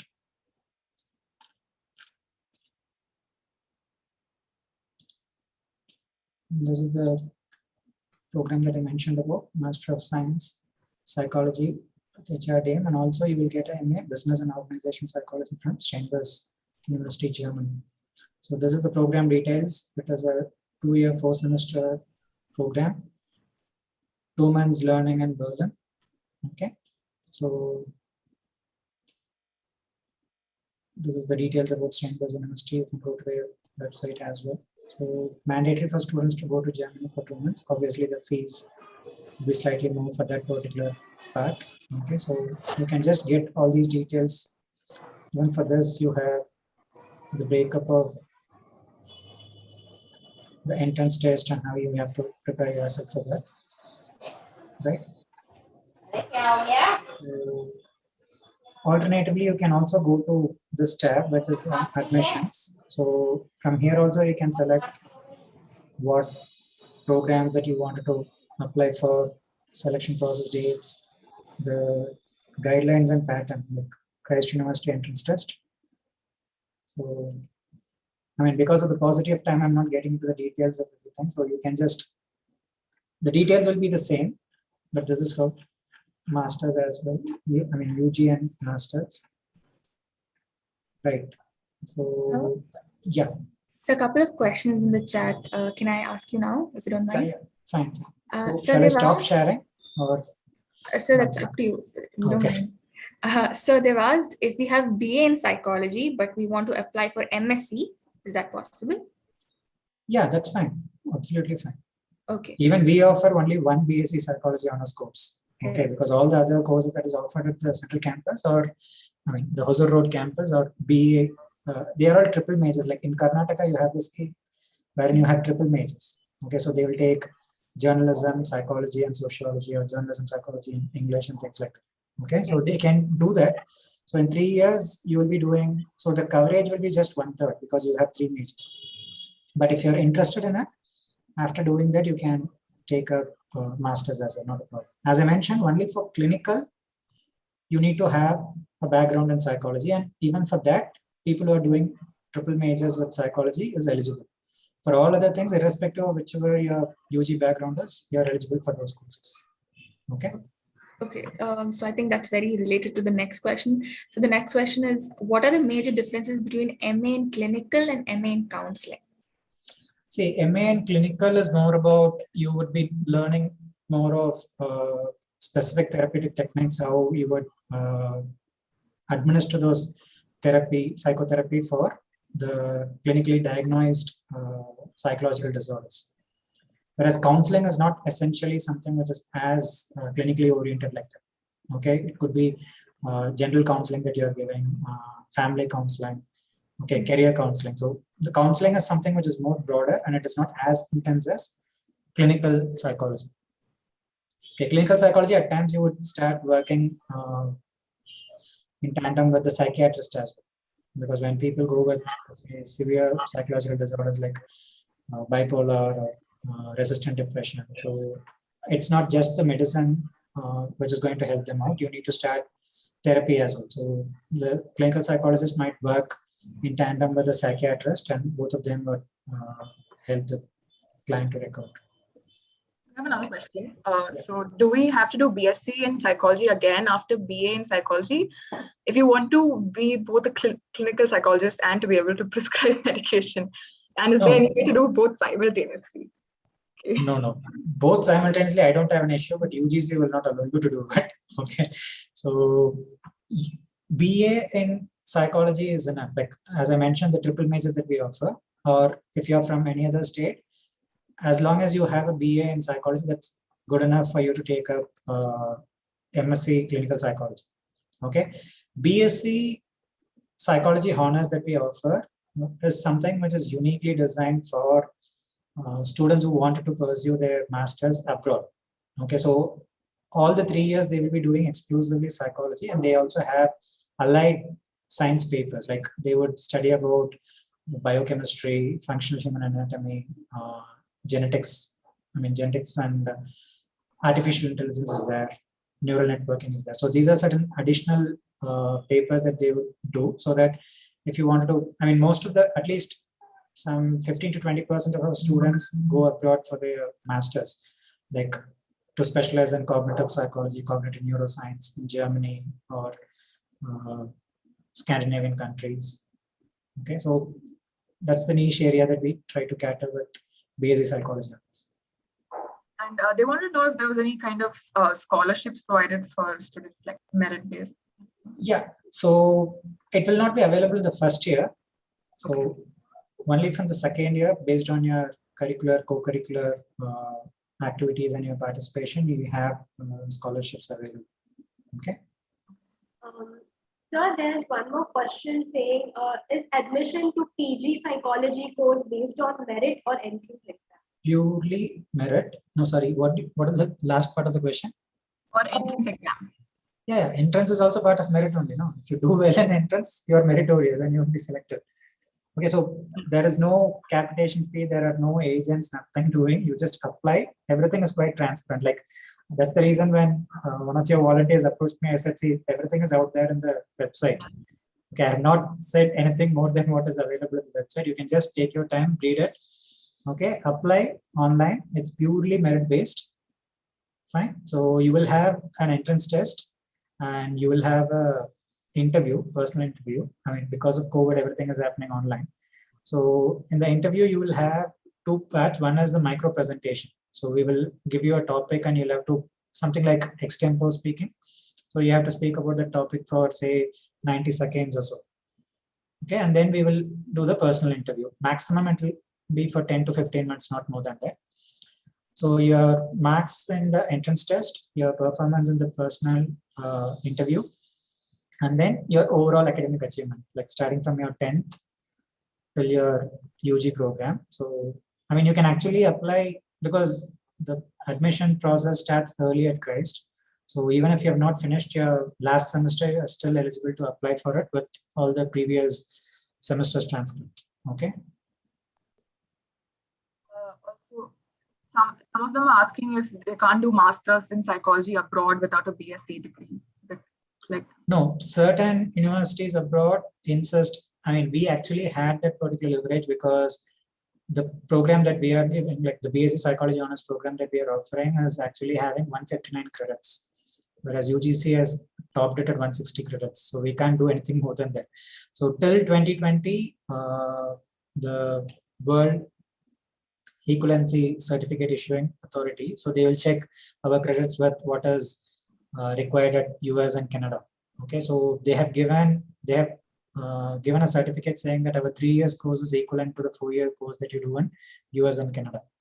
But from 2020 onwards, that privilege is not available because they have revised it, and right now we don't have that particular advantage. So still, even after that particular change, we still had 2 students get into one US.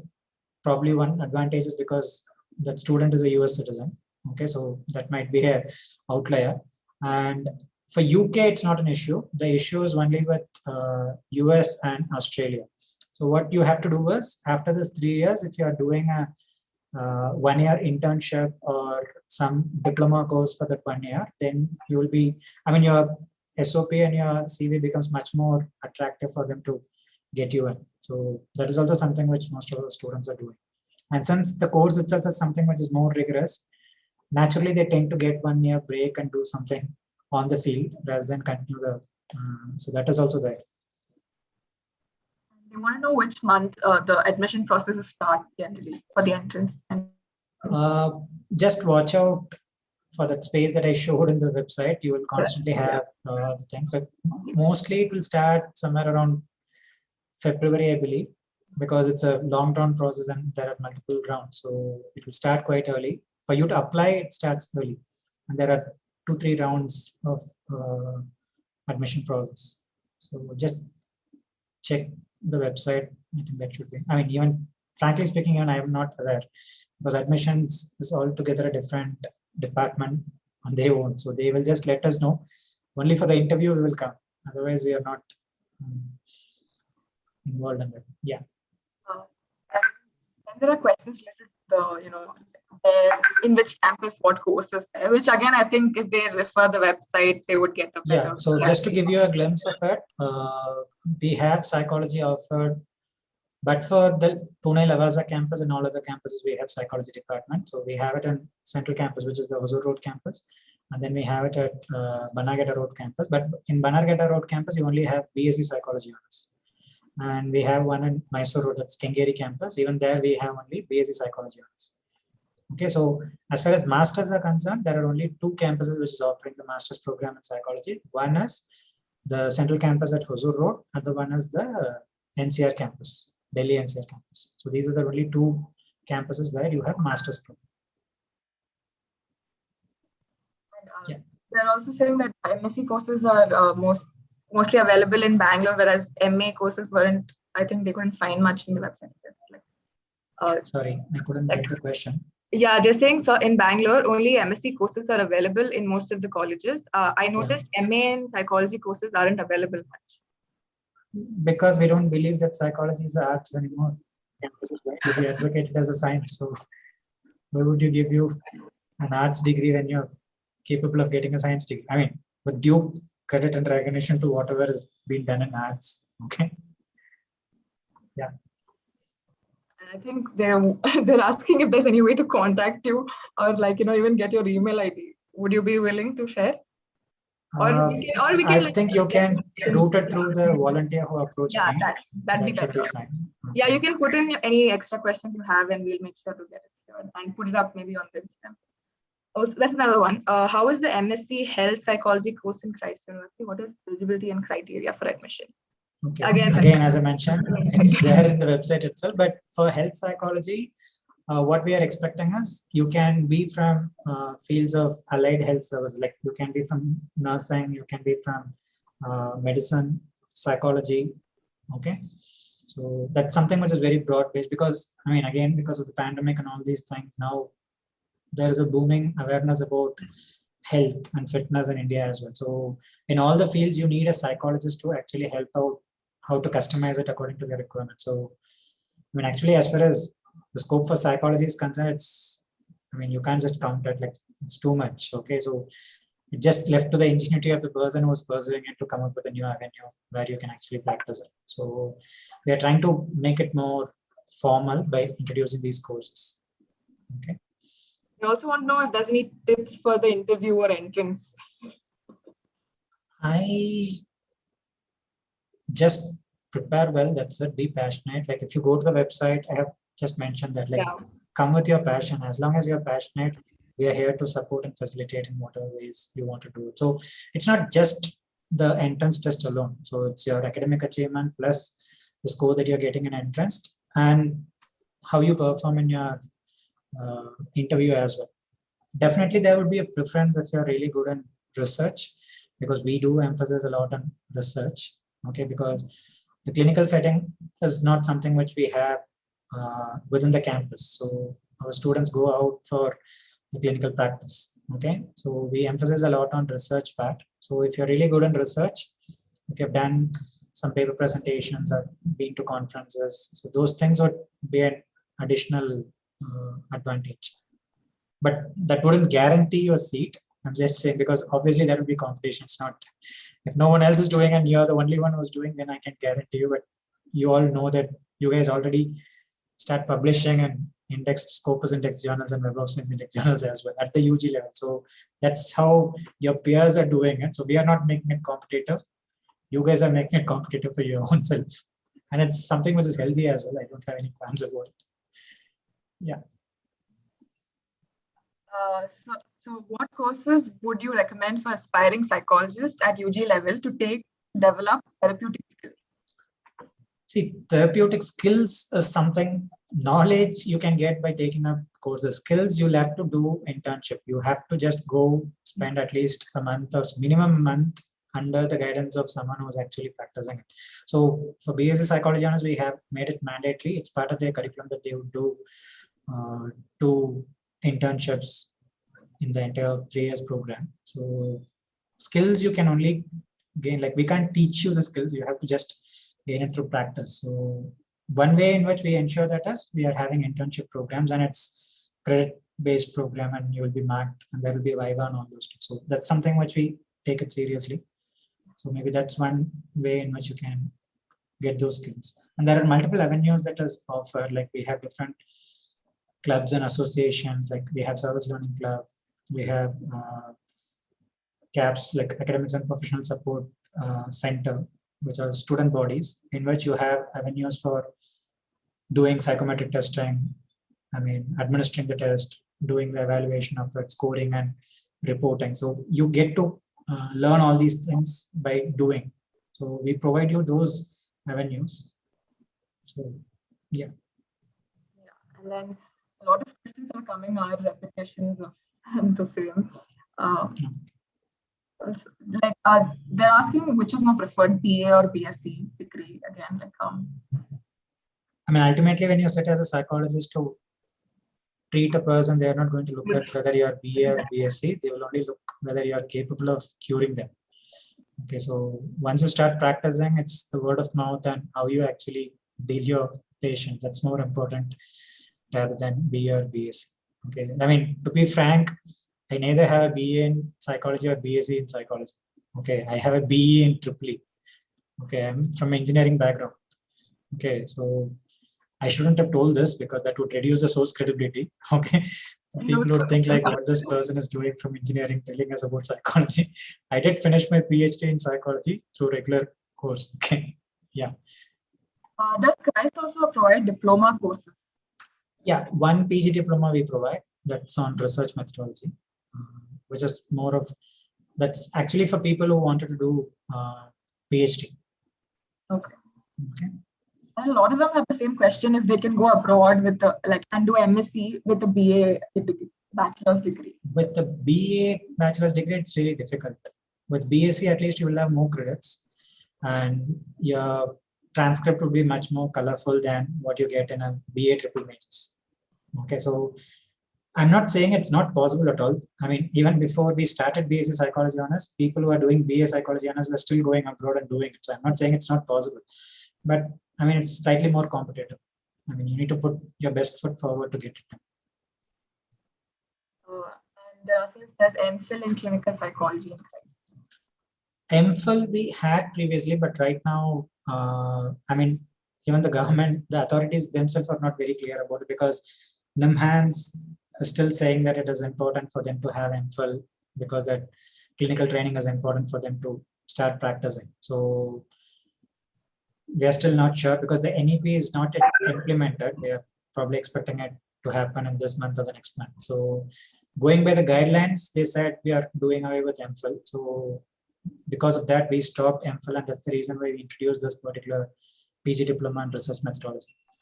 But for clinical, I think we might have to continue the MPhil because NIMHANS is quite vociferous about it, and they are saying that it is something which is important. So maybe and that being a center for excellence, so they might listen to them, and you might have MPhil, at least for clinical psychology, if not for others. One last question. They've asked you to give an idea on the cutoff marks and book recommendations for the Christ entrance exams.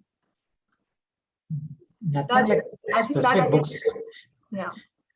As long as you get your fundamentals right, all these things are going to be based on fundamentals only. Nothing like, even in an interview, we will just check, do you really have the aptitude for doing this program? Because see, the point is, people who are coming from other streams are welcome, but you shouldn't have this particular fad for psychology and then enter and then say, okay, this is not my cup of tea. So we don't want that to happen, because if you're, I mean, 1 year in the current times is something which is really, I mean, it's a huge investment. So that's the reason why, like, so rejections are not something where we say you're not fit for this. I mean, somewhere down the line, we have identified that maybe this is not your right space to blossom. So that's the reason. So there is nothing called as rejection per se. So as long as your fundamentals are good, you have the aptitude for this particular course, because it's, I mean, I hope you're already aware, like, life at Christ is always considered to be always on tours. Okay, so if you're up for it, fine, and definitely that would come across when we have this interview.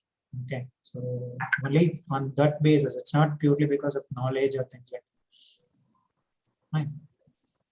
I guess we can wrap up the session. Thank you so much, sir. Like, the MC can come for the vote of time. Thank you. Someone was speaking. Yeah, actually, there was a question, last question to be taken. That is it possible to take a regular course along with the diploma course in its price? Regular course, you can do a diploma as well. Okay, you can actually do a certificate course. Okay. Diploma along with a regular course, I don't know whether that is approved. Thank you. Okay. Yeah. Thank you so much, sir, for Thanks joining for us. having me. Yeah. Thank you so much. Thank you, sir. On to the next MC. Hi guys, and a cheerful good afternoon to all of you. Am I audible? Yes, yes. So next on board we have a speaker, Dr. Kirti Shekhawat, who is an inspiring assistant professor of psychology at Manipal University, Jaipur, guiding aspiring brain research students in the right direction. She has gaily cracked NET and ACTA examinations alongside attaining a diploma in guidance and counseling. Apart from that, apart from being a psychology enthusiast, she is deeply passionate about history, different art forms, and varied cultures. Ma'am, we call upon you to address the audience. Thank you so much, friends, for giving me this opportunity to have a small discussion on cracking the entrance of psychology in different areas of psychology. I thank you all to make me available here. And and one more thing, like, I just want to ask you, are you people comfortable in, like, if I speak in Hindi and English both, just to make we will have a crowd understand my concepts? Just like, if you can keep both Hindi, English, half at least, be fine. Yeah. Yes. Okay, thank you so much. Just to make the class more interactive. Okay. Yeah. I hope I'm properly audible to you all. Yes, ma'am. You are. Okay. So, as Srinivasan sir has already elaborated so many things in regard to psychology. So, the first and foremost thing from, according to me, is that we have to complete a graduation in psychology. Okay. Graduation in a sense that that there are two type of courses, that is BA and BSc. More and more there is inclination in BSc psychology. As students are coming in different universities, they are offering this BSc in psychology. So I would say कि आप लोग BA की बजाय BSc को preference दें. Okay, because when you go for your later competitive exams and when you want to go for studies in your higher academic areas like NIMHANS, like CPI, other good institutes, their requirement of BSc is more preferred. Okay, so there you need to be like more well versed with your subject. So, and they prefer more BSc students. It's not that that BA students are lagging behind something. It's not that. BSc is like more upcoming thing in psychology. Okay. So after your BSc and masters, there is different areas in terms of like if you want to go in academics. Okay. Academics in a sense like you want to become a professor or you want to become a teacher. There is one area. Then if you want to go in army, if you want to make your career in sports psychology, and if you want to make your career being a clinical psychologist, so there are ample number of opportunities in psychology. But the only thing is you have to have your forte in one particular field. Okay, आपको एक चीज में specialise होना पड़े. ठीक है, specialise होने के लिए it's very easy कि आप अपना graduation and masters you can do it from anywhere. ठीक है, मैं ये मानती हूँ कि आपका graduation और masters कहीं पे भी हो, it doesn't matter much.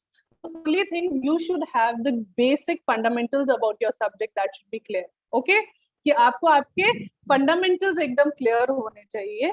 उसके बाद में आता है आपका MPhil courses. MPhil will help you to get into the things of to become a clinical psychologist. Okay, then there is one thing by UGC commission, that is your NET and your NET JRF. In order to become a good professor or in order to get into to become entrance in different good institutes, you have to be your NET clear. ठीक है, आपको आपका NET clear रखना पड़ेगा. और उसके बाद में, because by having clearing your NET, you can apply as a lecturer or as an assistant professor in different universities. And for that, you have to be very much well versed. And I would say that it is not like everybody's cup of tea, but NET will always give you an edge. आपको हमेशा एक edge पे रखेगा आपका subject. Okay. So with NET, there is one more thing, that is NET JRF. Okay. Now, JRF is something that you will get the grant from UGC Commission in order to pursue your higher studies, your MPhil, your PhD. यहाँ पे आपको आपका UGC, they provide you the grant through which you can complete your scholarship. Okay, so that's a very wonderful thing. And NET and JRF will always give you an edge in regard to the other students of psychology.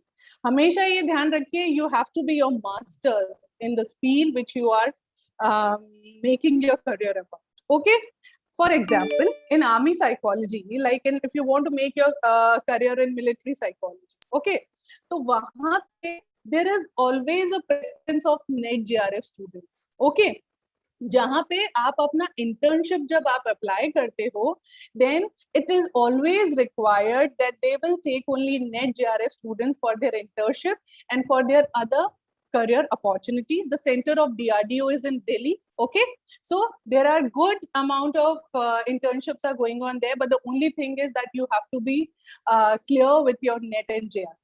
Okay, so that is one thing. Then your MPhil is there. MPhil के बाद में जब आप clinical psychology के different RCI courses के लिए मतलब appear होते हैं, then you have to have, there are different good institutes in RCI in all over the country. The majors are like your NIMHANS, your CPI, which is in Ranchi, Jharkhand. Okay, that is the Central Institute of Psychiatry.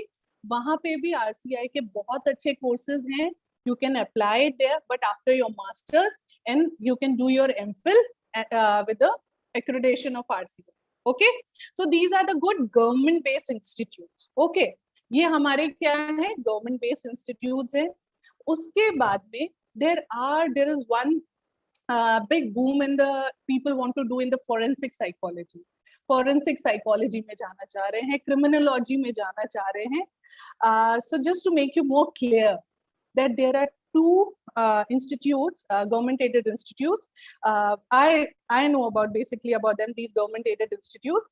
That is one in the Gandhi University, Gandhinagar.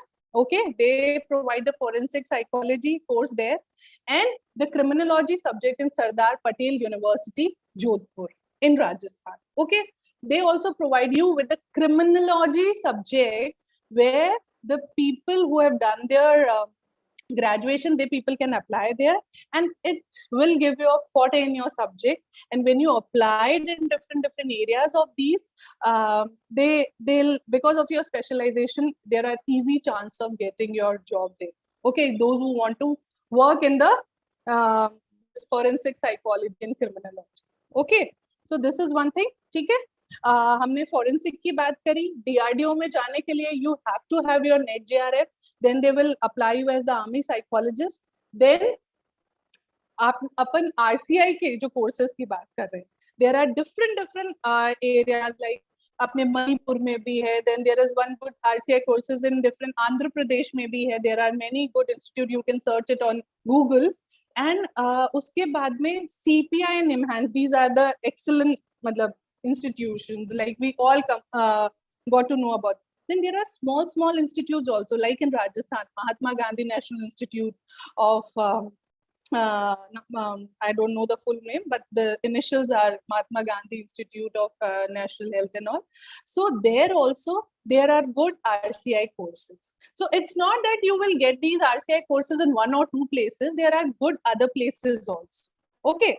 So there you can have your RCI degree as in the course of rehabilitation area, and then you can do it from there, and you can have to work as your clinical psychologist. Okay, तो आपको जैसा कि इस conference में ये तो पता पड़ गया है, to become a clinical psychologist you have to have your RCI degree.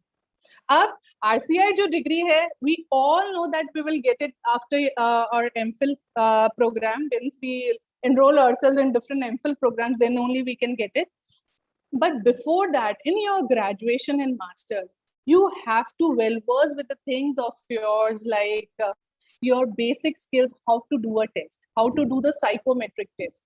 Okay, psychometric test, individual test. Then in masters, you have to be well versed with your TAT, then your Rosha. These all things you have to be get skill in your graduation and masters, along with the therapies. Okay, therapies जब आप करते हैं, therapies में आप जब well versed हो जाते हैं, it is very easy to crack your different MPhil entrances, which are done by different institutes.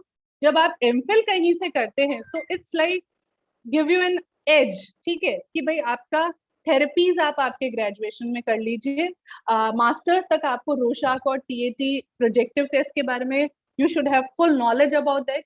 And the thing is, like when we like I was of your age, so I was not knowing कि मुझे क्या करना है, किस direction में जाना है. But because of pandemic, I feel that you have so much ample amount of knowledge that you are more well versed than me, that you can dictate me. Okay, ma'am, no, this is not the way, you can do it in this way. Okay, so this is a good opportunity. At least you will have a good knowledge about different therapies. अभी therapies में इतना चल रहा है, online therapy sessions हो रहे हैं, online classes हो रही हैं.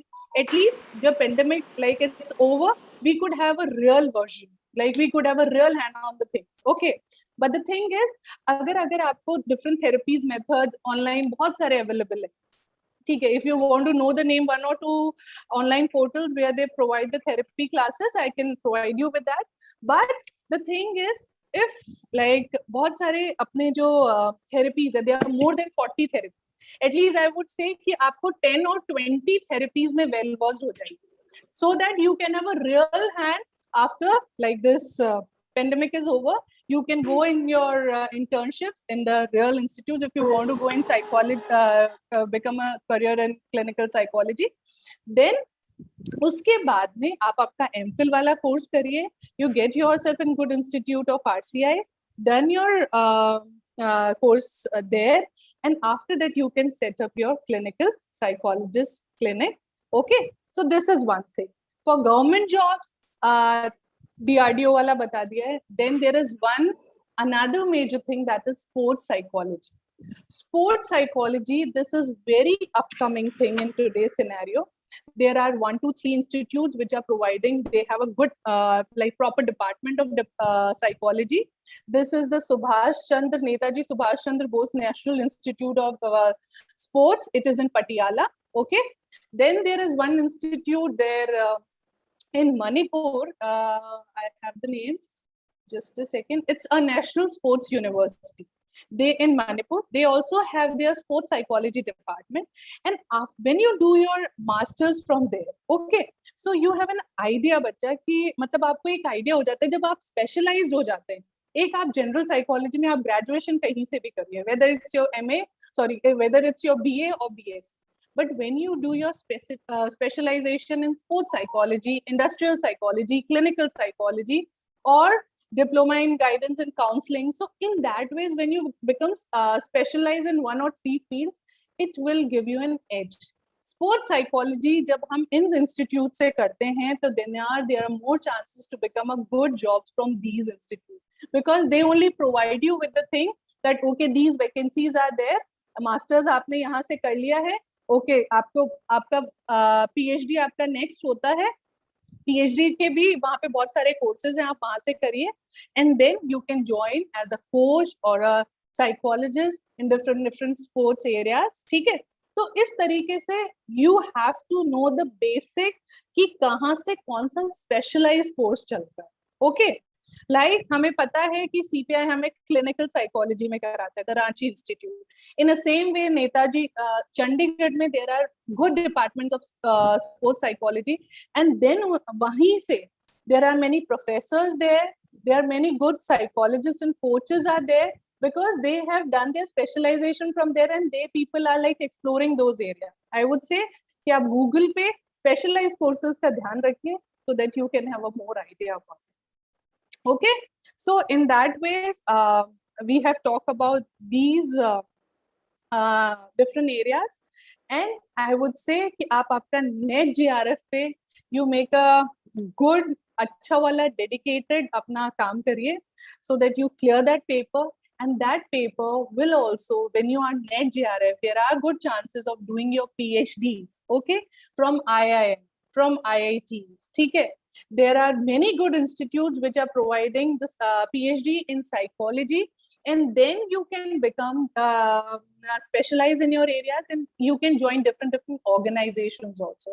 Like Amazon is there.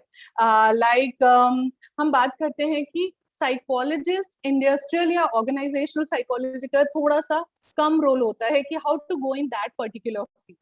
I would say कि हमारा psychology में थोड़ा सा रास्ता क्या है, लंबा है. क्या है, थोड़ा सा लंबा है.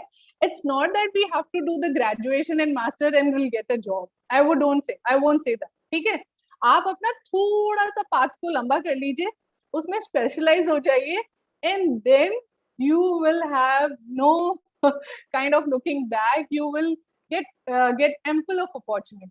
Okay, students, like आपको इतनी opportunities मिल जाएगी, but the road is a kind of bit lengthy. Okay. So in that ways, I would say कि थोड़ा सा इसके ऊपर करिए. IIM Ahmedabad, IITs में NET JRF students को they are giving the good edge, like they are giving the, in some cases, if you have a good research area, good research topic, they themselves are giving the entrances to them, ठीक है? And then they have a good chances of joining different organizations.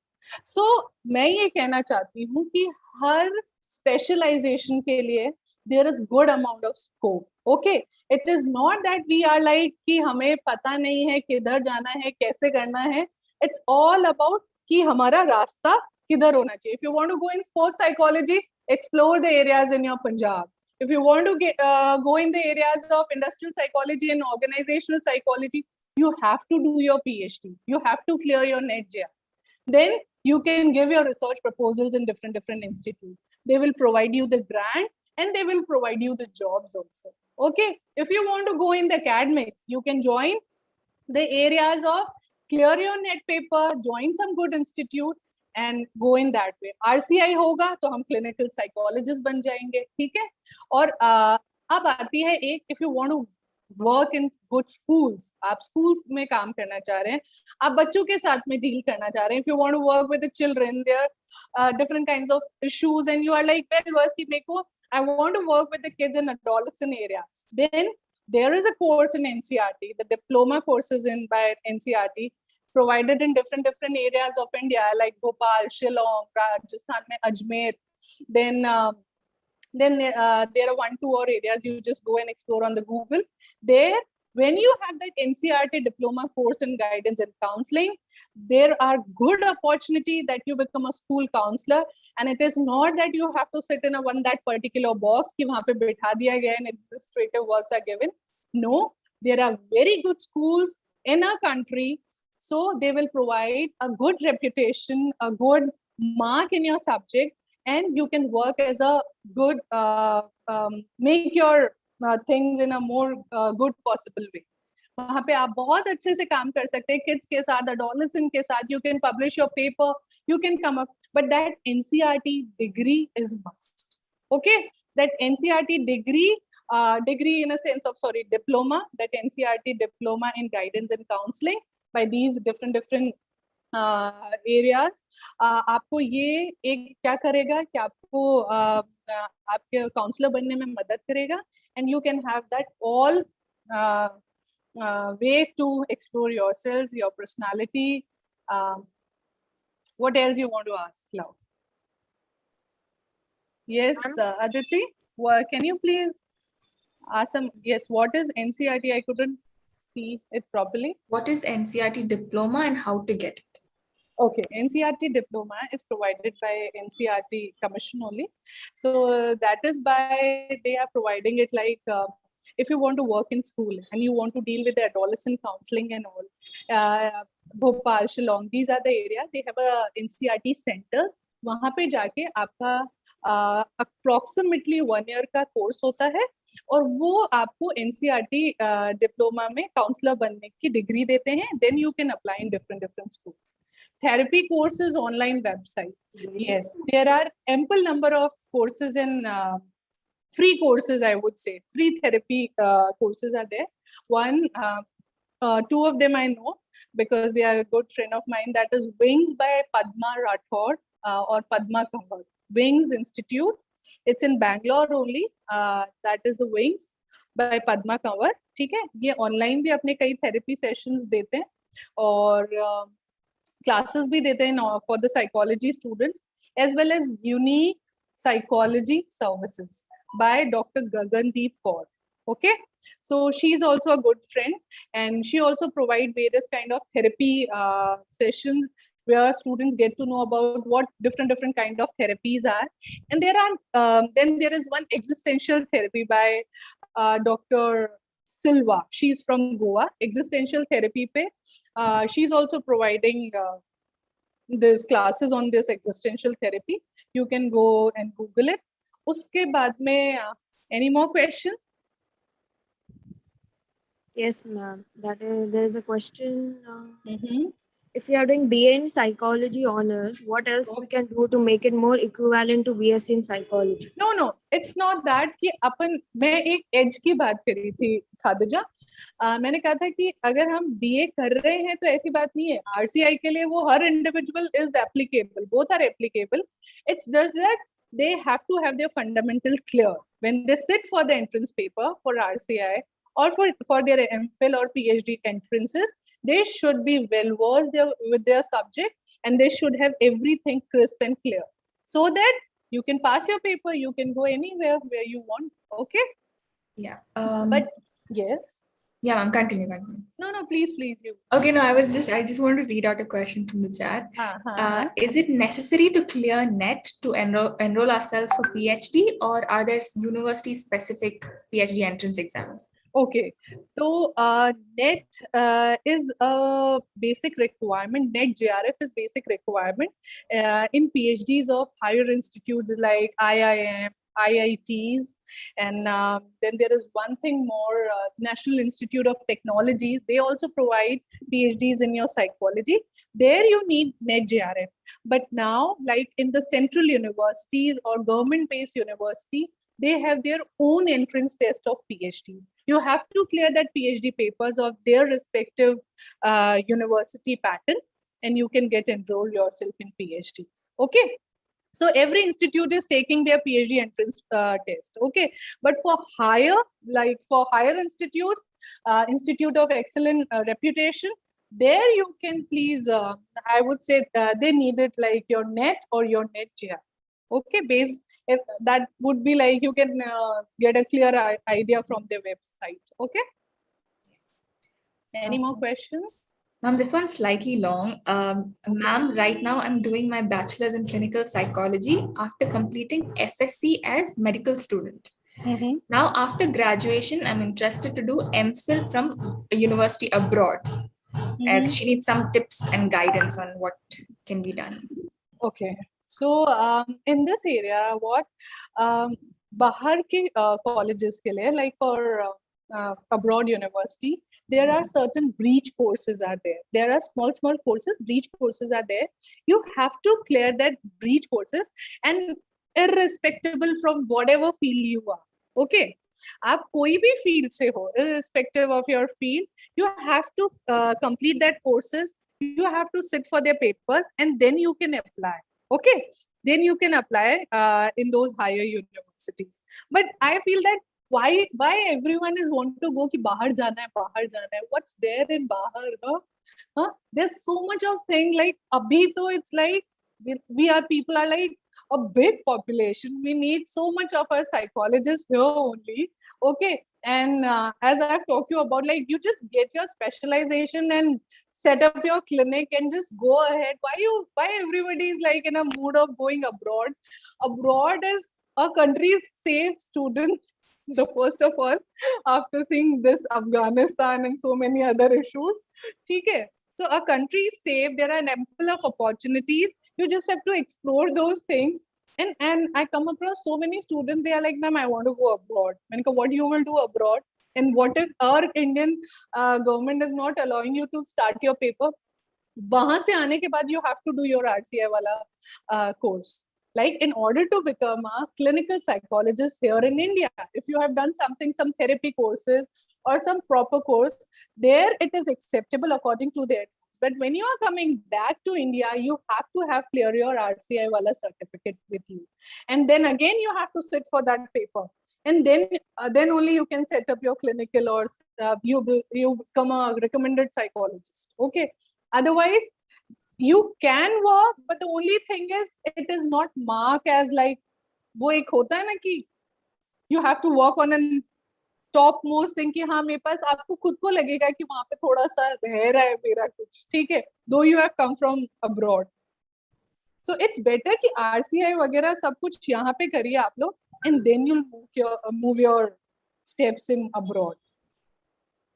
Indian students are smart, and this everybody here in India and as well as in abroad. Okay, so it's not that I'm not telling you कि बाहर मत जाओ, but it's that हमारी पढ़ाई psychology में is also on a good path.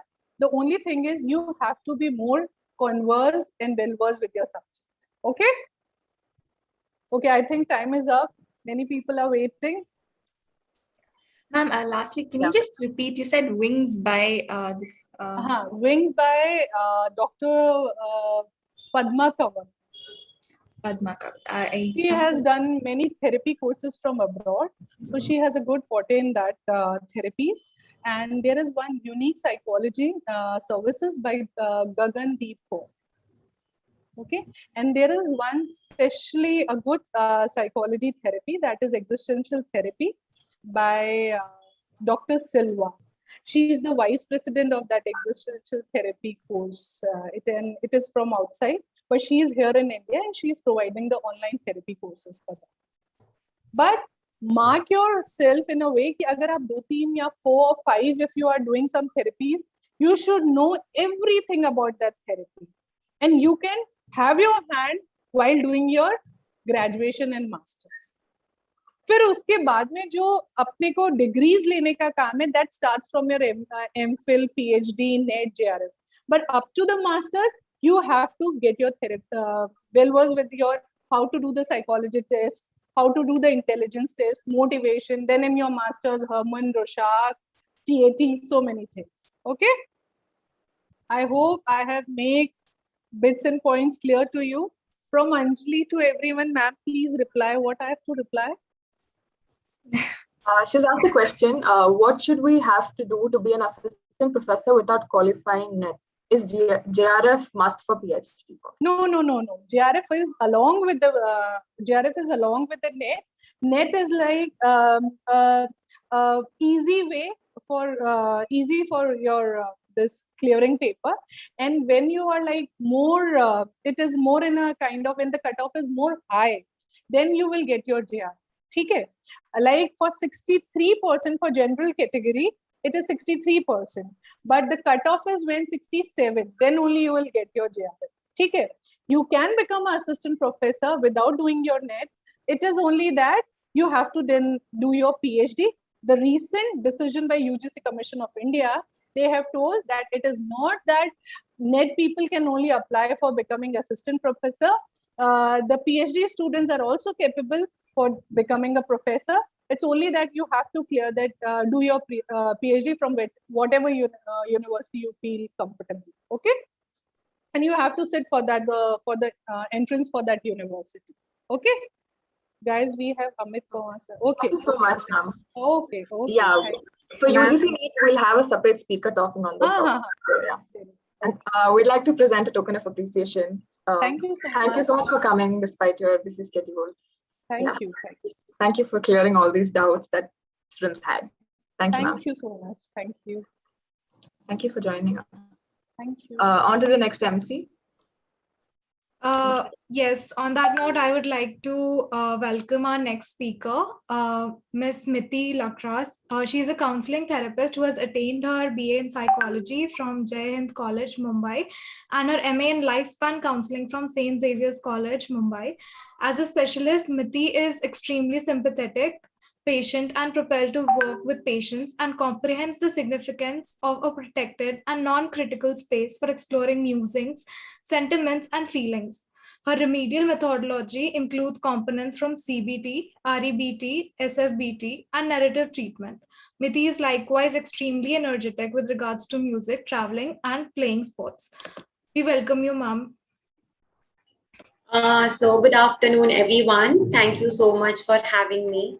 And yeah, as I said, so as they introduced me, I have done my BA from Jai Hind College Autonomous, BA in Psychology, and MA in Counseling Psychology from St. Xavier's College Autonomous. Both of these come under Mumbai University. And currently I'm working as a co-founder of Fetal Psychological Services. This is the initiative that I started with my peers to provide affordable online therapy sessions to people, because the pandemic has made it clear that more accessibility would be very good in these times, along with affordability, because the financial condition of many people have gone down because of the pandemic. Right now, I am here to speak about the Xavier's entrance test and admission process. But I would first like to tell you a little bit about how the course is like and how the course structure is like, because you should know what you are getting into. So, so it's like a 2-year course, like any other MA thing, divided into 4 semesters. So the first semester is mostly about you getting the lay of the land and getting to know about what is it that you're going to go through in the following semesters. So you learn about research methodology that help you with your dissertation study. Yes, you have to complete one dissertation study if you want to get your degree compulsorily. So the dissertation is divided into 4 parts across the 4 semesters, in like review of literature, then methodology, then data collection, analysis, and results. And then at last, at the end, you present your whole dissertation. So yeah, so what I liked about this was that instead of presenting your dissertation at the end of the 2 years, you do it at the end of every semester, and you get feedback from your research guide, from your external faculty members, as well as from your peers. So you can make those changes along the way, and at the end, it's not too much work to do. Then counseling psychologists are not involved in the diagnosis process, but they do work with a lot of clients who have been diagnosed with psychological disorders. So therefore, we also learn about behavioral neuroscience, which is important to learn about the various psychological disorders.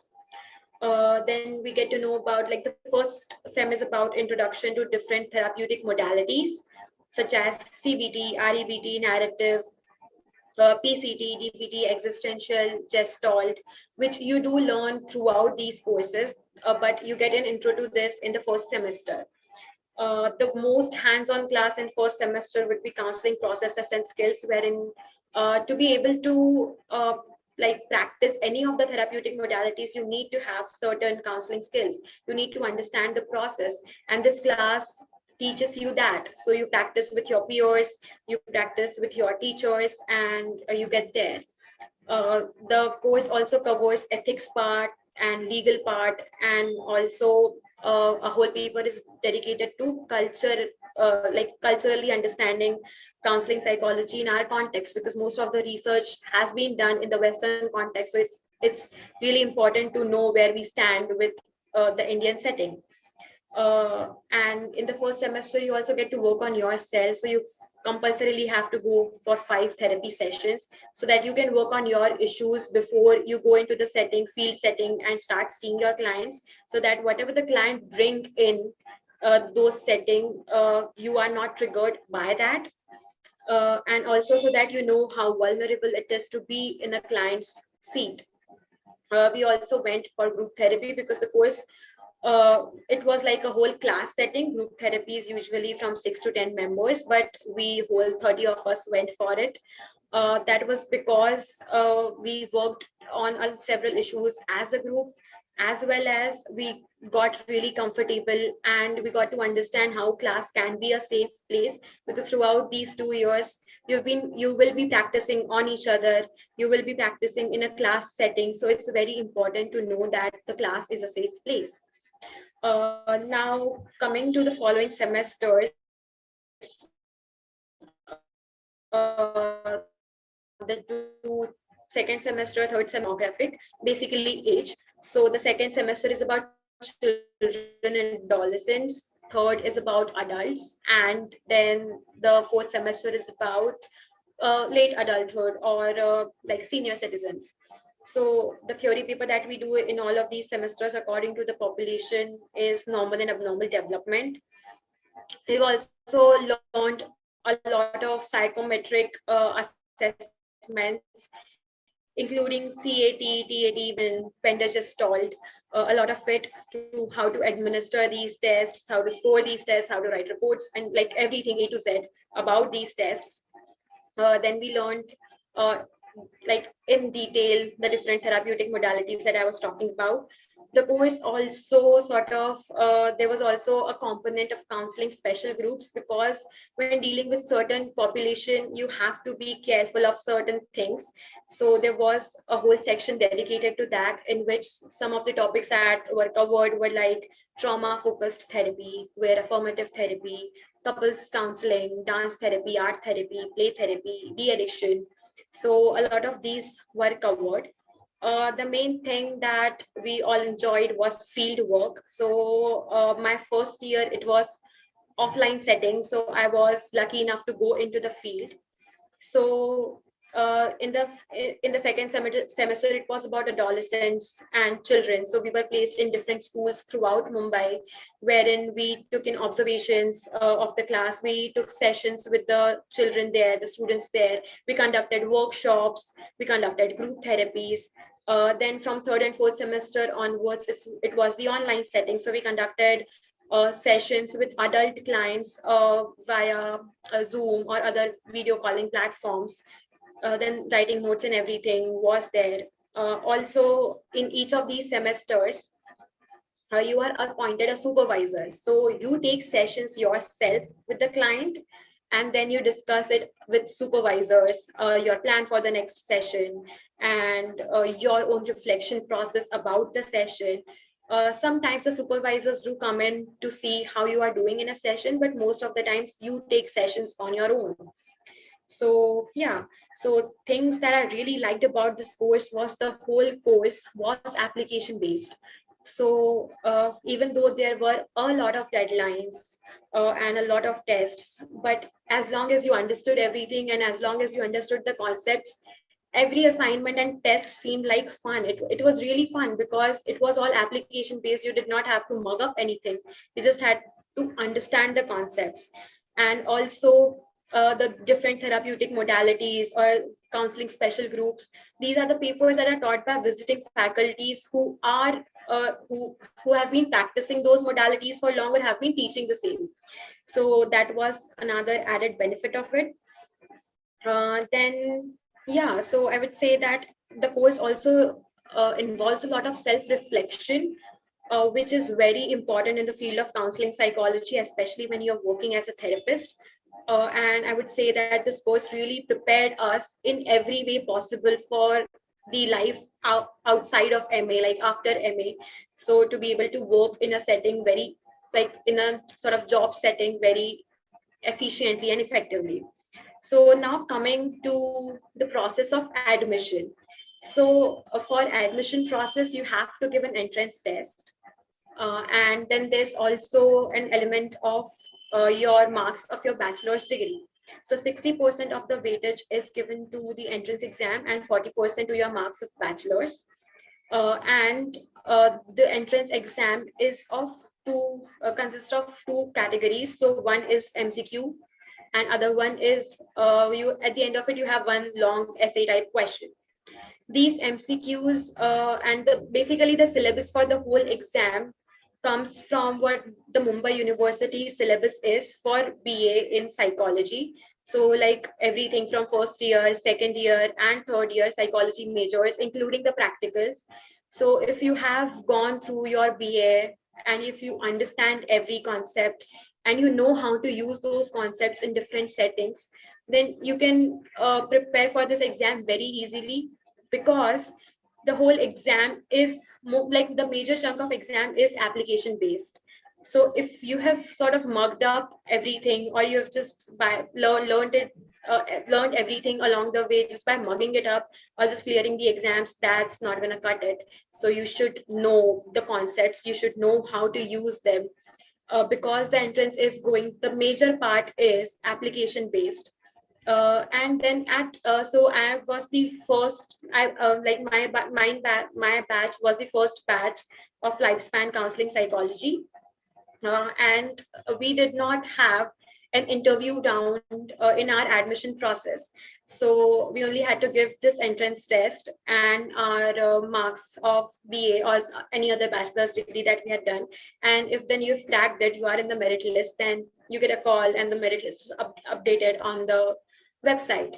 But from next year onwards, for the following batch, they also started an interview process. So after you've cleared the exam and you are in the merit list according to your marks of your bachelor's also. So at that point, then you are qualified for the interview round, wherein the interview is mostly about seeing where you are, like whether you are a good fit for this course or not, because many times people do come in from different backgrounds and then they are not able to cope with it. So yeah, this happens, but also there have been people in my class who did not come from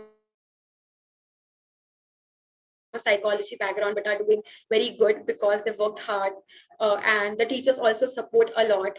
So yeah, that is there, but they do an interview round to sort of check whether you are a good fit for a course or not. So yeah, this was from my side. If you have any questions, I'll be happy to answer those. Guys, you can put in your questions related to St. Xavier's College and masters in general. One second.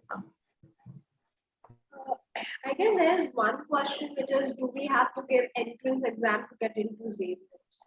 Yeah, so you have to give, as I mentioned, you have to give an entrance exams to get into Xavier's, and it's like special exam, like the Xavier's conduct their own exam, so it's not like TISCNET that you have to give for every subject, and then if you clarify it, you will go into your respective subjects and the further thing would happen there. So it's like an exclusively psychology based entrance exam.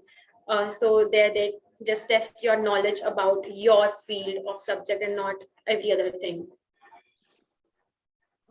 Okay, there's more. There is, what are different specializations in masters, like clinical and others, is what they're asking. So in India, we mostly have like 3 fields of masters in psychology, which is counseling psychology, clinical psychology, and then there's industrial psychology. So yeah, these are the major 3 fields in India. So is there any tips to crack the entrance in that in St. Xavier's College for masters? Like anything, any personal experience you would like to share? Yeah, so my personal experience was that throughout my BA, I did not study much, but I focused on understanding concepts. So the BA exam happened very differently for me because it was all theory based. So whatever you learned, you had to just sort of vomit it out on the paper. This was the Mumbai University pattern back then. Right now it has changed, but at that time it was that. So that like studying that way did not really help. But I was lucky that I also paid attention and I understood all the concepts and how they work. And paying attention mostly to examples of everything, because through examples and through case discussions you learn a lot about the application part of everything. So do pay attention to that and try to like make your own examples and try to apply every concept that you do in real life.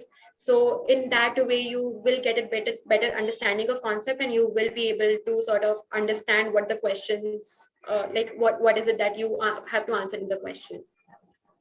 Another question. So are counselors and clinical psychologists, I mean, they can work with mental disorder cases and general counseling cases. So is it interchangeable when it comes to practice, or is there any strict restrictions for the practice for those? I'm sorry, I lost you in between. Am I audible?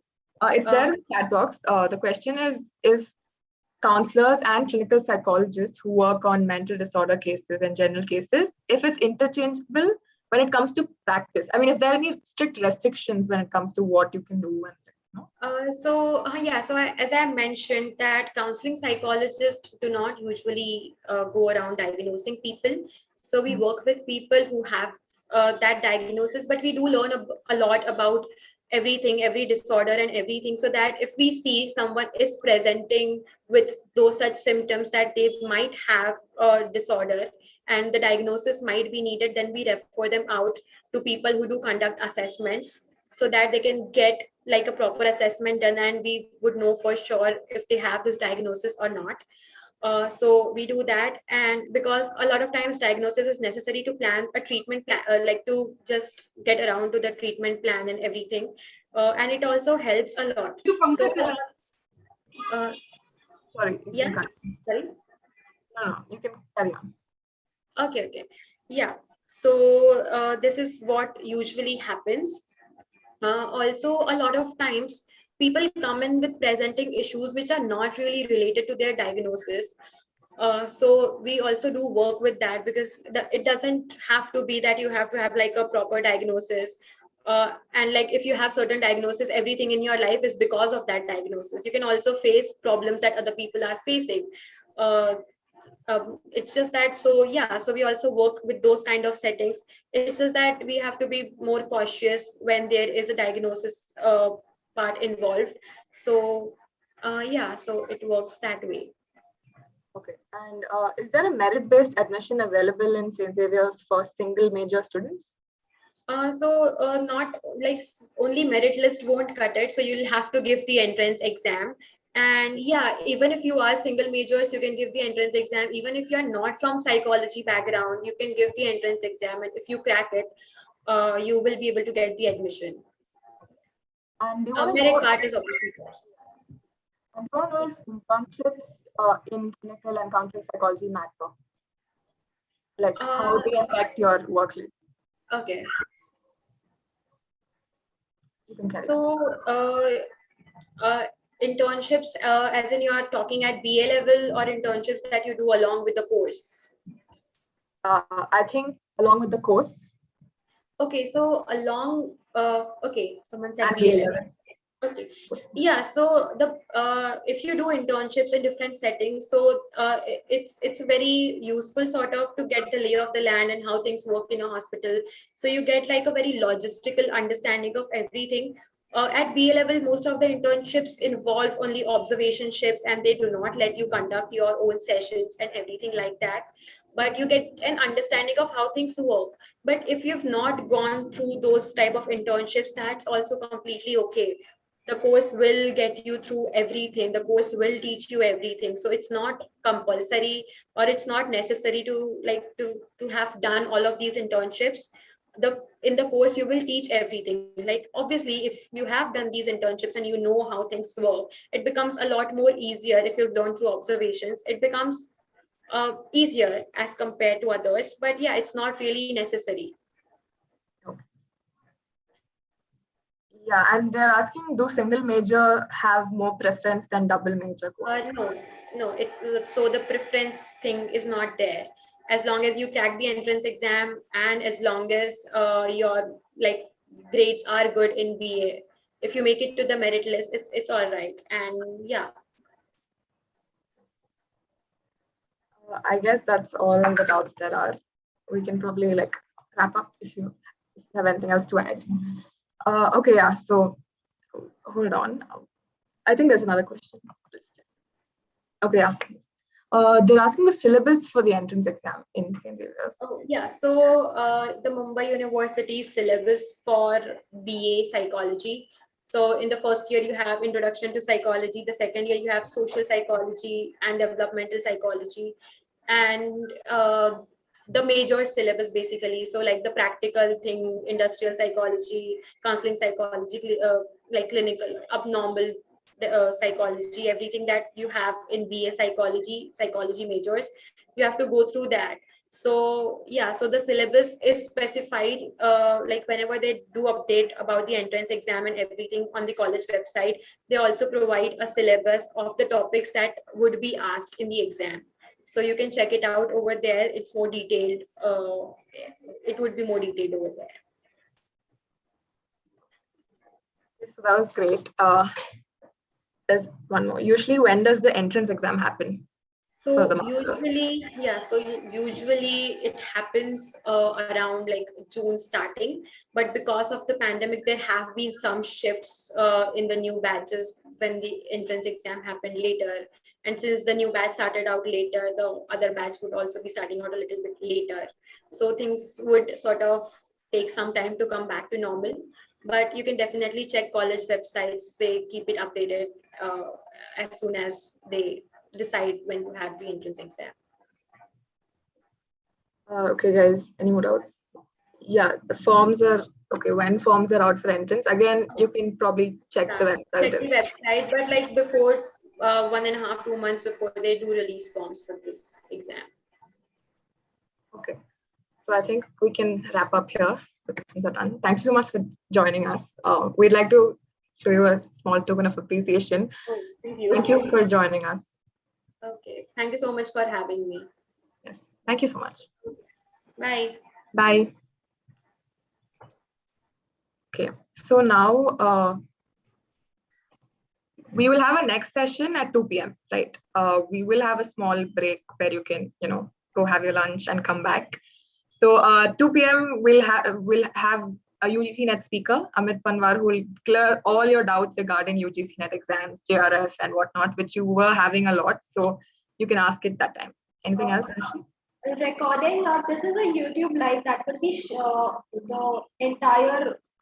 The whole thing will be shared on YouTube. Will be there on a YouTube forever. So whenever you want, go and check it out. Yeah, so you can always come back and maybe rewatch one of the speakers, like if you have doubts. So yeah, don't worry about that. And also one thing, whenever you guys are sharing it on Instagram or something, do tag the official 3G School of Psychology page. Okay. So we'll take a small recess and come back. Okay. Thank you.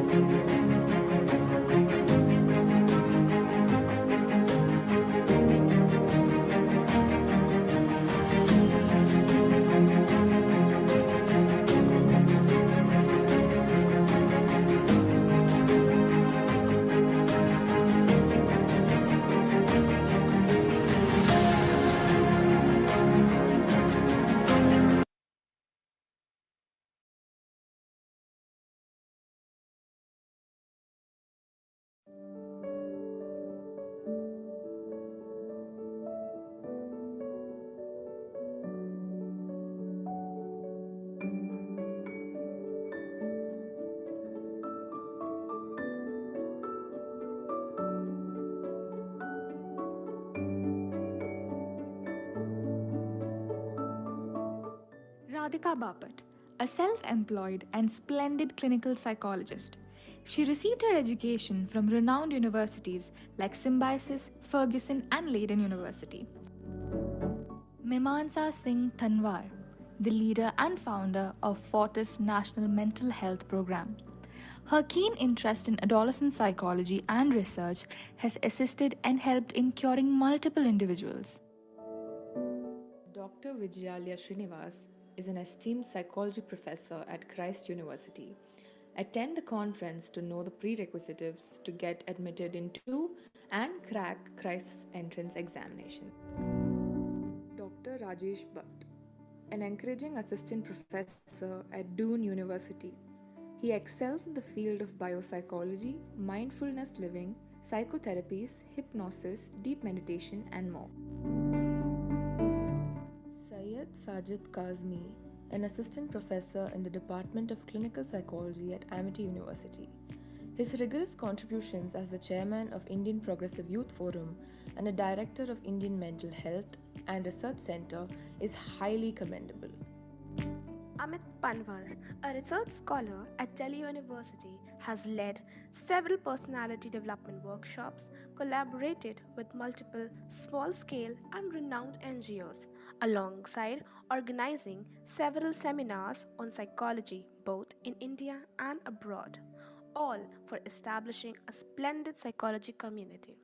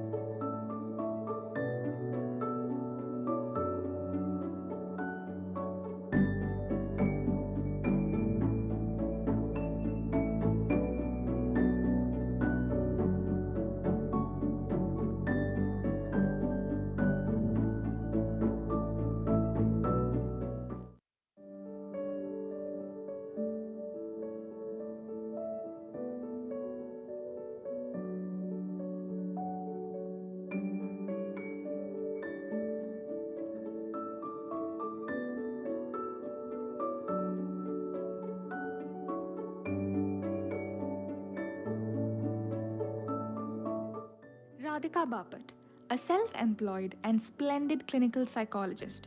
She received her education from renowned universities like Symbiosis, Ferguson and Leiden University.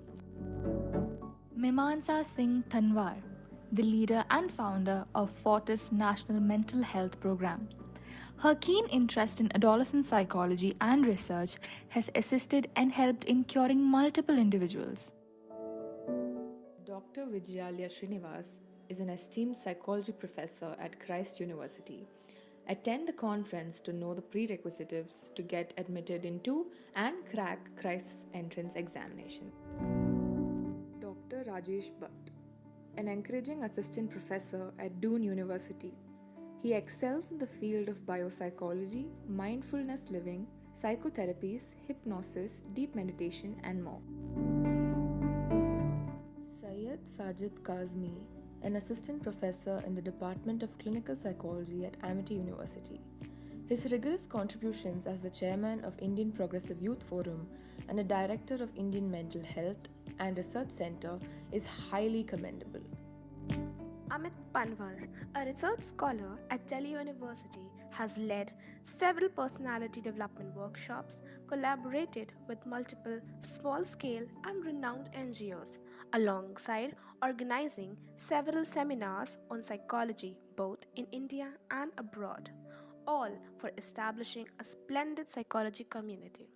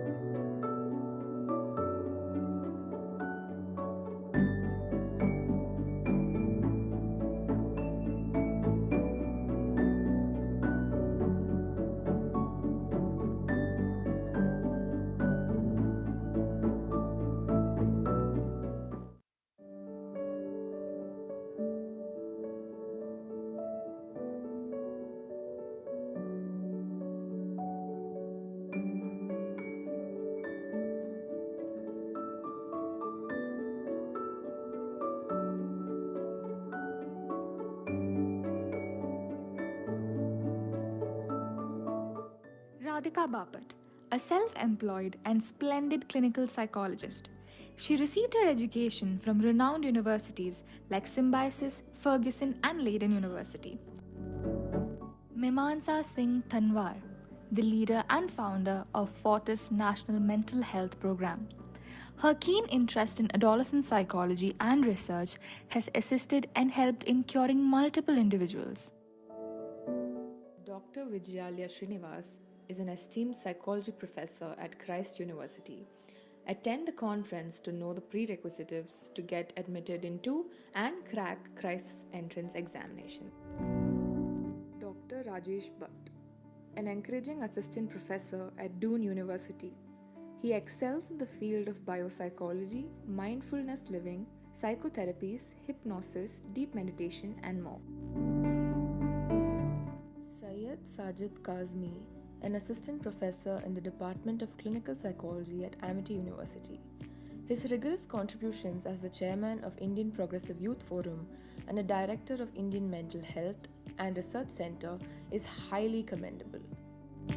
Amit Panwar, a research scholar at Delhi University, has led several personality development workshops, collaborated with multiple small-scale and renowned NGOs, alongside organizing several seminars on psychology both in India and abroad, all for establishing a splendid psychology community.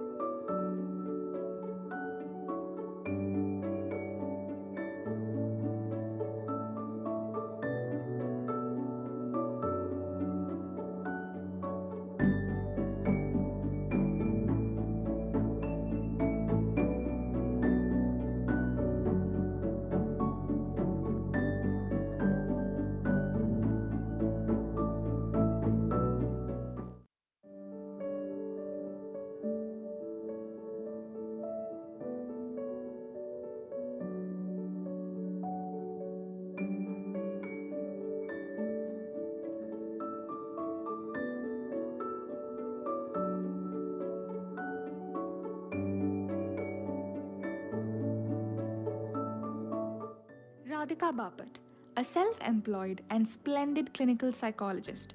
She received her education from renowned universities like Symbiosis, Ferguson and Leiden University. Mimansa Singh Tanwar, the leader and founder of Fortis National Mental Health Program. Her keen interest in adolescent psychology and research has assisted and helped in curing multiple individuals. Dr. Vijayalya Srinivas is an esteemed psychology professor at Christ University. Attend the conference to know the prerequisites to get admitted into and crack Christ's entrance examination. Dr. Rajesh Bhatt, an encouraging assistant professor at Doon University.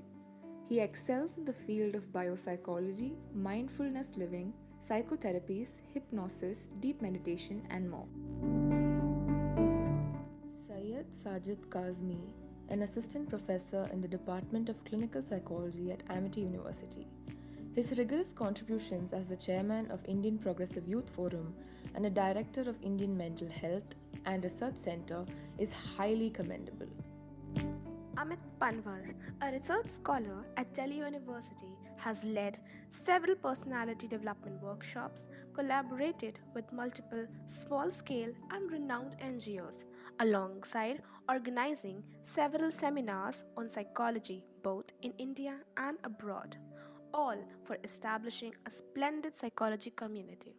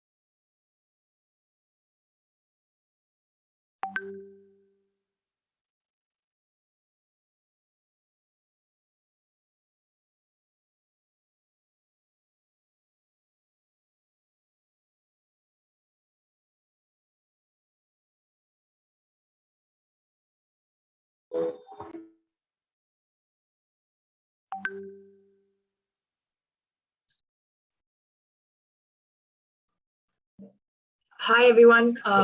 You can share with all your friends that we are resuming now and that we have a very informative session about UGC NET exams, where everything will be cleared.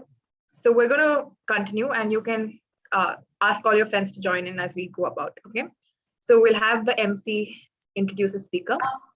Before that, I'd really like to thank you all for giving such a great response and being so interactive with our speakers, asking them questions, giving your interest. It really means a lot. And thank you. Because of you all, the event has been so smooth till now, and I really, really hope it will be the same in the second half. And once again, welcome to the Crack the Entrance, the second half. And also, this event is for you guys to give you a platform to ask your doubts, get it cleared, have a sorted future. So make complete use of it and ask all your doubts, because we have specialists from all the fields coming to answer it. Okay. So I think we'll move on to Nishika. You can introduce the speaker. So welcome back, everybody. So I take the great privilege in introducing our next speaker, Mr. Amit Panwar. Welcome, sir. Amit Panwar is a psychologist, research scholar, and a social entrepreneur. He has established a power within.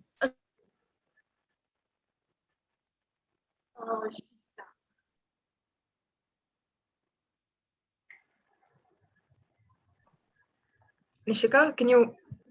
Yeah, I'm here. So sorry. A social.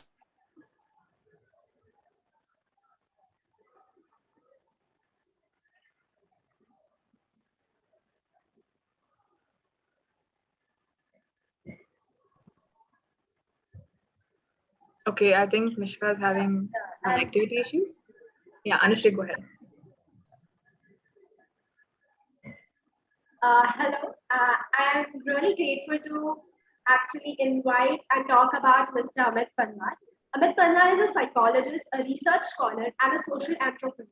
He has established Power Within, a social impact organization pursuing towards giving a comprehensive platform to psychology aspirants in India. As of now, this coaching platform, Power Within Psychology, has helped many understudies to clear their psychology exams. Power Within turned into primary association to dispatch 100% free to read computerized psychology magazine in India by the name of Manogya. And with this words, I welcome you, sir. Please address our participants. Thank you so much. And it's a privilege to share all the information that I have on the UGC NET JRF exam. And before that, I would also like to commend all of you for bringing so many different resources together for everybody to get the best out of this platform. So thank you so much. And I guess we can directly begin with the UGC NET JRF examination. Okay, sure. So hello everyone, my name is Amit Pawar, and I'm currently pursuing my research on social entrepreneurship from Department of Psychology, Delhi University. And few years back, I started Power Within with one vision, that is to help psychology aspirants crack their exams.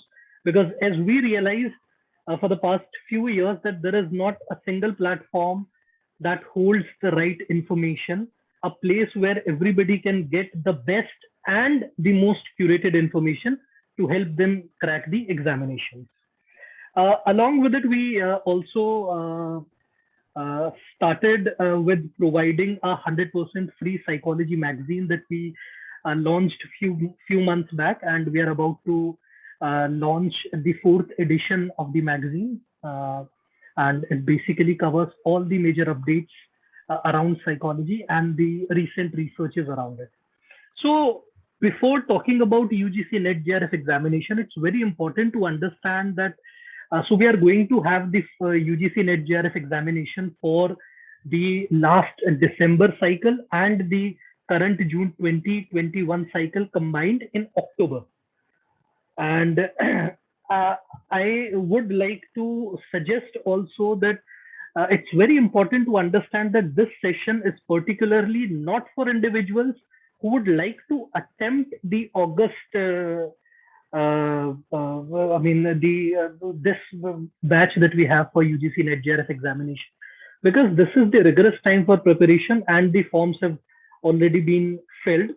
So this session is basically an orientation to the exam, how we can crack it, what are the basic book recommendations, what are the cutoffs, and what is the syllabus, and how should we target the exam so that we can clear it either in December 2021 if that cycle exam would be happening, or in the next June 2022 cycle.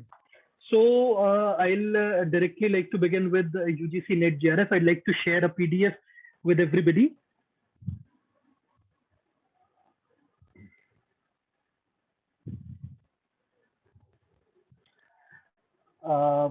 I hope the PDF is visible to, the PPT is visible to everyone. Yes, sir.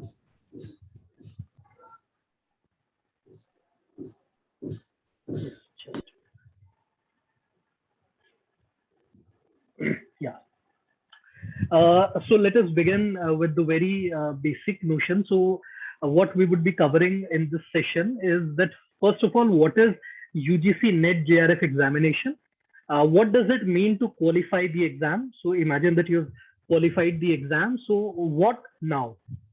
Then we would be talking about who would be conducting the exam, when is the exam conducted, and how the exam would be conducted.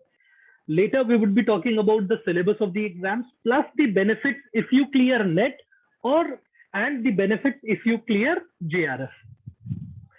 Then we would be talking about the scopes and opportunities in psychology after NET JRF, that means after you have qualified the exam.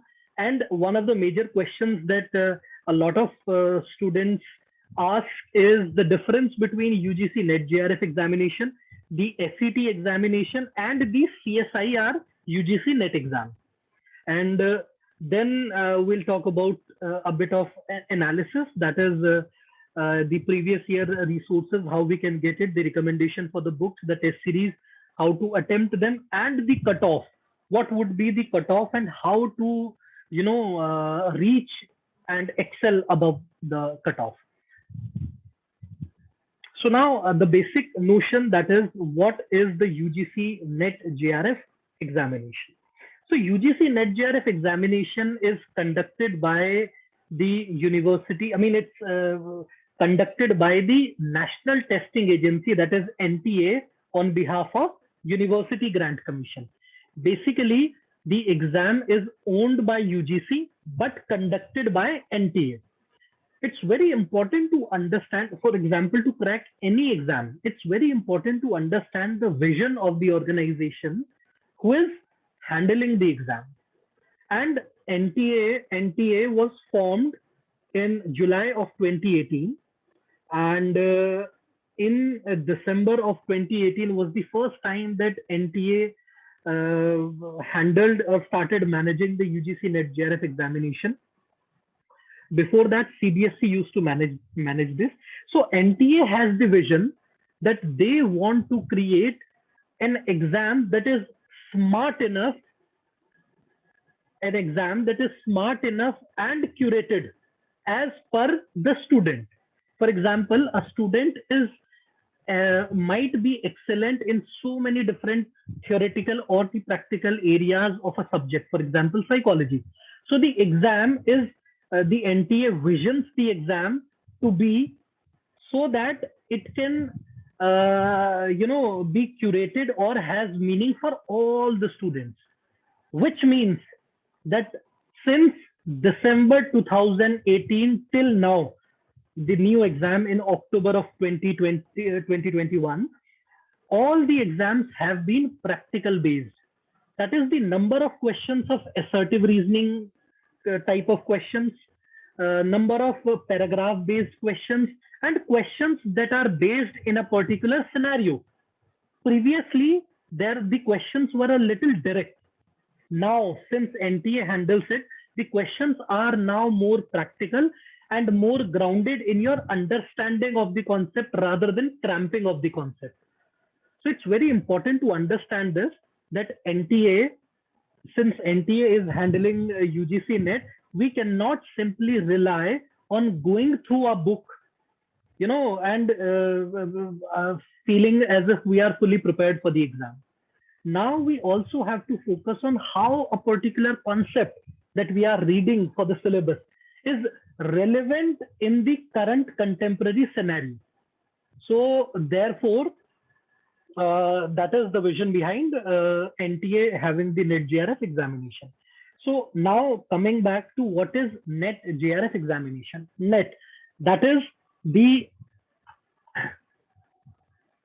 National Eligibility Test. So the National Eligibility Test means this is an exam that makes you eligible for something at national level. That is National Eligibility Test.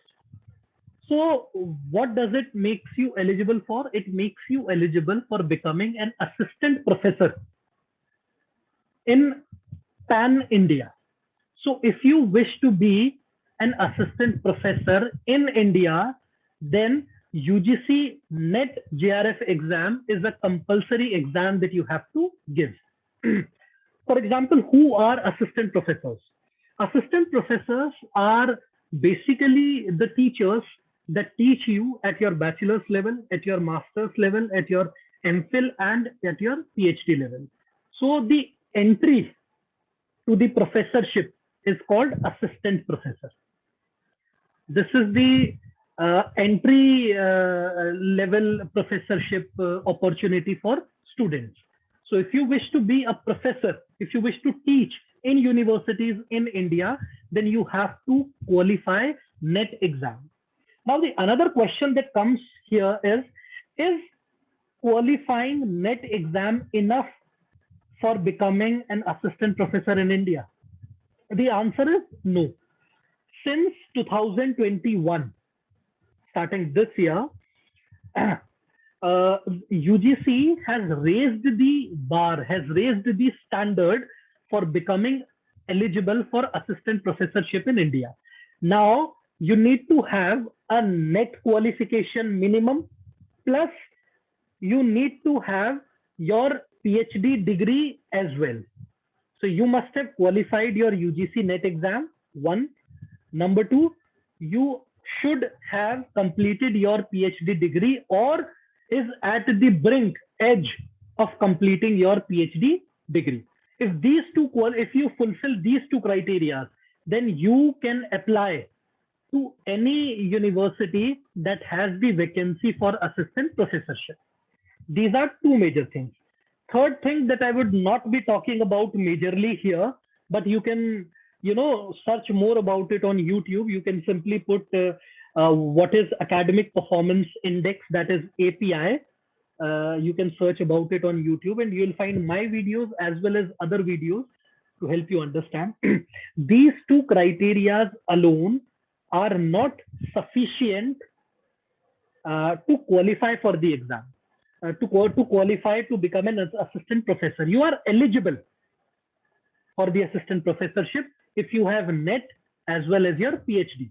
But when a university opens a vacancy, in the requirements tab, they will mention you must have qualified your UGC NET or UGC NET JRF exam, one qualification.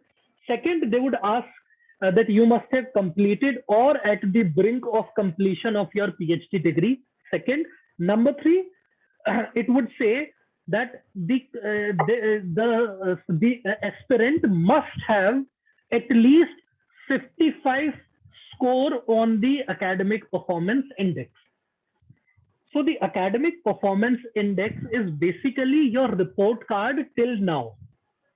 For example, I'm enrolled in PhD. So my academic performance index would be such, for example, I say I secured 80% in my bachelor's. So for 80% and above, there is a certain score. For example, you will get a score of 15 point. If you have completed your bachelor's with a merit of 80% or above. We'll take all the questions, I guess, at the end of the session. If you are comfortable, I guess Aditi or Anushri can answer this. Yeah, that'd be Okay. fine in the end. Yeah, you can finish Also, your presentation. Surely. And Anushri, I would also like to know that how long do we have for this session so that I manage the session accordingly? We have till 2:30. Like we have the next speaker up at 2:30. Okay, 2:30 is too near. Okay. So that is a lot of information can be taken there. I'll simply switch it up. Okay. So now let's come to the nation of JRF. NET is the minimum qualification for the assistant professorship. That is one. In the same exam, if you score a higher merit, for example, the cutoff for UGC NET exam is say 60%. Then there would also be a merit list for students who have secured above 65%. So how do we get merit? First, there is reservation. Let me simply talk about the measure. For example, the cutoffs are such that, for example, for JRF category, the cutoff would be 65% and above. Any student who has secured 65 in their UGC NET exam would be eligible for JRF. What is JRF? JRF is Junior Research Fellowship. So it does not make you eligible for anything. It is just a scholarship, a fellowship amount. That means the government will pay you if you enroll yourself in MPhil or PhD, a sum of 35 to 45,000 per month till the time you finish your MPhil or PhD. Now that is the fellowship. It does not qualify you. It does not make you eligible for anything. It is a scholarship amount. For that, it is compulsory for you to get enrolled in MPhil and PhD. Now, coming to NET, 65% and above is the criteria, say, for JRF. Then 60 to 65% would be the criteria for NET. Anybody who has secured 60% to 65% would qualify NET. What does just qualifying NET mean? It means that the student would not get any fellowship. But with NET, you are eligible for becoming assistant professor as well as other additional benefits. What are the other additional benefits? We'll see in a while. I'll request students to kindly take a screenshot of the PPT because we have a little lesser time with us for the PPT. Second is who and who conducts it is not necessary right now. But the whole exam is for 3 hours. And you can switch between paper 1 and paper 2 anytime. There is no negative marking. There is no break in between. It is a complete 3-hour examination, as well as it is a computer-based online test. That means the center would be assigned to you and you have to go at the center and give the exam on their computer. So it is a computer-based online test. So there are in UGC NET syllabus, there are 2 papers. Paper 1 is a general paper. So a lot of questions, a total of 50 questions. Yes, I mean, the question is very relevant asked by Anisha. Do you give both UGC NET and JRF exam? It is just one exam. One exam which provides you 2 benefits. See it that way. One exam of UGC NET JRF that provides you 2 benefits. First benefit is NET exam, which makes you eligible for assistant professor. Second benefit is JRF. If you have qualified JRF, that means you also have qualified NET. So if NET criteria is 65% and above, and UGC NET criteria is 60 to 65%, that means the person would have secured 60% because he's already at 65. So a person who has qualified JRF has also qualified NET. So two benefits, one NET, second JRF. NET means eligible for assistant professorship. JRF means that you get you are NET qualified, as well as you can apply for fellowship if you enroll in PhD and MPhil. That is the benefit. Paper 1 has 50 questions. Paper 2 has 100 questions. Paper 2 is the subject of your master's degree. For example, if you have a master's in psychology, so your paper 2 would be psychology. So paper 1 has 50 questions, paper 2 has 100 questions. There are no negative marking, and previous year questions for both the papers are majorly available openly. So you do not need to pay, but you need to search a lot on the net to get the papers. Next, this is the syllabus that you can see here. I guess it's not very important to discuss the full syllabus in this time frame, but you can take a screenshot. But the syllabus is available openly on the website. You can access it. Because we are not talking about the strategy, because it's not right to focus completely on the strategy. We can have other sessions for dwelling deep into how to prepare for the exam, how to crack the exam basically. So other benefits that you will find for NET JRF examination, let me talk about that. Stipend. So if you have qualified only NET, then you will get no associated stipend related benefit for NET exam. But for example, there are certain opportunities for research projects or for becoming a research assistant, research associate. For example, you will find a lot of vacancies by DRDO, by NCRT, by ICSSR, by NIPSED, and by a lot of other organizations that says that we have a certain research project and we need psychology students for it. So they provide additional stipend benefits if you have qualified NET or GATE exam. So for example, there are three students. One has qualified, one has not qualified any exam, neither UGC NET, neither GATE, neither JRF. Another is a student who has qualified only UGC NET. Another student has qualified JRF or GATE exam. Then there would be a difference in the stipend that they would be getting. So if a student with no NET JRF GATE is selected, he might get 12,000 per month for a project fellowship. If a student has qualified NET or GATE exam, he might get 16,000 over 12,000. And if he has JRF, then he might get 25,000. So that is one of the other benefits for NET as well as for JRF. Also, there is this interesting thing about UGC NET exam and the GATE exam as well, is that it makes you eligible to apply for jobs at PSUs. That is the public sector undertaking. PSUs are basically companies that are owned by government. Anjali, we can talk about GATE sometime, later, because we have a crunch of time here. So a lot of GATE benefits are similar to NET benefits. So NET exam, if you qualify your NET exam, then that makes you eligible to apply for some of the positions at public sector undertakings. Public sector undertakings are organizations that are owned by government.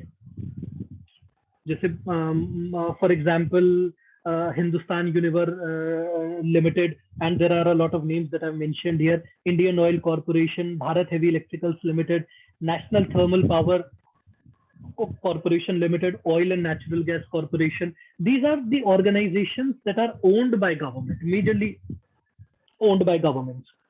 So there are certain positions that would be open. You can find them on the net. There will be vacancy and there will be a certain cutoff that students who have qualified NET exam can directly appear for the interview for this job. So that is another benefit. Scope and opportunity after NET JRF, the major opportunity is that you are eligible for becoming an assistant professor with NET. And if you have JRF, then you are eligible for assistant professorship as well as eligible for fellowship if you apply in MPhil and PhD. I'm going a little fast because, we have a... So another thing is that another benefit of JRF, very important benefit for NET and JRF, other than being eligible for NET and for fellowship is that with NET and JRF, in majority of institutes pan India, you can directly sit for interviews for MPhil and for PhD.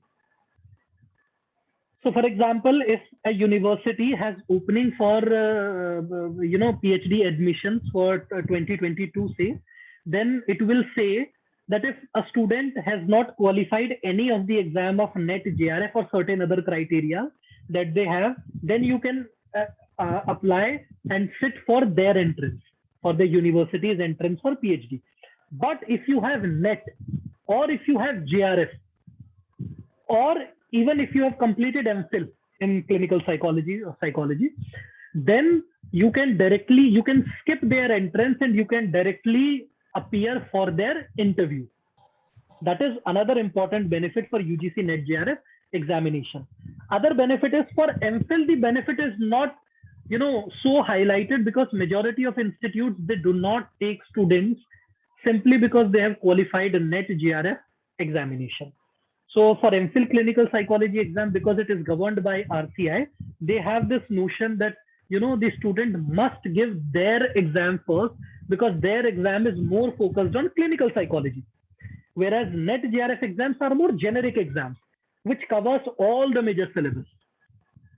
So therefore, namely a few institute might invite you directly for interview if you have JRF, but not in case of NET. May I add in that case? Other than that, you're also eligible for many research projects by UGC, NCERT, DRDO, ICSSR, and other organizations. So do we have some more time, Aditi and Anushri? How much more do you think? Okay. We can open for questions. And, Yes. Sorry? Maybe you could address some of the questions in the chat box. Okay. So let me sum this up in another 3 to 4 minutes. Another thing is set exam. It is one of the key differences, and you might get confused.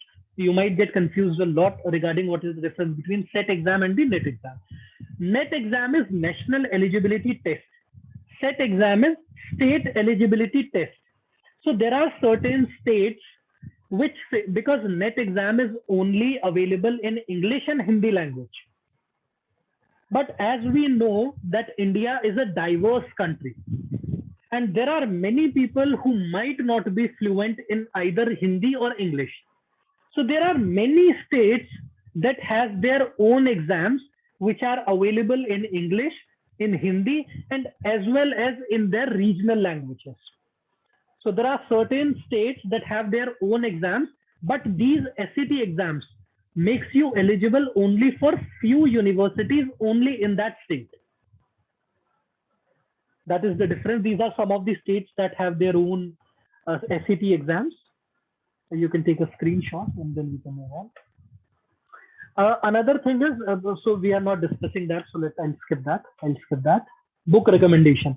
So if you are preparing for NET JRF examination and if you need a book recommendation, then we recommend only one book. And because while I was preparing for my NET exam and many of my friends were preparing for the exams, so we realized that there is no single good book available for UGC NET JRF examination.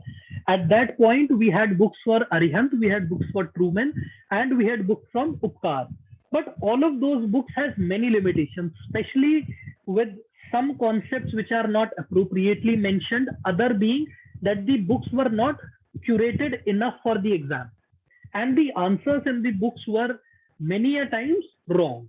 These were the major challenges that we faced, and because of that, many of the people who qualified their UGC NET exam, we got together and we compiled this book for UGC NET JRF aspirant.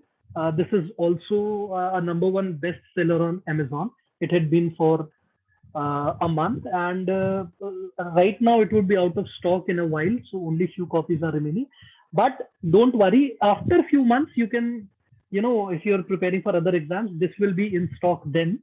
So this is one book which covers your full syllabus. It is available on Amazon by the name of UGC NET JRF psychology book, and so this is the book that I will recommend for paper 2 psychology. Now coming to paper 1 psychology. Now in most of my videos, if you have seen, I simply say that paper 1 does not require a book. As much it requires you to connect with educators who have updated knowledge in the field.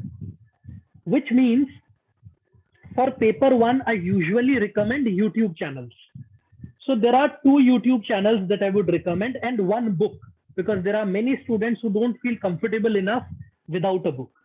So 2 of those channels is, number 1 is the Exam Race channel, which provides the most curated paper 1 information. All the content is covered, and their questions and the series that they do online on YouTube, they are really amazing, and you will find some of those questions coming in your exam. You will also find many of the questions in your exam from this UGC NET JRF psychology book.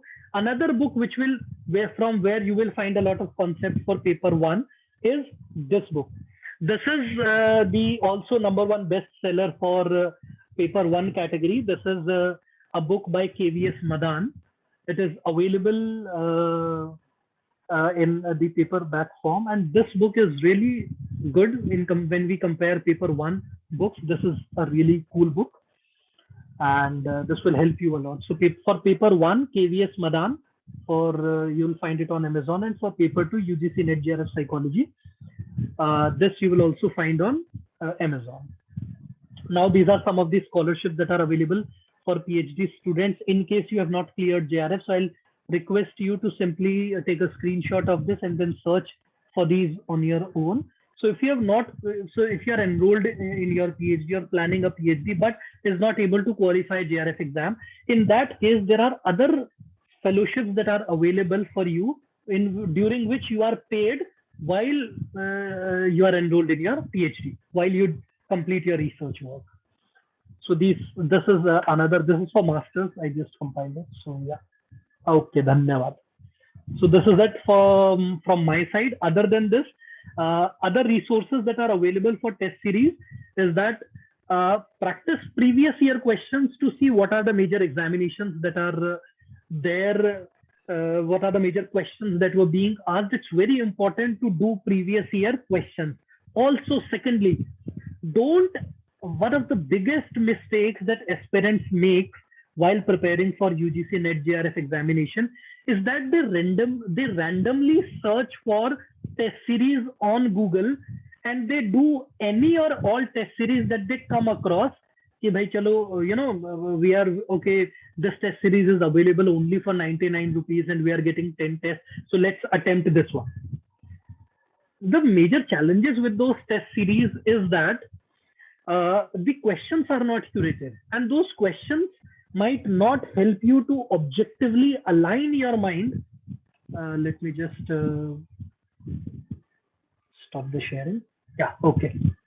So it's very important for all of you to understand that, don't randomly attempt test series. First, know the organization's background in psychology and then attempt the test series, because we take test series lightly, but test series helps you to shape your mind around concepts. So when you have attempted a question on, say, learning, then whenever you would be reading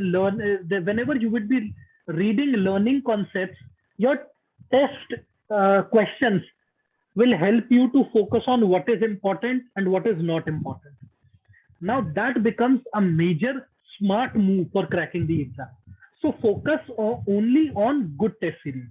So that is it from my side, and we can take any questions that are available. And I also like to add in the last is that this is the shortest session I had, and believe me, I covered most of the information here. Our team meetings, they go for 3-4 hours, and I would like to pat on my back because I was able to sum up all of these things in such a short time. It was really a very informative, short, brief, crispy kind of information, where we got everything about UGC NET JRF. Thank you so much, sir, for this literally small and a very informative session. Yeah. Aditi? So Thank you so some much. questions, maybe. Yeah. Is PhD degree required from India only, or is a PhD from abroad also accepted? Is one of the questions. Sorry, could you repeat again? Is the PhD degree from abroad is required from India only, or is a PhD from abroad also accepted? So a PhD degree is a PhD degree everywhere. Yeah. The major challenge that students face is in their MPhil degree for applying for a license in India. But for PhD, a PhD degree is considered in India and the abroad degree as well. The question is reversed. Can PhD degree in India be, used in a good manner with a good perception in abroad? So in India, it is eligible. If some universities has a problem with that, for example, you apply somewhere and some university says, we cannot take you in because you have not done your PhD from India. In that case, you can ask them, how can I be eligible? Because if there is a problem, if there is a challenge, there is also a solution in the system. It's just that that solution is not apparent enough because many people have not faced that issue. But I have seen a lot of students doing PhD from abroad and coming back to India. So I guess that won't be a challenge. It's just that you need to qualify the NET exam along with it. Sir, they've also asked if there's any limit to the number of attempts we can take. Okay, yes. So UGC NET exam has the, you're eligible to attempt the exam till your lifetime, NET exam. It has no limit, only the NET exam. The JRF exam has the age limit. The age limit is at 30-32 for different categories. Till that age, you can attempt as many times as you want for your JRF. What I would recommend to students when it comes to how many times you should attempt it, I find that attempting the exam 3 times is good enough. You should target, you should prepare hard to crack the exam within 3 attempts. What I have realized is that majority of students post 3 attempts, they become entangled in a vicious cycle where they are where the challenges to crack the exams increases with every attempt. So therefore try to clear your exam within 3 attempts. Okay, sir. I think that's all. We've covered most of it. Thank you so much for your time, sir. We know you have a busy schedule, so thank you so much for taking out your time and effort, and also for immediately agreeing. Token of appreciation for you. Yes. Thank you so much, everyone. Thank you. Thank you so much for joining us. Can we have the next MC? Yeah. Thank you, sir. Hold on. What? Where's the next MC? Nishri, you're on mute. One second, ma'am. Yes, I'm there. Yeah. Go ahead. Go ahead. Yeah. Okay, sure. So say hello to Odelia Nikita Rebello, who has a master's degree in forensic psychology and is one of the best speakers to talk about the intriguing field of forensics. She has immense knowledge of the education opportunities overseas and is more than equipped to throw some light on the same. First of all, thank you so much for joining us at such short notice. Like, she was the last speaker to come on board, so I was really worried if she would, but I'm so glad that she said yes, because it's a topic that so many people would wish to know. So yeah, you can start. Thank you so much, Aditi and Panjana, for introducing me and for having me here. Also, congratulations to the team for organizing such a wonderful event so that people have the opportunity to know how best they can apply for any of the fields in psychology that they're interested in being in. So I'll just share my screen. It's not a huge PowerPoint. Most of it will be, we'll just try to stick to, we'll try to have a longer question answer session.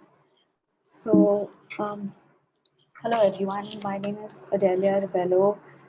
I did my MSc in Forensic and Investigative Psychology from the University of Liverpool.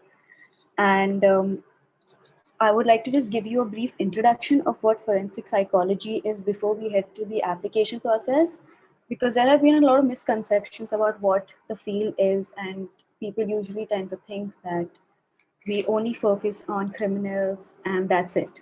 But forensic has a wide array of things to focus on. We focus on basically victims, witnesses, the legal justice system, the law enforcement personnel, and the criminals. So basically, it's the application of any of these clinical specialities to the legal arena.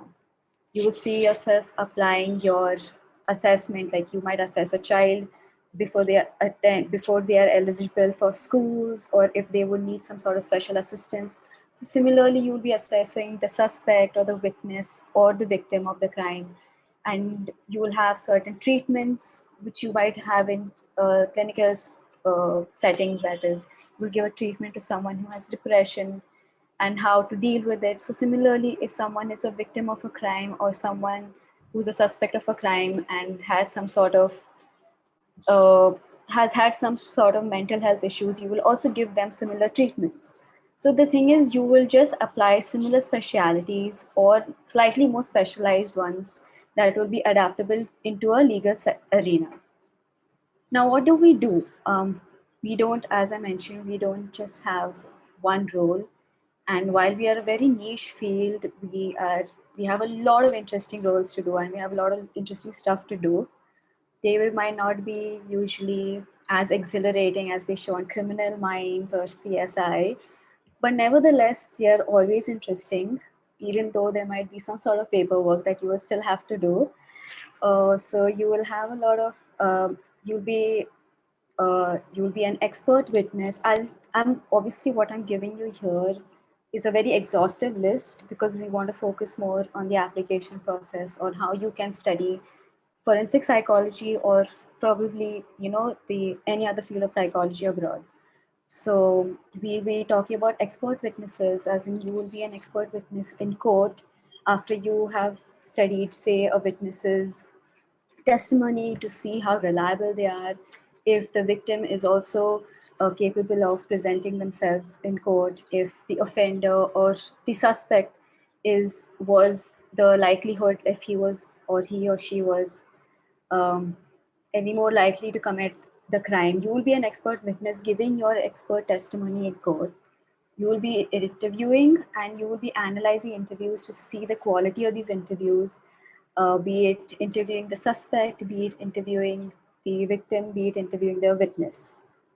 You will also be interested that when we are consulting or when we are working with law enforcement, we might be doing something known as profiling, which encompasses offender profiling, which a lot of you who have been interested in forensic psychology must have come across. You will, if there's a crime and there is a series of crimes, you will try to do a certain evaluation to come up with characteristics of the kind of person who has committed the crime. We also have something known as geographical profiling. That is, we will try to analyze where the offender is next likely to commit this crime based on past crimes. And we also have something new, which is supposed to be a victim profiling, which is also going to be the kind of victims the offender is trying to target. That's one thing. And also the kind of people who are more likely to be victims of crime. These are extremely general, and obviously, as you go further in depth, you will learn a lot more, and you will see that these are very exhaustive definitions of the concepts that I'm telling you here. Again, as a forensic psychologist, you'll also be working with treatment and providing psychological assistance and help to prisoners and offenders. So they have come up with a very radical concept over the couple of years called restorative justice systems, where prisoners or offenders have now been moved from extremely harsh prison environments into more rehabilitative environments. There are times there are people will make offenders meet families or victims of crime. Obviously, there is a lot of debate on how good it is, but we'll not get into that. But it is just to have them, help them completely rehabilitate, and so that they can be more, when they come out in society, they are more likely to be responsible citizens of society. So, sorry, am I in the next slide? I think there's been some sort of, okay, yeah.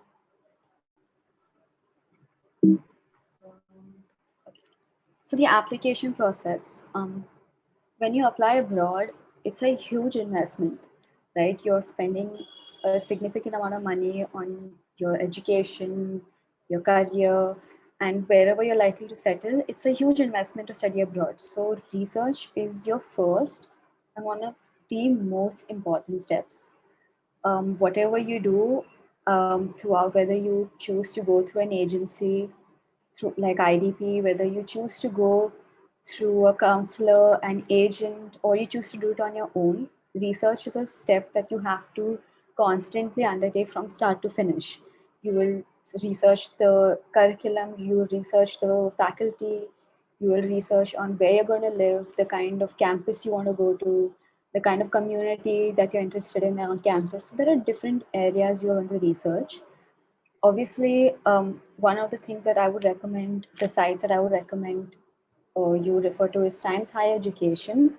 You have other reliable sites like US World University Rankings and Webometrics, but I use Times Higher Education based on what my mentors told me and what my family members who already went abroad told me, because they found it very reliable. They went through university rankings based on the subject as well. You can find the rankings of the universities. So even if you type in not just forensic psychology, a psychology ranking of of the university that you like is more than likely to give you a list of universities that you might be interested in. Along with that, when you do your research, you want to make sure that you're researching on the kind of location you want to go to. Obviously, when you choose a location, you should meet your long-term goals. Do you want to settle down there? Do you want to work there and settle there and work there for the rest of your life? Do you want to just work there for a while, gain some experience and come back? Or do you want to study there and immediately come back? There will be certain things you will have to choose, and based on that, you do your research. You will also choose a location or a country based on the duration of the course. Like the UK has a 1-year master's program. Then you'll make a decision of choosing UK or choosing US based on the 2-year master's program or 1 year. And if you plan on coming back, is it eligible in India? So you have a lot of things to decide when you choose a location as well. If there are any questions as well, I'll try to answer them after I'm done. Or is that better? Or are the questions all? We'll have them towards the end. You can first finish it. Also, when I say you have to focus on research, and the reason I am emphasizing on that a lot more than the rest is because no one knows what you want more than you. You will have an idea of the field, you will have the idea of the kind of curriculum you're looking for. As it is, you're studying psychology in your undergrad, so you know the field better than an agent, you will know the field better than your parents, right? So when you're going through the pages of the curriculum of each university, you will study the structure. Does the structure meet your requirement? Does it appeal to you? The way they are delivering the content, like if it's a research-based program, if it's a taught program. When I say taught, it's simply that how we have a classroom setting and the professors will deliver and teach you this content through activities, through slides, or whatever. It's like being in a classroom setting, while research is a secondary component, or your dissertation component, or your assignment component, right? A research-based program would be something where most, like a major component is where you will get your education through research and through field work. So it's something that you pick and choose based on what you want. Academics, the structure, you will also see if there is anything very specific in your field. Like forensic psychology is already niche, but you might be more inclined towards intelligence gathering, or you might be more inclined towards studying offenders or working with prisoners or working with victims of, say, human trafficking or domestic violence. So you're going to go through the curriculum of the university, and then you're going to see if they have anything specific to what you want. Feel free to also go through profiles of the faculty, and to check their contribution in the field as well. Can go on Google Scholar, type in their name, and check their credentials, see what all they have researched and what all they have done. Because even if the curriculum might not offer you exactly what you want, they can be a really good point of contact for you anyway. And if you are not clear, if there's something that is not clear to you, you can immediately email the faculty member that they usually have a contact right next to the curriculum. You can always contact them and ask them if something is offered or not, and they'll be more than happy to respond to you. Because I want you to remember that uh, foreign universities are very happy to have international students. So they will always respond to you and clear your doubts so that you apply to their university. So don't be hesitant or don't feel shy. Don't think that it's a silly question. They have the entire curriculum listed. It's something that you want to know because you're going to choose a university for your higher education. So you might as well ask this question and feel free to contact them. Then obviously the next thing when you do your research is you want to check the career options. Is this university preparing you for the workforce? Are they giving you the skills that you require to go into the workforce? Is this forensic degree going to prepare me to work with victims of domestic violence, or whichever field I'm going to choose? Am I going to be equipped to do that? So you have to choose and pick and choose based on career options as well. And you can study that by also looking at their placement, the amount of placements they've had over the course of years. Obviously, barring any sort of pandemic issues, those will be a good indicator of the if the course is preparing you to join the workforce. And obviously, cost and rankings are very, very important. You will be choosing, most universities in each country have a similar price range for international students, but anywhere you feel like you would like to save money, and you will you will prioritize one thing over another. You will choose academics over the course. You might choose rankings over campus community or location. So those are things that you will make a decision only if you research. And I definitely would focus on research so that you choose something that meets your requirement. The next is preparation. Again, now whether the university has an entrance exam or one interview or a round of interviews, you need to be extremely prepared with your concepts in psychology. You might not know a lot about forensic psychology since you're an undergrad student, and we are not usually taught a lot of it in our curriculum. But your psychology concepts, your basics need to be absolutely clear, especially your statistical concepts. A lot of you might already be dreading that, but that's something you need to be able to handle that, because the university wants to know if you can take this jump, if you can handle the jump from undergrad statistics as an Indian student or as an international student to the statistics that they will teach in their respective country or at their respective university. Be honest about what you know during the interview. If you feel like there are things you don't know, I would certainly recommend do not try to tell the interviewer that you have learned more than you already know, because they will ask you questions, they will test your knowledge, and if you don't know the answers to it, you will be rejected. So be honest if you know less, but make sure that what you know, you're very clear about what you know. Correlation, t-test, etc., etc. At undergrad, whatever we are taught, these are absolutely clear to you. because number one, obviously it matters in your selection process, but also you shouldn't be struggling at your master's level when you go abroad. You shouldn't be struggling trying to just study stats. There are so many things that you're excited to learn other than stats, right? So might as well enjoy the entire experience. Now, the preparation is important, but I have noticed that people are also very scared to apply abroad because it's a very expensive affair for us. But there are a lot of scholarships for international students. I've listed the ones that are usually people apply for.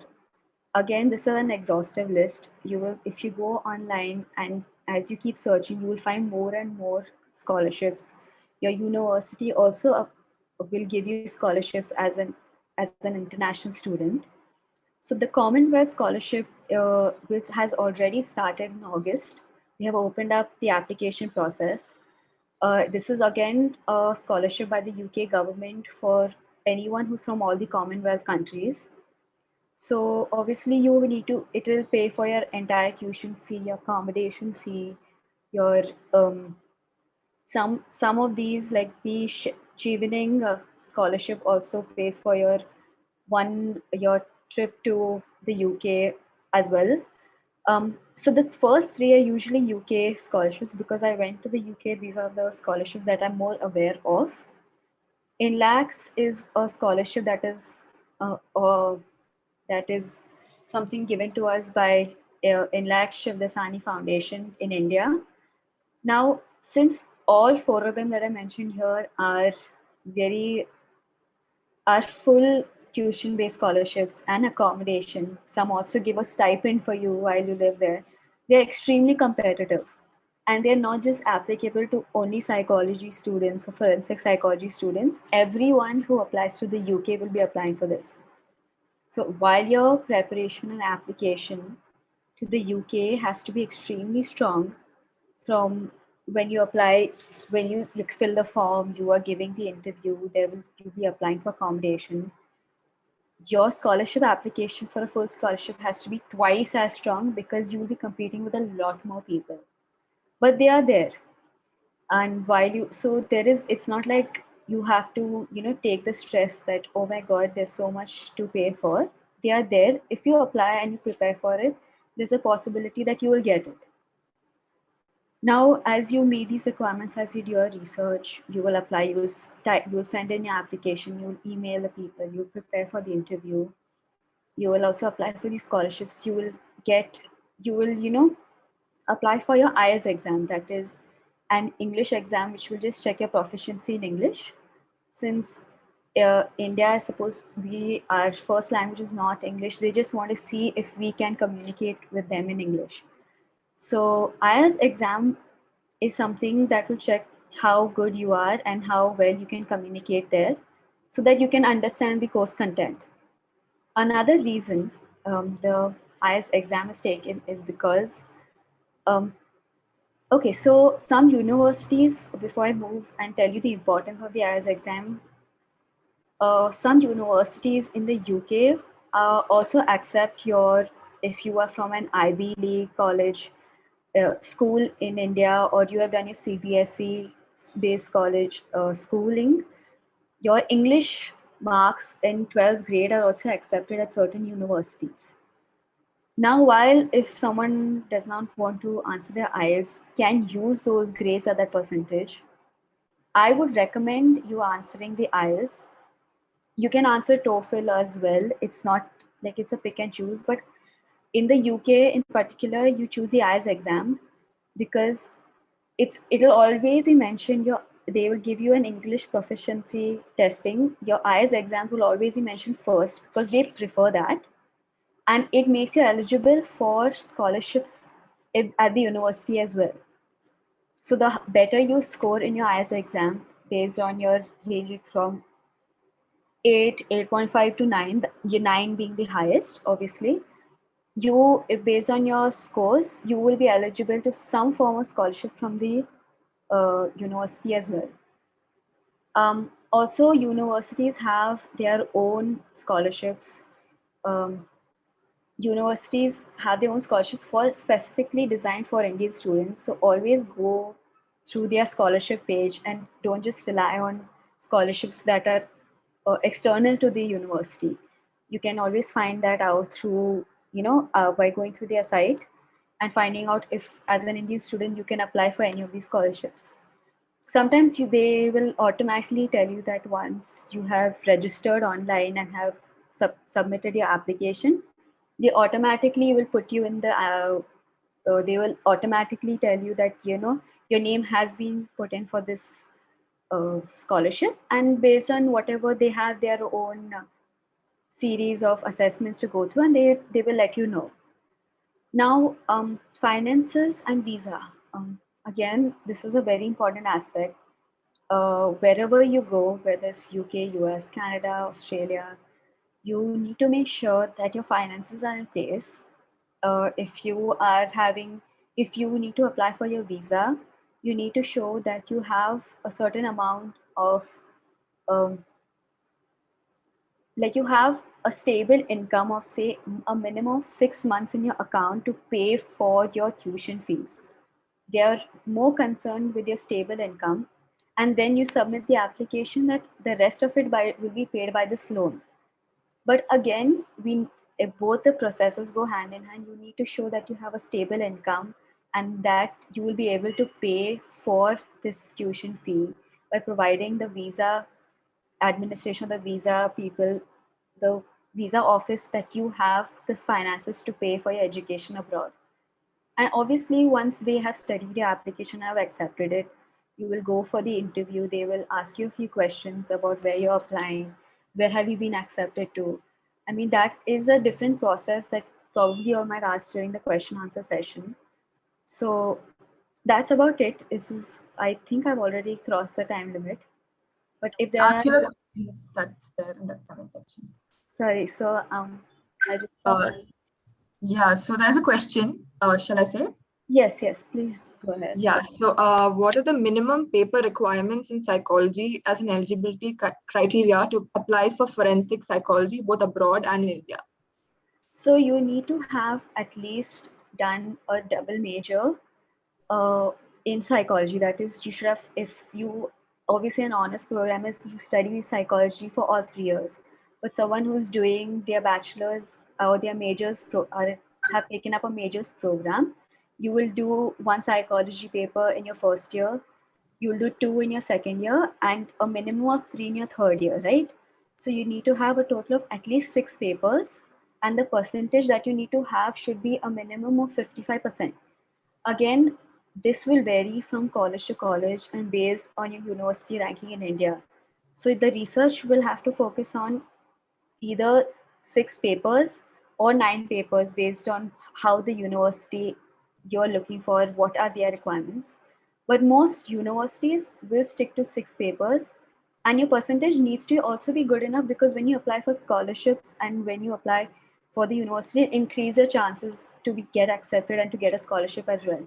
So try to stick to having your percentage be between 60 to 60% and higher. But there are universities that also accept a percentage of 55%. We can maybe take one more question, or yeah. They've asked for the scopes of jobs for forensic psychology in India or abroad. So see, the role for forensic psychology is very vast. It's something that you can work at NGOs, you can work with law enforcement. A lot of people go into academic research, you can work with the prison.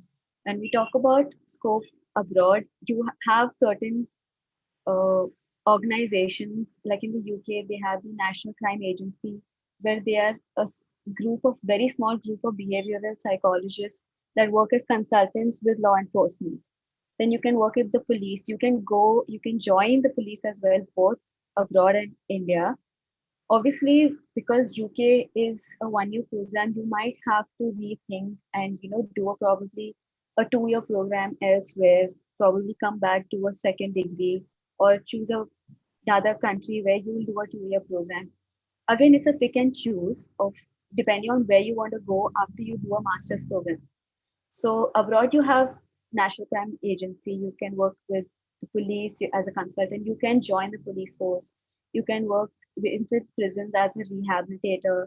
People also work with um, uh, victims of drug abuse, or survivors of drug abuse, and help rehabilitate them into society, will work and be their case workers. So similarly, you have similar roles. Only thing is, people get too stuck with the title of forensic psychologist, and they only tend to look for a job in that field by typing forensic psychology. So you look for roles that you might be interested. You might be interested in working as a program officer or as a counselor with an NGO. Look for NGOs that work with victims, or look for NGOs that are working rehabilitation of survivors of drug abuse. So you will be their case workers. You will be handling their case. You will be helping them, reintegrate into society. You will be talking about them, how they can reintegrate with their family. There'll be certain cases you will be taking up. So it's like a, you need to, like, even in India, people will look. I have noticed, when I was applying, I myself started looking for forensic psychologists. But when you look for government roles, you will see that there is an officer for lie detection. Now that definitely suits the kind of degree we have done, but you need to know the kind of keywords you need to put in, and the roles are available. It's just that you need to have a clear picture in your head of the kind of role you want, and you know like a trial and error, you will look for it. You will contact people, you talk, you look for government, you go through government websites, you will see the kind of roles they have. You will go through the NGOs, you go through different agencies. A lot of people I have seen who have done, there was someone who came as a speaker and did their forensic degree, then did their MBA, and now works in the fraud department or the security department of a banking firm, which makes sense because they are going to be able to better analyze and pick the cues of which email or which caller is a fraud caller, right? So you will be also helping out those victims. There is scope. It's just that you need to look for the right roles, or you need to have an open mind about the kind of roles you want. Also, when you go in, I just completely forgot to mention that when you go in and you're applying, even though you'll have a certain mindset that I want to take up this role in the future, be open that once you learn more in the field, you are more likely to change. Your field of interest will change, even in forensic psychology. I went in with intelligence, like I wanted to join the research and analysis wing of India. But then I strongly had, like, I moved to victim rehabilitation because that's when I realized that that was what I was interested in. And don't worry if your university does not have a strong program in what you have to offer. It probably does. It might be a smaller component, but what you will do is you will have the resources any which ways, right? You will have an understanding of what you want to do. So you will always gain something when you go into the program. So I think we can wrap up. Like, there are a few more questions, but we have the next speaker waiting. So yeah, sure. Thank you so much for joining us. Thank you. And Aparna, can you just show that there's a small token of appreciation for joining us today. Thank you so much. Yeah. Thank you so much. Thank you so much for joining us. Thank you so much. Yeah. Okay. The next MC can take the floor. Good afternoon, guys. Next, we have MindGap's leaders. MindGap is an association established by Farheen and Umul. It was established with a determination to overcome any issues among psychology and every circle of life. Their vision is to make psychology attainable for all by working in different sectors. Both Farheen and Umul are elemental pieces of this association. Their first undertaking is showing effectively in the education area, to which they give assistance to various understudies all over India to help them crack psychology entrance examinations through test series, online courses, live meetings, tutorings, community building, and so on. I call upon Farheen and Umul to take up the stage.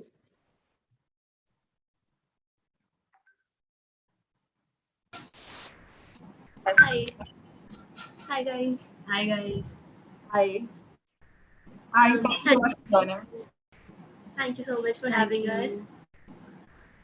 Okay, so we'll just begin with introducing ourselves a bit, and then we'll start with our talk.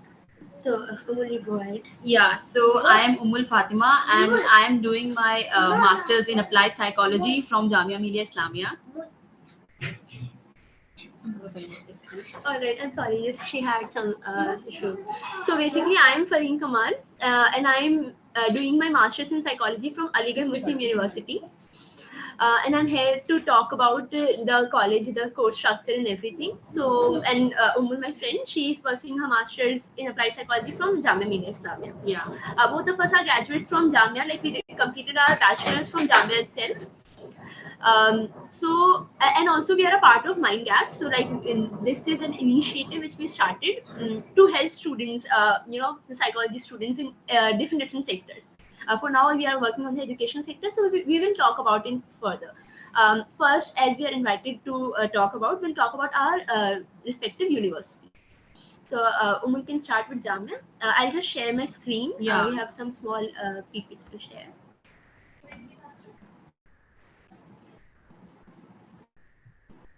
Go ahead. Yeah. Um, I'm doing my, as I already told you, I did my bachelor's from Jamia Millia Islamia and I'm now currently doing my master's in applied psychology from Jamia. So there's this, she's made this PPT and as you can see, Jamia has a lot to offer, but in the field of psychology, there's, bachelor's in psychology, there's master's, there's also PhD and advanced diploma in counseling psychology. Along with that, there was also early childhood, a diploma in early childhood, but I'm not sure whether it's there or not anymore. So there's a lot that Jamia has to offer, and let's move further. Yeah. So there are 4 semesters in my paper. So like MA Applied Psychology has 4 semesters, Bachelor's has 6 semesters. The number of seats we have is 42. Although they write it 42, but in my class there are like 50 students. So you can think that there'll be other seats also, like there'll be around 50 seats for people in masters in applied psychology. Then the application fee, when I was in my like when last year it was 650, this year I think it's 700, so it has changed a little bit. The course fee is 9,700 rupees. I think gave a little less, so yeah, it has changed. Also it has changed a little bit, I guess. The eligibility, like most of the other colleges, is that either you have bachelor's in psychology or you have bachelor's in any other subject, BSc, BCom, BBA. All of these subjects will be allowed. And so this year the application has already closed. We already had the paper, that the entrance examination has like been over. So next it will be like open for the next year. So this year we don't have any applications open. So the syllabus, as it is given, it's always the same. This is there in their site, like it's exactly the same. Last year also it was same. This year also it was same. So we have general psychology, social psychology, health and physiological, abnormal, organizational, and research. The thing is, sometimes they do tend to differ from this. Like the paper will be a little different from what they give as a syllabus. But somebody who's like preparing only for Jamia, I would suggest that if you start preparing, first focus whatever is given in the syllabus. That should be like पूरा पक्का हो जाना चाहिए. That should be your main goal, and then you move on to the other topics also. For example, while you're doing say abnormal psychology, you could also study other disorders that are not mentioned in our syllabus. Or for example, like in organizational psychology, once you're done with motivation, job satisfaction, stress, leadership, you could maybe focus on say recruitment and selection and training and all of that, because they also do come to they do also come in like DU. So that would be also beneficial if you're trying for DU. So in the 4 semesters that we have, there are certain papers, like 4 to 5 papers we have that we have to like give. So I just gave my paper for semester second. I had my practical like day before yesterday, I think. And so I'm done with my second semester. I'm in my third semester. And these are the paper, as you can see on the screen itself. In the last semester, that is the 4th semester, you'll be given an option wherein like you can choose basically what specialization you want to do in. So you could choose from health, OB, organizational behavior, or you can choose from clinical psychology. So these are the three options that they give, and based on that you'll have two papers and a special practical on that paper. Also you have to do a research project, that is dissertation on that, and also you have another paper in this semester. So all the 3 semesters are normal for everyone. There's no it's not like there are sections made for somebody who wants to do health or somebody who wants to do clinical. The only difference is when we come to the fourth semester, we'll have these classes that will be different. So for example, if your friend takes health, you'll be taking other classes in them. So the infrastructure, there's no complaint there. I mean, we have library, we have everything is just great. There's common rooms, and for somebody like me and Fareen, like we need time, like we need to go to the library, we need books, because you can't really get all the books, you can't print all the books. So it's very difficult right now, because we were doing we were studying from our homes, and it was on online education. So it was very difficult because we could not really access any books that we used to, and we had this habit of getting like 4 or 5 books before the examination. So it was very difficult in that sense. But if we have offline like classes, it will be amazing, because Jamia has a lot to offer. There's a lot for everyone, I think, and there's canteen and common room and sports. I've never been to sports complex, so I can't say that. But there's hostel facility, there's computer lab, and also the library is there. Like it's open till 2 a.m.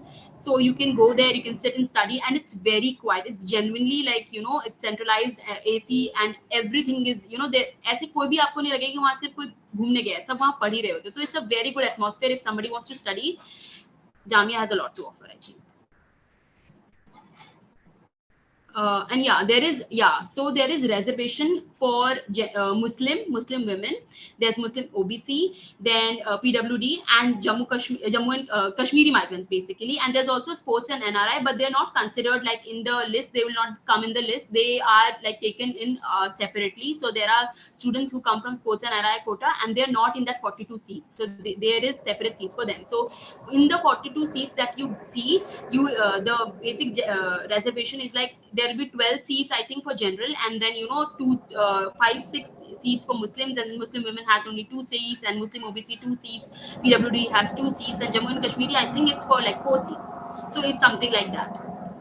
Okay, great. So would you like to talk about the faculty a little bit more, like how's the faculty and everything in Jamia? Yeah, so I think we already did a talk, and I have mentioned a lot of time. I really love my faculty. I think that there's a lot that our teachers offer. Like there are certain teachers like there's Navid sir, and there's Ghazi sir. They have a lot to offer apart from academics. So if somebody is say interested in research, Ghazi sir and Sushma ma'am, they have a lot to offer. They'll genuinely be very forthcoming. But if you go to them, they'll be very approachable. You can go and talk about any research opportunity that you want to maybe go forward with. And then there's Navid sir. Navid sir has like so much knowledge that he can impart. So when we were studying abnormal psychology, he used to tell us so many things, so many new information that I have never read in any book. So there's the teachers there are like really genuinely, they're knowledgeable, and they're really helpful. So during this pandemic time, I felt that a lot of people had a lot of complaints with their colleges, but I think I did not have any complaint per se, because I think our teachers were very understanding. We were, even if we said that we can't give it in this week, our assignments in this week or something like that, they were very understanding. We took like during this in the May, when there was a lot of cases of corona, we asked our teachers for like a week or 2 off, and they were very they did not say no. They were like, yeah, it's completely fine, you should take as much time as you need. And so with all of these, I think they're very very understanding. And मुझे लगता है कि पढ़ाई से ज्यादा इन सब चीजों में भी थोड़ा यूनिवर्सिटी को होना चाहिए, जो जामिया में है. मतलब they are very understanding in that sense. Entrance exam, like the level of difficulty and everything. So the thing is, we had a little different experience. Ours was a very difficult examination. So our paper was like something that it completely went like, I was like, what paper? It was a very difficult paper. I don't have words for it actually. And even today I feel like कुछ answers मुझे अभी भी समझ नहीं आते. But the year before us and the year after us, it was very easy. So you can expect that the difficulty level for Jamia paper is moderate. If like luck doesn't is okay, मतलब आपके साथ luck है ही नहीं तो फिर तो आपका थोड़ा सा मुश्किल आ जाएगा, वरना जामिया का paper is a little easier than DU. I feel in that sense, if you see all the papers like of past years, you'll feel that it's a little easy than DU and other paper, but you also have to prepare. But you can't really rely on that, because we did rely on it, and then we were all shocked when we saw the paper. So it's very important that you're prepared with everything, and you prepare to your level best, and then we'll see whatever the paper comes. And your experience in Jamia, like how do you like the place? Yeah, so I just said I love my college. I'm really sad that I'm not able to go there, and like offline, the colleges are not open offline, and they don't even let you in like normally also. So that's very difficult, and I feel that if somebody gets in, they should really experience Jamia like in an offline way, not like in an online way. And a lot of my classmates, they're like, they really want to come back or ek baar experience karna chahte hain sab kuch, but colleges are not opening, so we can't do that. Great. So like maybe we can take few questions if we have about Jamia, and then I'll move ahead with the Aligarh Muslim University. Like if we have some questions about Jamia. Go ahead with Aligarh Muslim University. The questions will come in towards the end. You can talk about Aligarh, and then we'll come. All right. Then I'll just move ahead with Aligarh. I'll talk about Aligarh Muslim University. So I did my bachelor's from Jamia itself, so I'm familiar with that place as well. And now I got admitted in Aligarh Muslim University this year only. Like sorry, the last year. This is my second semester. I'm in the second semester. So I'll just share my screen just like we did, and I'll go ahead with. Okay, so basically Aligarh Muslim University is a central university accredited A grade. The Department of Psychology is under Faculty of Social Science. It offers 3 courses, that is BA Honours, MA in Psychology and PhD in Psychology. Earlier it also used to offer MPhil in Psychology, but because it has an affiliated hospital, but for now it has been discontinued. I'm not sure why, but there are some rumors per se that it might begin again. But for now we have 3 courses. I am enrolled in MA in Psychology, so I'll talk about it. The name is, as I just talked about, like MA Psychology. It offers 2 specialization: clinical psychology and organizational behavior. Number of seats in the program is 40, although it goes somewhat, +5, -5, something like that. The basic requirement is BA or BSc with at least 55% marks. So there is no requirement of a psychology degree per se. It's not important that you have a degree in psychology to get eligible for MA Psychology. So even if you have done your bachelor's from English Honours or from mathematics or even from philosophy, you can apply, and you can prepare well for the entrance, and you might also get in. I have few classmates who are from different backgrounds but are doing quite well. So the duration is 4 semester. The course code, this is basically used when you're applying for the entrance. The fee is around 10,000. It is slightly different for male and female candidates. I paid 10,300 because I needed a hostel facility. The age limit is not more than 27 years. So like if you have crossed 27 years, then you are not eligible to get into this program. There's a departmental test. So basically so Aligarh has a little different pattern than other universities. Like I have given exams for different universities as well. Aligarh, what's different in Aligarh's paper is basically there are 10 short answer type questions. So you have to actually write the answers in the paper, which is a slight, I think, uncomfortable for a lot of people, because this usually we prepare for objective types of paper. But in Aligarh, you have like 70 marks objective questions and 30 marks for short answers, where you have to literally write 30 to 40 words for each question. So that is quite gets quite hectic for people, but overall the paper level is moderate. It's not very difficult, it's not very easy.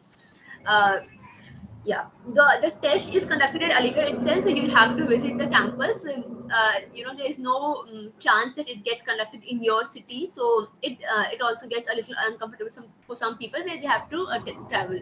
The application fee is 550, but the application is closed for this session. The entrance is scheduled in October. They are not accepting applications anymore. But if you have an idea, if you want to apply for next year, you can definitely. Moving ahead, the entrance syllabus is quite detailed on their website. So of course I'll not go through all the details. I'll just read out the few topics which are important and very common in all the all the universities entrances. There is general psychology, there is psychophysics, and there is biological psychology, sensation, perception, attention, motivation, emotion. Some topics from social psychology itself, some topics from abnormal psychology. Then there is learning, memory, some tests, the statistics and research part, personality. These are all. You'll find this syllabus on the website itself. It mentions all the topics quite clearly. So if you cover each topic, there is very short you'll get the admission in the college. Moving ahead, what's really important is the course structure, because once we get in, you get in and then you have to survive 2 years. So you should be aware that what are they going to teach you, because it's MA psychology, it's not MA applied psychology. Some colleges do offer MA applied psychology, some offer MA psychology. It's basically there is no such difference because the paper taught are almost the same. Like my friend Umun just talked about, she is also taught almost the same papers. Like some slight changes in the names. Like we have cognitive psychology, then we have statistics and social and psychopathology.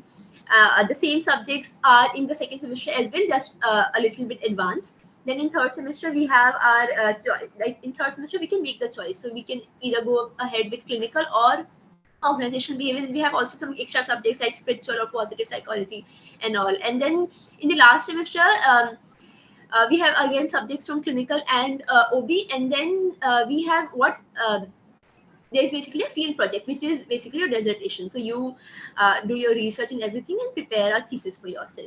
And then there's also a compulsory internship, which you have to get an internship experience at some place, and then you have to prepare a project for it.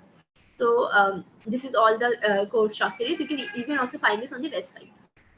The library infrastructure is basically same as Jamia. Basically, Jamia and Aligarh are often called twins because a lot of a lot of things are similar in both the universities. So there is central department library, there is computer lab, many canteens, common rooms, sports complex, hostel facility, everything. Aligarh is a total residential university. Like when people actually talk about Aligarh, it's equivalent to AMU, and then people talk about AMU is equivalent to Aligarh. So like it's the entire city is the university itself. It's the vibe that's there. Also, I have not gotten a chance to visit the campus, and because I got admitted in the last session, so I did not really get a chance to visit the campus and experience the vibe of the place. But as far as I know from people who have been in my contact. And then there is reservation policy, so there is no Muslim quota or Muslim women or something. There is basic reservation which is for everyone in every different university, which is basically SC, ST, OBC. Then we have some important quota for people who are the children of the university employee or children of the alumni itself. So this gets an edge over other because no other college offers, as far as I know, no other college offers the quota for alumni children and all. Then there is physically challenged, and then NCC candidate. You will get to know about all these reservation policies in their guide to application, guide to admission, which is on their website. Apart from that, the faculty is nice. Most of them are alumni of the university itself. Like most of them did their BA, MA, and PhD from the university itself. Some most of the teachers, like senior teachers, are PhD. Hold a degree of PhD, and some also hold a degree of MPhil. Then the guest faculty is also nice. There is also a psychological society which basically organizes all the psychology related events. So you can also join that. It's a good one. Apart from that, I guess that's all. That's all I have to share about our university. So maybe now we can have some questions, and then we There was move one ahead. question about the interviews, like in the process when you're admission process. Is there any interviews that they take in the colleges? No, not for neither for Jamia or Aligarh. They don't have any interview. You just have to give your entrance examination, pass the paper, get selected. One more question, ma'am. Does Jamia have any placements for MA psychology students? Yeah, actually, we have a placement cell, and people do get offered jobs just after masters, because I know some of my seniors who are working in some organizations. So yeah, there is placement, but I highly doubt that somebody is like who's just done like masters in psychology and who wants to pursue further psychology further would want placement just after masters. Most people, they want to do either counseling, some sort of diploma in counseling, or maybe diploma in clinical psychology, or say MPhil in clinical psychology. So that is there. But if you want placement, Jamia does have a like placement cell, and they do offer jobs. Ma'am, one more doubt. Is Jamia is a women's college or? No. It's for both. Yeah. Okay. Yeah. Could you tell a bit about organizational behavior in the specialization sector? All right. So basically, both Jamia and AMU offer specialization in OB. It focuses on the psychological part of the organization, like the stress level in the employees, the motivational factors, the job satisfaction. So all these subjects, and human resource management. So all these subjects are covered in that. And we would like to tell that usually placement cells से जो placements होती हैं, that is mostly in the organizational sector itself. So like if you have done your specialization in OB, then you are more likely to get a job through the placement cell, because then you do not need an MPhil or any such degree to practice as a clinical psychology, because you chose OB. So it's easier to get a job right after masters if you went for organizational behavior as your specialization paper. It is somewhat similar to BBA, or the papers short in BBA, or in commerce background, people from commerce background, with a little bit of the psychology. Does Jamia and Aligarh have any diplomas or PG diplomas or any of those?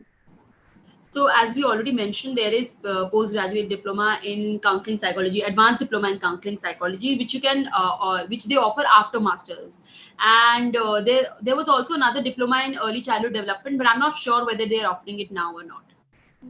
In Aligarh, there is no any such diploma as far as I know. There are only 3 courses being offered, that is BA, MA, and PhD.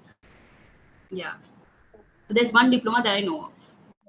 Well, you can talk about your organization Mind Gaps and about the master's test series which will help Yeah. you. So basically, after we completed our bachelor's and we applied for masters, and the pandemic also happened.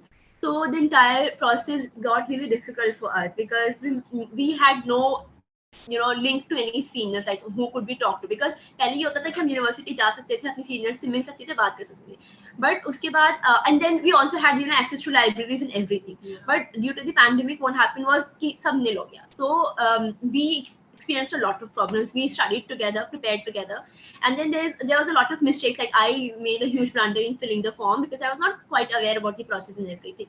So from there, we actually got to a certain kind of thought entered our mind कि हम कुछ कर सकते हैं इसमें.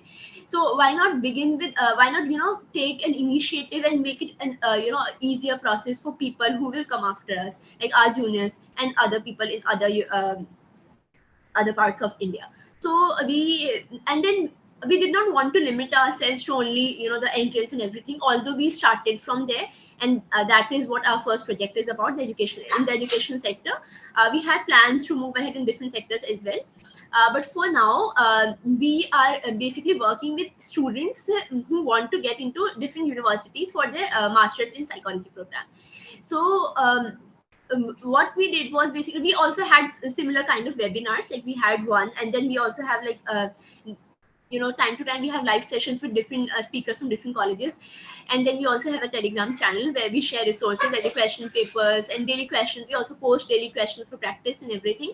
We have I'll just share the link with you. I'll just yeah, you can share the link with us, and maybe you can put on the Okay, I'll share the link with Aditi, and then she'll share it with you, that you can join us on Instagram and Telegram, where you will be able to get help from us, like whatever help we can provide. The project which we are working is basically test series. Umar will talk a little about like why did we begin with the test series, and then we'll talk about more about So when we were preparing, I felt that there was a lot of lack of where we could practice. Like you could study everything, but if you do not practice it enough, you would still lack one important factor, which is you're not sort of like memorizing the thing. You're not really realizing where am I making a mistake in everything. So that was a central issue. Now the problem was that there are no separate test series in anywhere in India. Like if you want to go for a test series, you have to take the entire like course materials. You either have to enroll in the coaching or something like that, or you have to take up the study material, and then you can sort of like enroll in the test series. So our aim was to provide something that is sort of affordable for the students, but also that would be helpful. So that's why we started this test series, because I know that there are a lot of people, especially me. I feel that I cannot take in 2 classes. I am doing my bachelor's, I'm also taking classes from some coaching center for my examination. So that becomes a lot for me. So I felt that if we provide this test series, that would itself be like you're self studying and you're testing yourself. That is it. That's the entire aim of it. And when you self study, when you're your only competition, you tend to do a lot. So that was the main aim of it. And so we began with the test series, sort of like to understand that what other help can we provide. And so when we started the test series, after a while we also started getting requests for like if we could have classes, or if we could provide them with material. So we felt that yeah, I mean, this test series is helping, but we also have future plans of even providing sort of like some crash courses, some classes, so that along with the test series you can also learn. But even in the future, we'll make sure that the test series is not something that is it's not attached to a some sort of a crash course. So it's not that it's a compulsion that you take the crash course and then you'll get the test series. So it's basically a kind of a service that we felt that if we could have it, we would have done much better in our papers. And to be honest, I mean, the kind of response that we got back from everyone, and people were like really like they were really happy with the questions that we were giving. And it was really like a lot of people, they did actually text me that I mean, we didn't find these questions anywhere. So I felt really happy that these questions are genuinely helping people. So I feel that as a test series, it's just 199. I mean, that's 200 rupees. I think I have spent way more, me and Fareem, in eating in our colleges. So I think you can spend that much and you can really learn something. And there's other things also that we're planning on. So if you connect with us, you could maybe in our future plans, you could be with us, and then we could work together in the future. I'll just Inshallah. share one small PPT about our test series, which will get help you get an idea about what is basically offers. So for now, like, we already had 2 successful batches. We are done, like the second one is running. We are about to finish it, and we completed one in August before Jamia's entrance. But then we also got a request from other people as well कि उनको भी चाहिए कि test series कुछ हम लोग मतलब दोबारा कुछ third वाला part भी start करें. So but but we thought कि because time का थोड़ा concern है, थोड़ी सी time की कमी है, so we thought of beginning with our entrance test marathon. So for now, we are offering MA Psychology entrance test marathon, which is supposed to start from mid-September. So like we have 10 days to register. You can register by 13th September. You can join us on our Instagram, or text us, or even email us. You can note down our email address or our Instagram handle, or even call on this number. Yeah. You guys can take screenshot right now if you are looking at this, and then you can reach us to us. We'll explain you more about the test series. Yeah. For now, I'll just give you a brief. So so basically the first which we kind of it's our flex that it is created by rank holder. So both me and Umul appeared for different entrances last year. Umul is an exceptional student. Like, she is totally into academics. She was in the topper of her class classes also, and then she cleared the following papers. Like, she also cleared DU MA Applied Psychology. Her rank was 12. DU MA Psychology, her rank was 5, and Jamia, she was among top 10, and BH2, she was like all India rank 2nd. So, and then she chose Jamia because of her personal reasons. And I also got into AMU, like I was from top 10, and I also got rank 8 in Savitribai Pune University. But then due to some other reservation issues, I could not get in. So so basically, that this is incredible test series, because this is prepared totally by Umul. She has worked a lot, and it's not like कि बस कहीं से questions उठाए कहीं से भी किसी भी random test booklet से. She actually went through the syllabus. She read the chapters. She picked the questions from in between, and then she made the questions. And it's like बहुत अच्छे level के questions है. So if you score well in this test series, we can make मतलब of course we cannot guarantee, but we can give you a hope that you will get in some college or the other. And we have like a number of entrances lined up for like we have DU's entrance in by end of September. Then we also have AMU's in October. We have Ambedkar University's entrance pending. We have Banaras Hindu University entrance pending. So like you have a lot of options right now, so you can enroll in this and practice. So like this is the second feature of our test series. Basically we use advanced learning techniques. So it's not like randomly हमने questions डाल दिए. Basically हम लोगों ने serial position effect का use किया because we are psychology students and we believe कि applied sense में भी हमें यूज करना चाहिए. बस हमें पढ़ के कोई चीज उसको अप्लाई नहीं करें तो फिर फायदा नहीं है उसको पढ़ने का. So what we are basically doing is using the serial position effect. Kind of आपका रिवीजन भी हो जाएगा अभी. Serial position effect is basically कि the privacy and decency thing, the questions at the start and the last are easily remembered. So we have made sure that all the important questions are in the start or in the last. So it can help you remember them and keep it in your mind for longer use. And then we are also covering the entire syllabus. Like we went through different university syllabus, not only Jamias or AMUs. We went through DU syllabus and then Ambedkar's and then BHU and other universities as well. And then we made sure that we are covering the most common topics which are in different universities curriculum.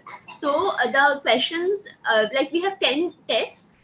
We are covering the test method is for 10 days. So it's basically you will be getting daily links to solve the questions.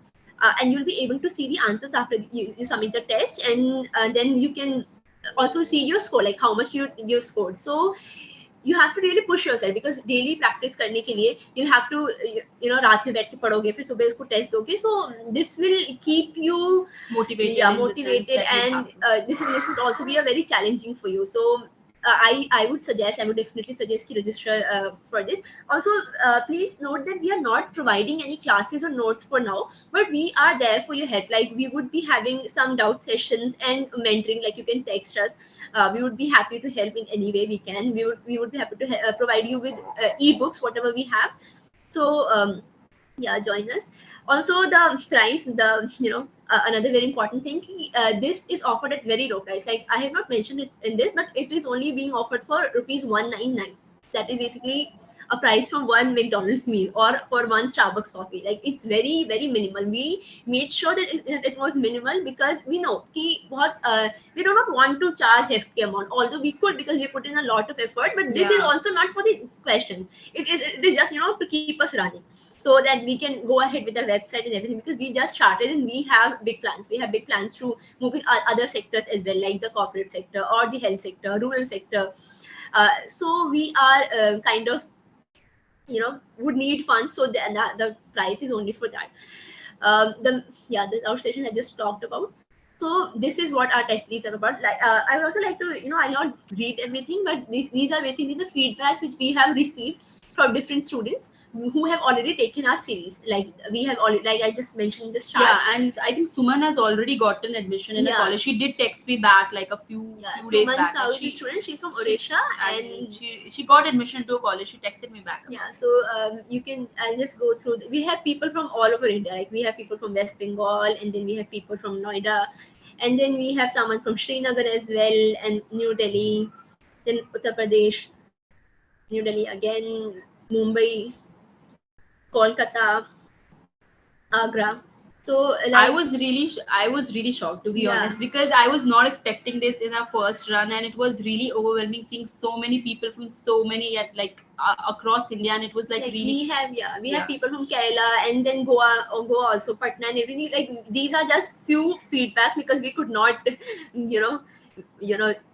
share all the feedbacks. It was very overwhelming for us. It is a very big motivation factor. So this is basically you can trust us. This is basically to build trust. You can trust. There are people who are connected with us and they are planning to be connected, keep Yeah, and even if like you are not interested in a test series, if that's something like you could really connect with us, we have future, like we're thinking of future, there are many other options, opportunities that there will be there for you, so you could connect with us, and if there's something for you also there, we can work together. So that's why you should follow our Instagram handle and connect with us on Telegram, so that we could be connected. We're also trying to build a community on Telegram. So it's basically Telegram, and पे ऐसा होता है ना कि it's not even us talking, it's you all interacting with it, and we believe because you are right now going through that phase, so वो बहुत एक अच्छा discussion हो जाता है. There are people sending questions constantly. Yeah, there are like 200 messages every day on that group, and people are asking questions, and you guys, or it's not like spam ka message, 200 messages word questioning each other, like this, what is the answer to this? Yeah, this is the answer. Oh, thank you so much. And then explaining everything you guys are talking, and also talking about the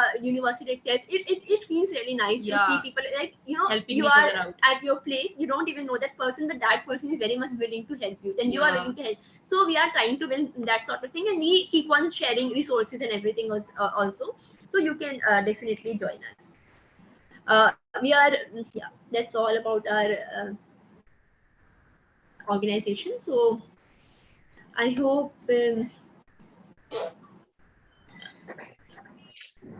you, Romana. Thanks, both of you. That was That's a really great initiative, because that's what the entire program was. We are so struggling, especially people in the last year are so struggling to get into a university.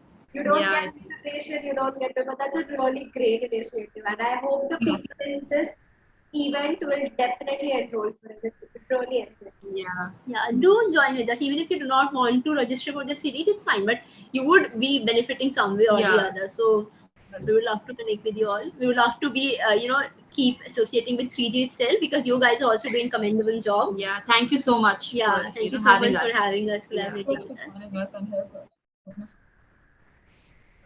Thank you. Thank you so much. Thank you. Thank you for your time. You're welcome. Finally.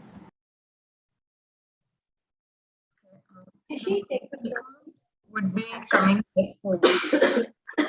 A very good evening, everyone. I now take this opportunity to introduce our next speaker for this wonderful test series, Nishita Gokulpati. Nishita Gokulpati is right now seeking Masters in Applied Psychology at this BALM Chennai. She completed her bachelor's by excelling in psychology, sociology, and economics from Christ University, Bangalore. Alongside her scholastics, she is likewise a trainee counselor at Tami Care, a free mental health initiative. It's indeed an honor to have you here on board with us, ma'am. I request you to take over the session from here.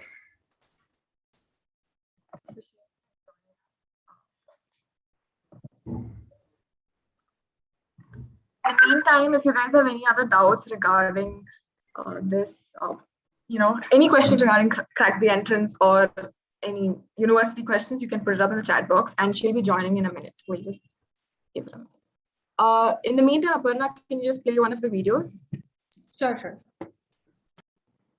You can play our event video.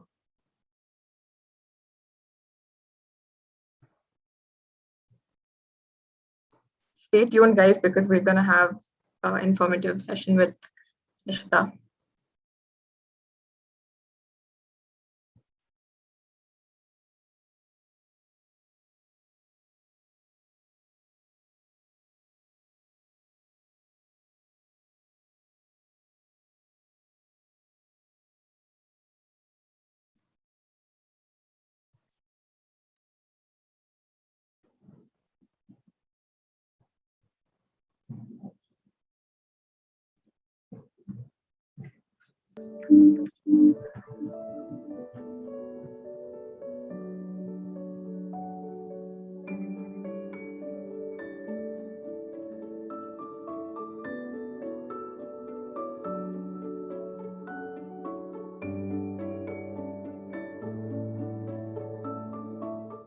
Radhika Bapat, a self-employed and splendid clinical psychologist.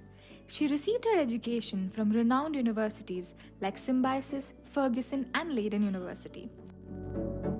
Mimansa Singh Tanwar, the leader and founder of Fortis National Mental Health Program. Her keen interest in adolescent psychology and research has assisted and helped in curing multiple individuals. Dr. Vijayalya Srinivas is an esteemed psychology professor at Christ University.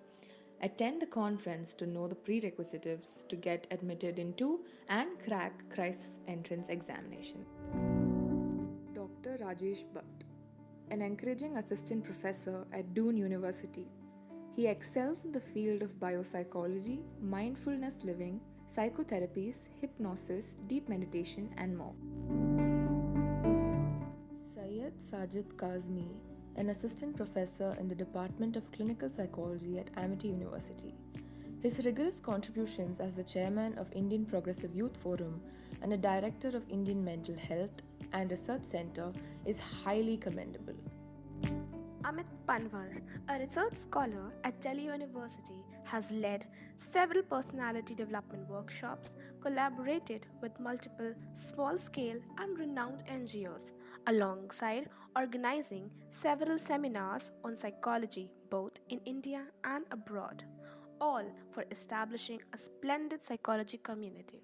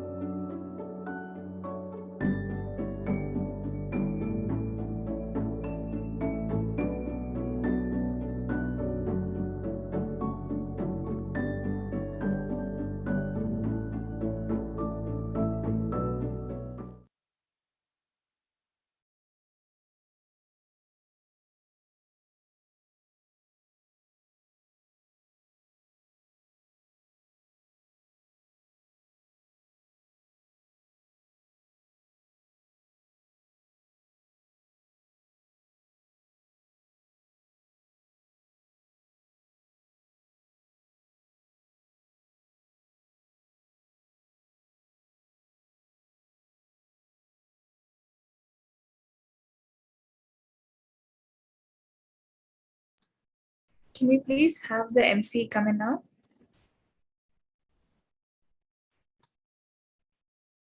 Nishi, if you're there. Yeah. Yes, I'm here.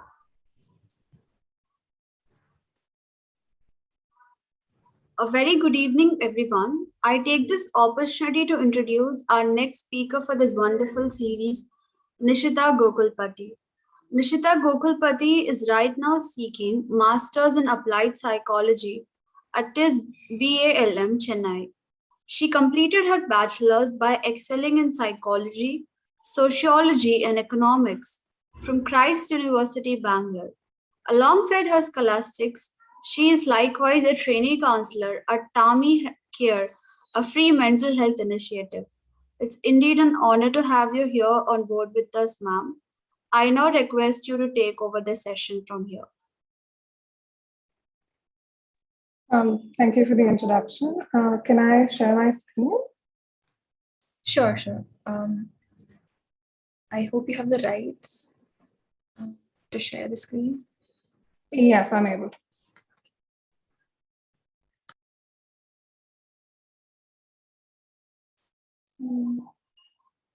Just let me know if you're able to see the screen. Yes.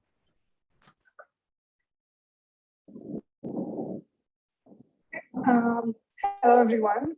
As was introduced, I'm Nishita. I am currently pursuing my second year in applied psychology from Tata Institute of Social Sciences.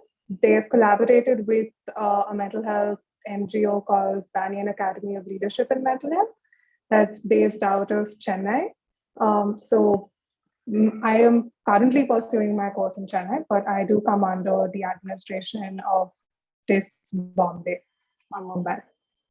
So the entrance exam is very straightforward, at least the admission process is very straightforward for this. They have a TISNET, which is round 1 of the process. Then round 2 has 2 subparts, which is the pre-interview test and the personal interview. And so for TISNET, you have to get a base score or a cutoff score, which is usually around 70% for applied psychology. And further, based on your pre-interview test scores and your personal interview test scores, you'll be able to crack through and join the Mumbai campus. Currently, Chennai campus is not taking in admissions. However, we're hopeful that they will open up soon. In the light of the event that Chennai campus is not taking admissions, Mumbai campus has about 50 to 60 seats, out of which about 40% is for reservation categories of OBC, SC, ST, EWS, and other categories, including armed forces. So if you are eligible for any of those, do apply from those categories. Otherwise, general category is there. The cutoff scores for TISNET vary per category as well. So you'll have to be mindful of that as well. So the infamous TISNET across Tata Institute of Social Sciences, there's no difference in the first round of qualification. However, if you're doing a management course, there are other entrance exams that you will have to write. So the test is of 100 questions for about 100 minutes, and it has 3 parts to it. The first one is your general knowledge. Then you have mathematical skills, English proficiency. A lot of people tend to often get scared of the mathematical part, but it's usually your 10th grade level maths, and it's not that difficult to crack it. It's relatively easy. And English is pretty direct, as you've been able to manage with the different subtests. So you've got 40 questions, 30 questions, and 30 questions in each. So the thing with general knowledge is you need to score a minimum of, let's say, 14, 16, approximately, for you to crack through the TISNET. So there's 2 criteria for TISNET. One is that you get the cutoff above about 70%. And the other criteria is that you've gotten the base cutoff for general knowledge. So suppose if the base cutoff for the year 2022 was 14 and you got a 13, you wouldn't qualify even if you've gotten above 70% in your overall TISNET. However, if you got a 75% in your TISNET and let's say 16 in general knowledge, you would qualify for the next round of the entrance exam admission procedure. So under general knowledge, there are these various subtopics.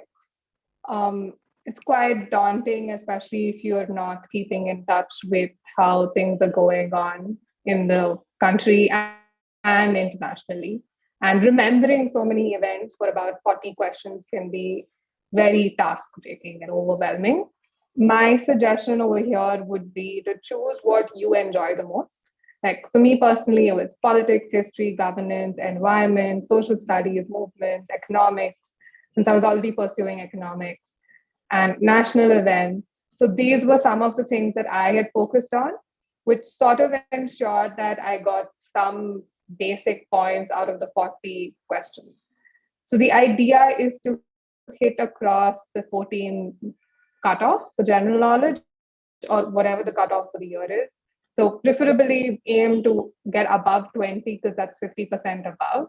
So you can choose, let's say, about 7 of these, give your full focus on that and make sure you sort of get those questions absolutely right. And that should hopefully get you across the cutoff mark.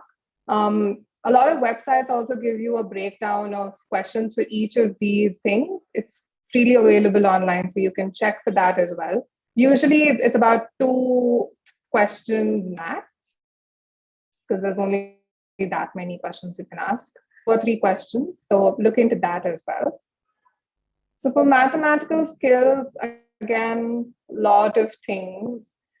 Same logic, please play to your strengths with maths, because given that it's 1 minute per question throughout the exam, it can become a little tiring and also increase your anxiety during the exam to sort of crack through different types of mathematical problems. If, let's say, you are not good at figuring out the puzzles, then please don't get into that. If you're better off at doing averages, profit and loss, bar graphs, tables, pie chart, make sure you're perfectly 100% sure of the way you do this and how fast you do it. The idea for maths is not to sit and do the problem over there. Instead, is to find the answer, considering it's a multiple choice question. All of the things for TestNet is multiple choice question. You get about 3 to 4 multiple choices. So please use the rule of elimination when you are doing this, because it really helps and makes things faster. So please choose which one you're most proficient at. For me, probability was never my strong suit, so I barely pay attention in that. Instead, I focus on everything else that I could crack and try to get through with the rest of maths accordingly. English proficiency is pretty much very easy because it's very basic English, very common sense based, because it's looking at purpose, it's looking at flaws and discrepancies, idioms, error spotting, sentence correction, word substitution, meanings of words. And most of these words are common knowledge words, things that you may use often. So again, use elimination. When you're practicing it, I would say practice using any of the SATs, which is a Scholastic Aptitude Test, or GRE books, because their English is quite profound. And the techniques, the tips, and the, what do you call it? The sample question papers are pretty good, that's what. And they sort of help you get through all of it pretty well. So I would suggest that for the English proficiency. All right, so the next, so once you've sort of gotten through these three, cracked your 70 above percent and your general knowledge, would be your pre-interview test and your personal interview. Now, with your pre-interview test, it's completely based on psychology concepts, right from what is intelligence to how would you respond to a situation using psychological concepts, say COVID today, or what are the important aspects to consider considering COVID bereavement, things like that. Very basic, simple questions. I believe the online assessment is a little different, so please do look into that. There might be a lot more MCQ-based questions than essay-based questions. If given the chance things get better and you do an offline entrance exam, then it would mostly be definitions and 1 or 2 essays. That's how it used to be, at least. Very simple to crack. Use your basic psychology textbooks. I will be sharing resources as well. Just go through them from front page to back page. That's what my mentor told me, and it was pretty sound advice, because there's a lot of information that sort of can slip through your fingers if you're just trying to do it with online courses alone. So please use a textbook for this. It would give you a comprehensive idea. Now, your personal interview is not just psychology based, it's a very personality and social based interview as well. You will be answering questions such as, what are the social problems or psychological problems in your city? What do you see as the future of psychology in India? Or how you may crack certain test questions. It could also look into, if you've done research, how did your research go? What challenges did you face? Were you able to envisage that the research is going to make certain impact in society and how that is going to happen? Do you have any research ideas for your masters already? Then your internships, if you've done any, what challenges you faced and how did they go? It's mostly a personality interview and how well you crack under pressure, because the interviewers, especially the Mumbai campus interviewers, are very tough on you. They tend to really put you under the pressure and sort of take your stress test at that point in time. So it's very important to sort of just be calm during the interview process, and hopefully you'll be able to answer the questions they throw at you. They're very direct. You will be asked theory questions as well. Not a lot of application-based questions, but very social orientation questions as such. So these were the resources that I used to crack the entrance. One was Careerana, where I got all of my information for history, and they had books and booklets on various topics of history, very easy to use because they were all in bullet points and very concise. That was really helpful. They also have videos for English and mathematics that really helped sort of refresh a lot of concepts. So that one was what I used. There are other websites like this available. So please choose your options because they're all free, paid websites. One Stop Psychology is something that I recently came across that I'm using for my MPhil preparations. And they're pretty good content, very concise again, and well oriented towards entrance exams. You can check their content out as well. As I mentioned, for your pre-interview test, I would say go for textbooks. Barron and Mishra, Morgan and King are my go-to basic psychology textbooks. There are others available, of course. So if you've already been using one, please go ahead and go through it. As long as all of the chapters and all of the fields of psychology are covered, you're sorted. GRE material, you can use GRE material for psychology as well as the English content. As I mentioned, the English content, GRE material is very profound. They're very good at test taking and taking down, giving you questions that are very relevant to the passages and things. Psychology, their MCQs are really good. So if you look at GRE or AP, which is advanced practice, I think, AP psychology MCQs, they're pretty good for practice and they would really help you gain extra knowledge as well and help you sort of remember concepts.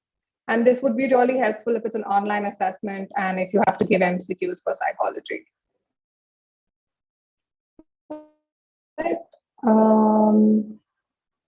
That is from my side, and I think I can take questions now.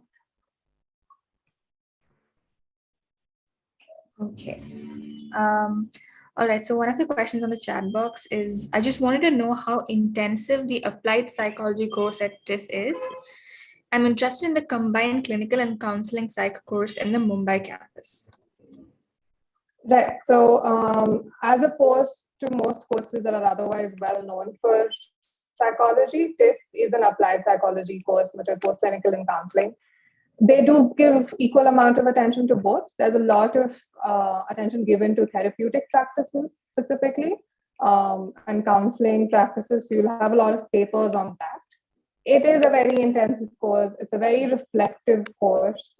You will be doing a lot of reflection, personal reflection, and the course would make you ready to sort of become accustomed to how you would go through a therapeutic process and how you would develop a therapeutic relationship and how you can be a better psychologist or helper for the client in itself. And that's really helpful because as psychologists and as trainees, it's very important for us to be aware of ourselves, and the course definitely enables that. And a unique thing about our course is that we do work, concurrent field work or block field work as is preferable. And that would basically be you applying whatever theoretical knowledge you have into the field. And this would be client interactions that you would have to do. It's not just taking case histories, but it's also at some point in time towards the end of your second year, start doing basic brief intervention counseling. That's always recommended. And that's something that I've really benefited from a lot. But yes, it's a very intensive course. There are a lot of journals to write, a lot of assignments to do. So yes. Okay, so they asked, in an interview, what sort of a candidate are they looking for? Honestly, I have no idea Mumbai campus because I didn't crack that. But I think they're looking for people who can crack, who don't crack under pressure, basically.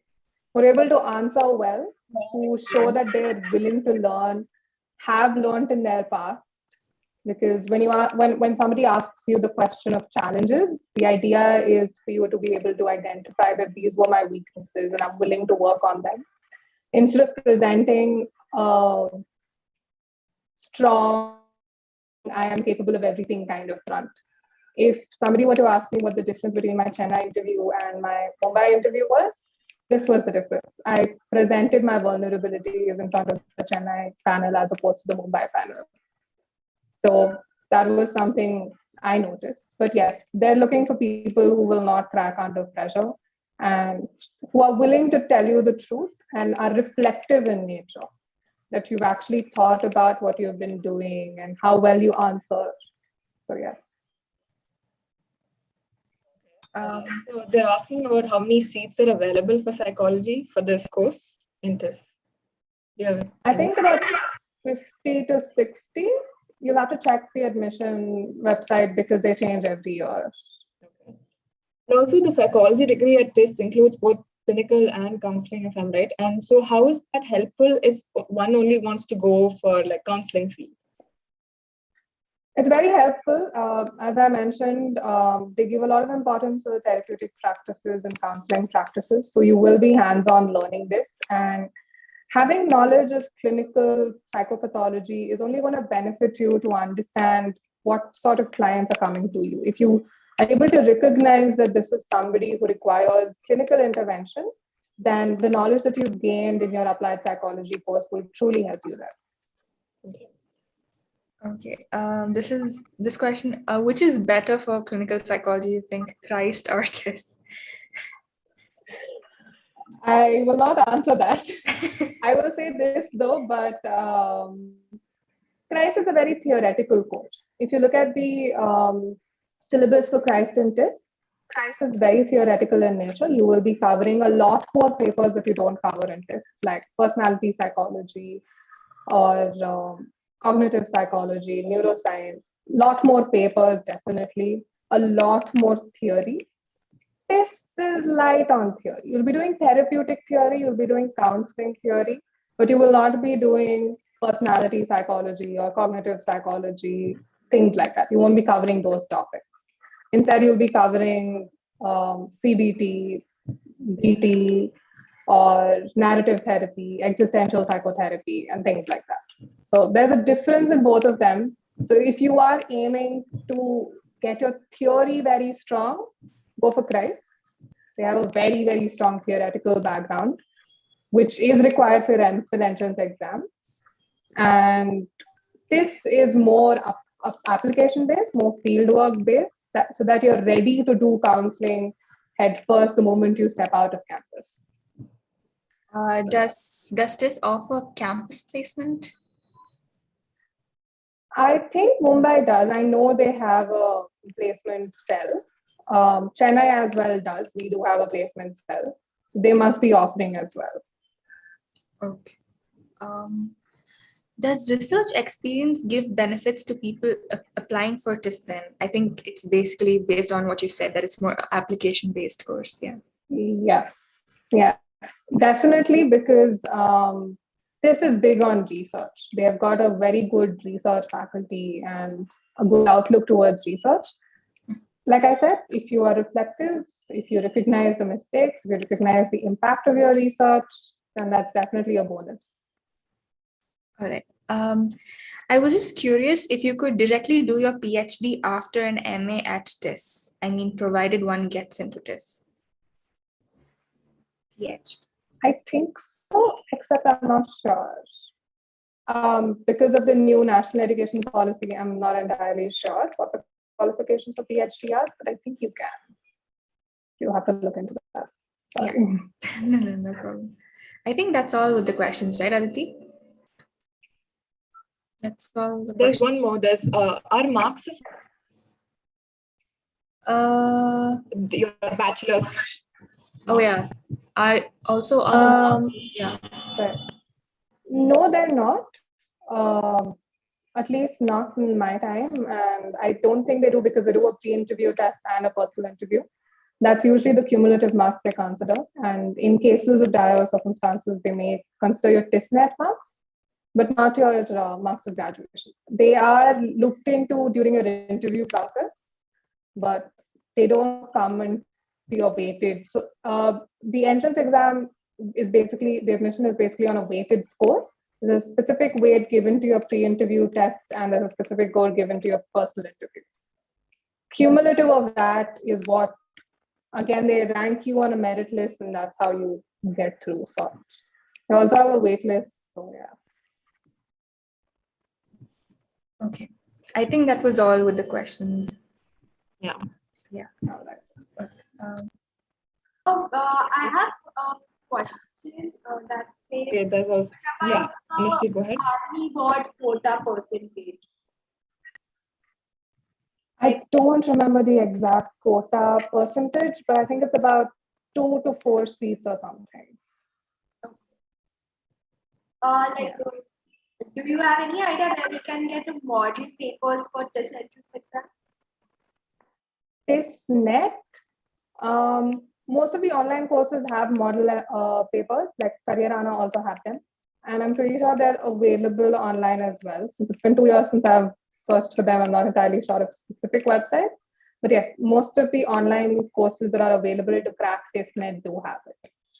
And I think Unacademy has also something on TestNet now to prepare. So maybe they also have some information.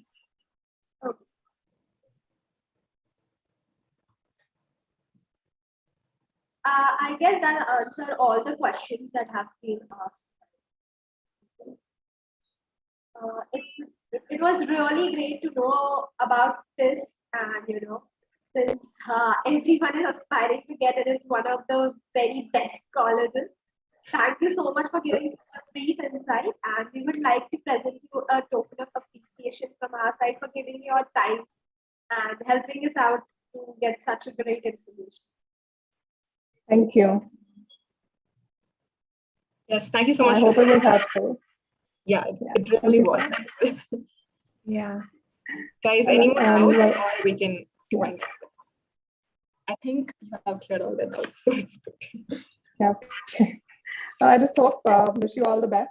I will not see you guys as my juniors, but I just hope you guys are able to crack through whichever entrance exam you hope to. Thank you so much. Thank you for joining us.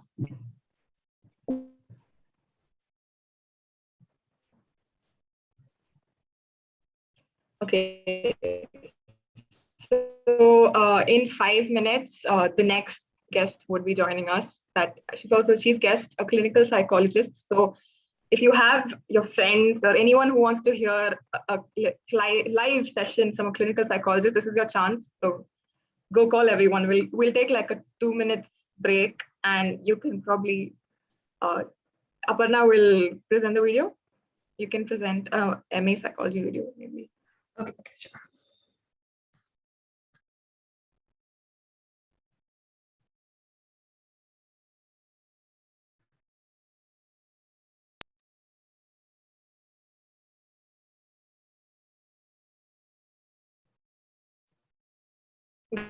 Guys, this is going to be a great session because Radhika Bapat, who's a clinical psychologist, is joining us all the way from the US.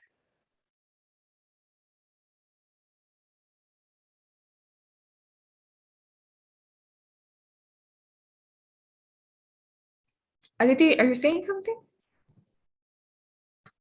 No, carry on. It's okay. No, I was just telling them to get all their friends and everyone because it's going to be a really informative session next. I mean, oh, 1 second.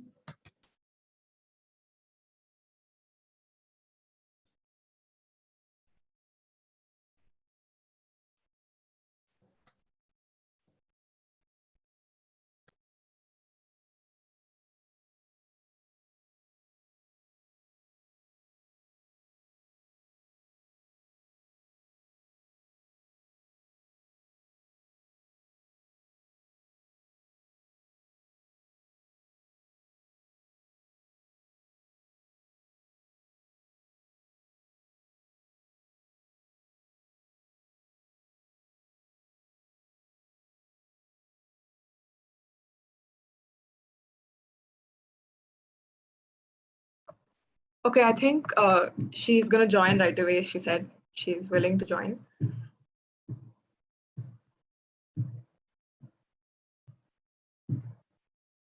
Yeah, she said she'll join now. So get ready.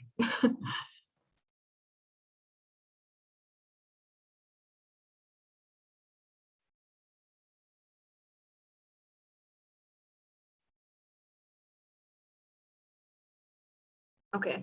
So all your doubts regarding how it is to work as a clinical psychologist can be cleared right now. And you guys can also put in your feedback if you have anything you wanted to share with us is welcome in the comment section. Yep.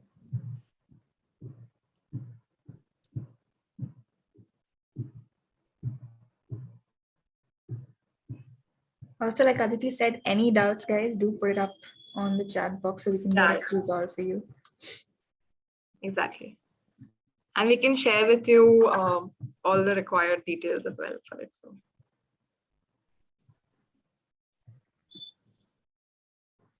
Aditi, we have. Yeah. We're on board. I think we have Radhika. I think the MC can take over then. Yeah, okay. Yeah, okay. So more people are joining in. We can start off. The MC can start with the introduction. Good evening, everyone. It's really a pleasure to introduce someone like Radhika Bapat. Radhika Bapat is a self-employed practicing clinical psychologist and a present-day columnist in Times of India, Free Global, and Your Story Media. In terms of education, she has attained her bachelor's, master's, MPhil, and PhD degree from renowned institutions like Ferguson College, University of Pune, Kasturba Medical College, and University of Delhi. Her prior experience in the field of psychology includes being an in-house counselor at Symbiosis of Liberal Arts, a member of Executive Council of Indian Association of Clinical Psychologists, a member of Expert Committee for Behavioral and Cognitive Science at the Central University of India. Her excellence and authenticity are truly inspiring, and today to have her on board with us is truly honor. Welcome, ma'am. Yes, ma'am. Thank you so much for joining us. I'm happy to be here. I just want to, before I start, check that my internet connection is stable because I'm sure you all are used to this over the last few hours. Can you hear me and see clearly? Yes. You're audible. I think her video is. Yeah, I think it's stuck. We can just work.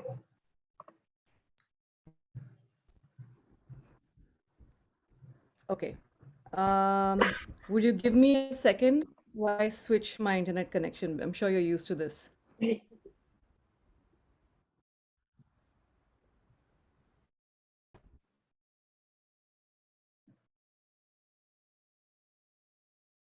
Okay, we'll wait for a second while she joins in.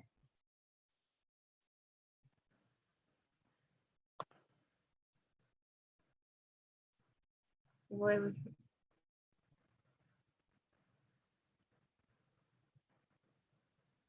Yes, there are certificates for participants who are taking part, so no worries. Just try to take away as much as you can from this conversation. That'd be great.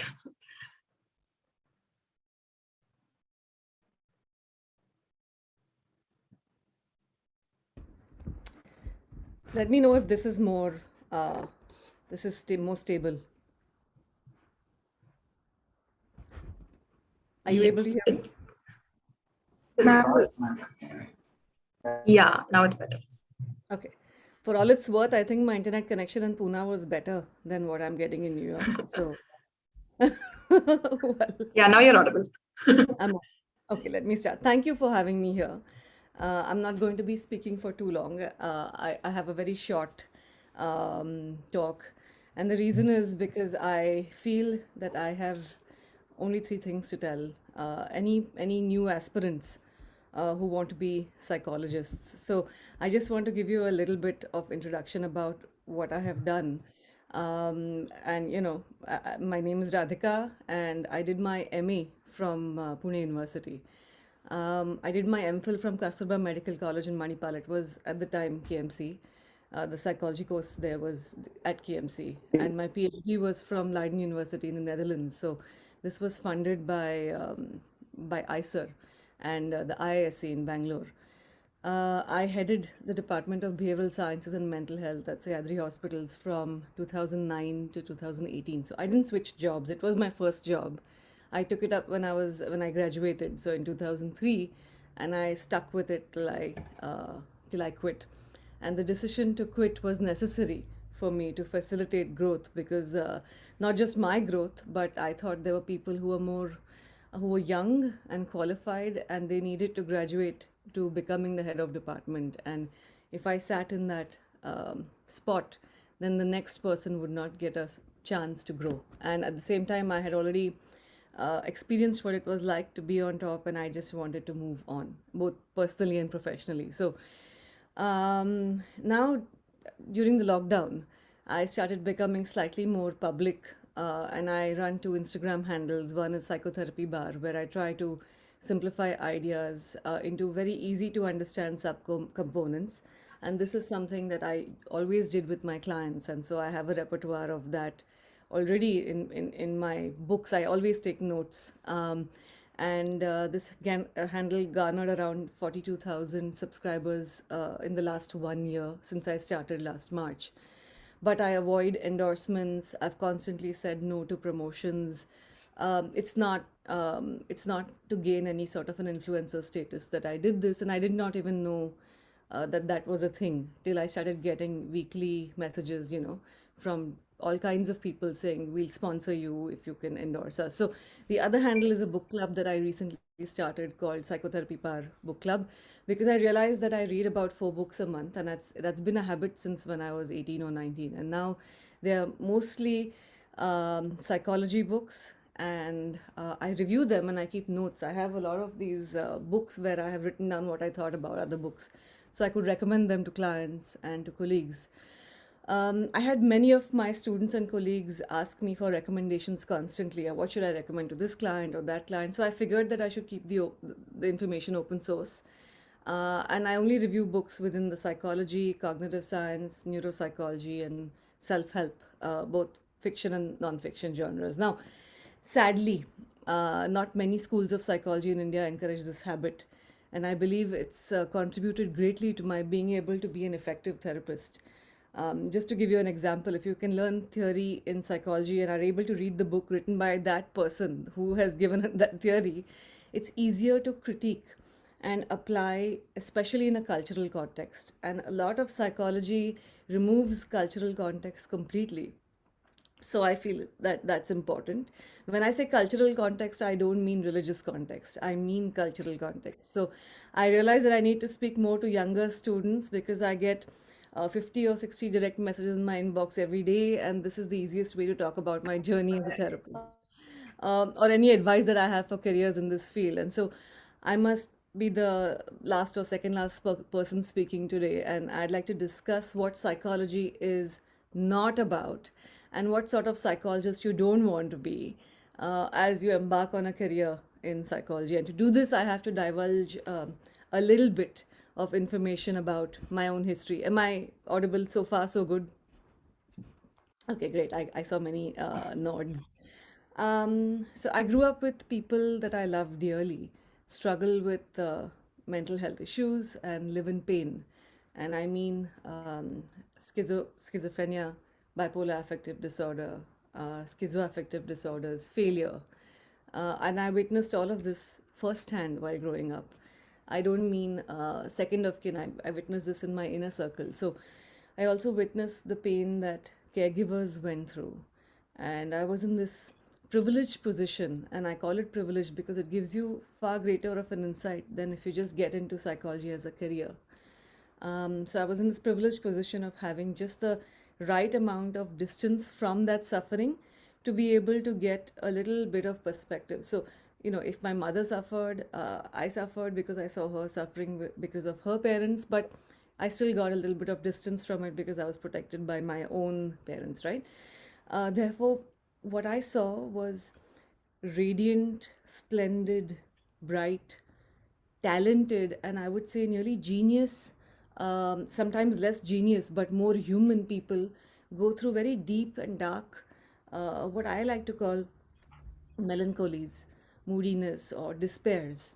And at other times, I sort of witnessed the most amazing and interesting psychoses, because I actually, for instance, saw people I love suddenly go into an episode and talk about these beautiful things which of course didn't exist, but as a kid you want to go with it. And I loved going with the hallucinations that they were having. Yeah, as long as, but as you grow older, you of course realize that you see expansive manias, you see irritable manias, you see outright self-destructive manias. So I've seen the crash after manias, I've seen the guilt, I've seen the sadness, I've seen suicide. But more importantly, I've seen the people behind the suffering and not forgotten their peoplehood or their humanness. So it was very interesting when I got into the study of psychology. Interesting because I saw so many of my colleagues, psychologists, future psychology teachers, all of whom didn't see people. There's this movie by M. Night Shyamalan called The Sixth Sense, and I used to joke that so many of the psychologists that I knew were part of the reverse Sixth Sense, which means I call it nonsense, where there is a famous line from the movie where the boy is able to see dead people or ghosts. And sadly, I believe that a lot of psychologists take away the humanness, the humanity, and the person behind the diagnosis. So when a client walks into their door, they have already decided that they are corpse like, they are doomed, and you have a diagnosis to make. So you're somehow better than them, you know better than them. And luckily for me, I think I've been on both sides. So I witnessed mental health professionals not being able to see that beautiful person, my grandfather or my uncle behind the diagnosis or my aunt. And so my first piece of advice to you folks is, first, see yourself as a fallible human being and reflect on how all of us are beautifully imperfect, so that you don't see that person or you don't see yourself as holier than them. And my second piece of advice is, be open to being wrong, because this is the cost of, all of us learn about the learning curve. So there is a cost to that learning curve. And this comes from allowing yourself to be vulnerable as a therapist.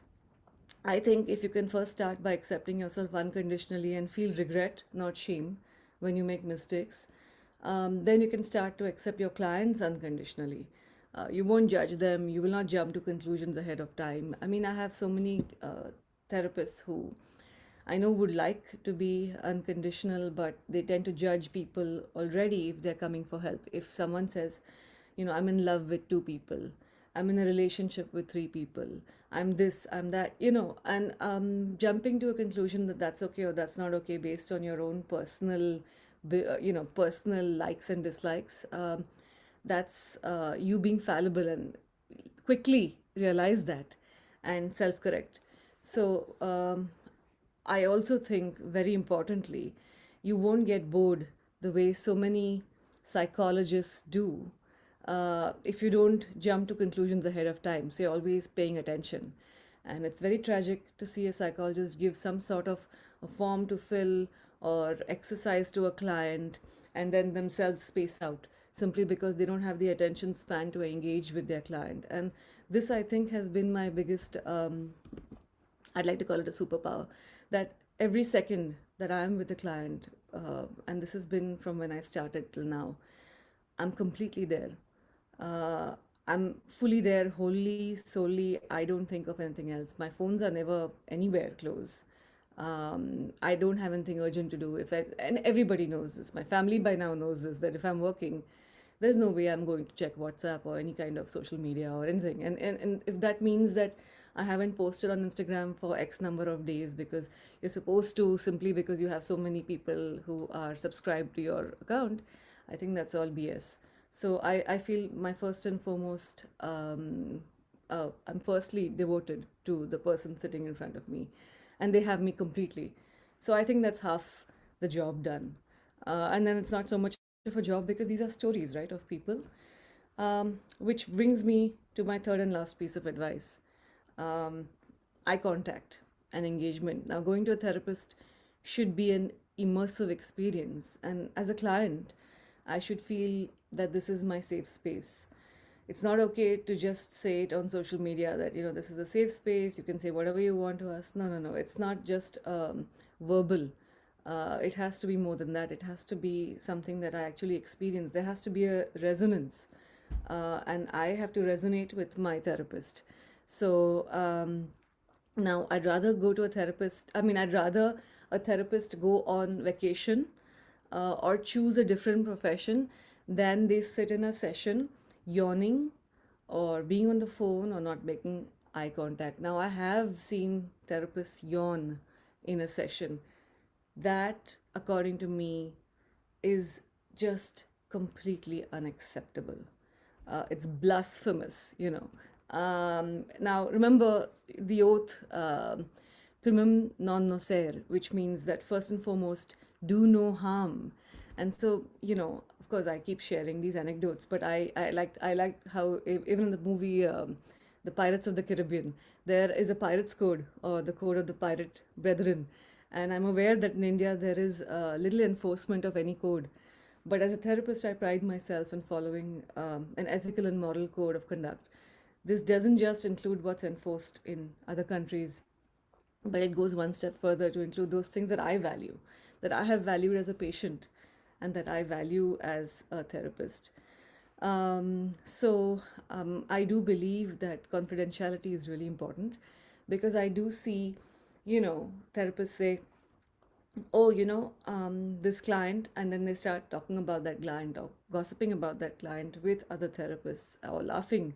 Or there is this some sort of a joke when you diagnose someone with borderline personality disorder that I saw during my college days, and I think that's not funny. There's nothing that's funny about it. So I don't participate. And I think I would encourage you to not just not participate, but if possible, be able to shift people's, the way in which they engage about a client. And I know people said, oh, Radhika, cheer up. It's just us venting. And I don't think that's it. It's not okay. How would you feel if it was you who was the patient or the client? And if your doctor spoke behind your back that way? No, it's not cool. So that's what I mean by the code. And so as you embark on this journey, I think be mindful of the powers that you yield, and always advocate for your client against yourself so that you never take them for granted. And I think that's how you will truly live up to your potential, whatever that potential might be. So thank you for having me. That was such a beautiful advice. Like, there was a question how to be a good therapist. I think after this, no one is going to have any doubt about it. Thank you so much for this wonderful advice. And there is a question in the chat box saying, ma'am, sometimes an unethical action may be happening from our client. So what action should we take right that time? Okay, so again, this brings us to the philosophy of what is ethical and what is unethical. Now, if you feel the client has crossed some sort of a line that is moral in your book and not really legally, then you can't call that unethical. So I'll give you an example. Let's say I feel, okay, I feel that something is wrong. I feel that, hey, you should not have cheated on your partner. No, sorry, that's not how it works. In the code, if you read the code of ethics, it's very clear that a violation is when, for example, a client makes some sort of sexual innuendos towards you as a therapist. So let's say if that happens, then I know how to set limits. I know how to deal with that. I'm equipped to manage that. Or if a client assaults me, I look at what my context is. So let's say this client, and I have been in situations where that has happened, but luckily for me, de-escalation training, that's what it does. It teaches you how to de-escalate a conflict. So when a client is in mania, and I've had clients who were in a very bad state when that happened, and I could see where they're coming from. And at the same time, I've had bizarre incidents happen. So for example, I've had a client who brought arms into my office, let's say. And, I understand that it's part of his profession to do that, to carry arms, but I'm not okay. So when you say unethical, what do you mean? So I feel that that's how I learned over time to set boundaries in the very first to kind of give a framework in my very first session. And when I spoke to the client about this, the client said, "You never told me. You never told me this is not okay." And I said, "Well, yeah, that's true. So this is very early in my career. So I learned through my mistakes that, hey, you know what? In the very beginning, I need to say these things because they don't know. And over time, when they're telling me all of their deepest, darkest thoughts, concerns, worries, they're sharing all of this with me. They feel they're intimate with me. And I, on the other hand, have these limits. So I sort of set those limits now in the very first session, and the clients are fully aware of it, and that's become less and less. So yeah, so what do you mean by unethical action is really important, and don't mix what is not legal to what is not ethical. So also, for example, let's say someone comes to you with addictions, right?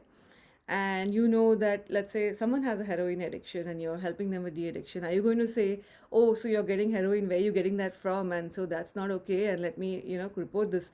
So, it's a gray area, and I think there's been a lot of talk about this in many, many conferences.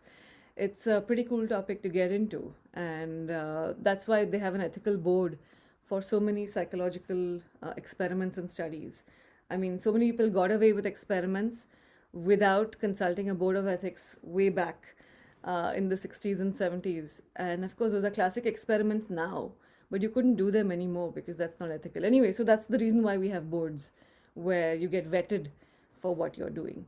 I hope I touched upon at least what Yeah. to read. Yeah. That was helpful. Another question. It is normally, the conflict psychology student, or that's how it gets put forward by our tutors. What if the client wants to harm someone? What's the fine line of confidentiality?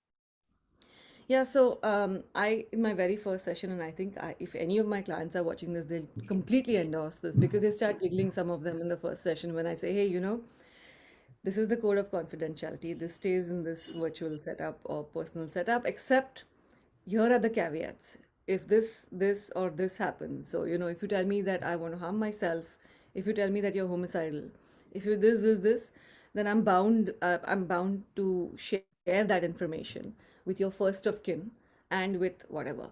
My problem, I mean, in this country, of course, it's with social services and with other systems. In India, there's no such thing, right? So you just say, I'm going to be forced to share it with first of kin. Well, so I would also tell them that I would first encourage you to share it. And also, if you can't or don't, or if you have a difficult time, then I would. And they'd say, "Yeah, well, we don't know how to share it." And I'll give them a script. I'll say, "Come on, let's do this work together." And you can just, it's okay to take a card and read through it. I mean, when you give presentations, that's what you do, right? So that's fine.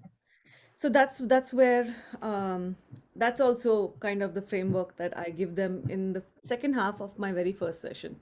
So when they first come to me, some of them are nervous, some of them want to just vent, let them do all of that, which is why my first session is usually longer than all of my other subsequent sessions.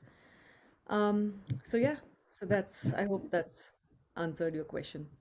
There's another question. Is that all right if we put forth?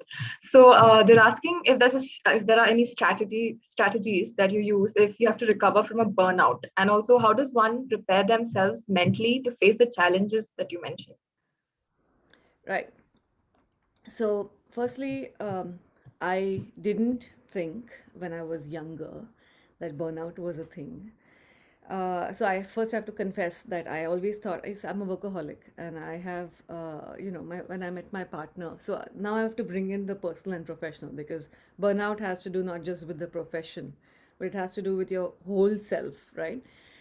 So my partner and he was doing his PhD. I was doing my PhD. I mean, I was working, and we both realized that we are both career people, and there was that negotiation that was to happen, and he knew what a workaholic I am, and so I had a lot of support from him. Of course, eventually we've divided responsibilities such that he decided to take over the home and cooking and our child and homeschooling him, and I am working. So it's a role reversal here, and I kind of knew that from the very get-go, which is why, while deciding whom to be with, I was well aware, based on my past experiences in relationships, that this is the kind of person who will support what I want in life the best, not just feel the best, right, in your brain, because that goes away after 2 or 3 years. So I think that was a very wise decision. Now coming to burnout, I think, therefore, in the first maybe decade of my practice, it was just the two of us. And there was no question of having to balance things. There was no COVID. There was none of this. So I cruised through, my early career, which I know it's not the case for y'all, and I'm very sorry that that is the case. But I think also y'all will be more resilient than me as a result of this. So I do believe that the burnout for me really happened in 2018, the year I quit. Um, because I was managing, so when I was pregnant with Neil, and I was 7 months pregnant, I emceed and I managed the entire conference of the Indian Association of Clinical Psychologists in Pune. And I was single-handedly doing everything with this nice big tummy. So even that was easy for me. But don't underestimate the power of a child. What I mean is that after our child was born, there is no way I can.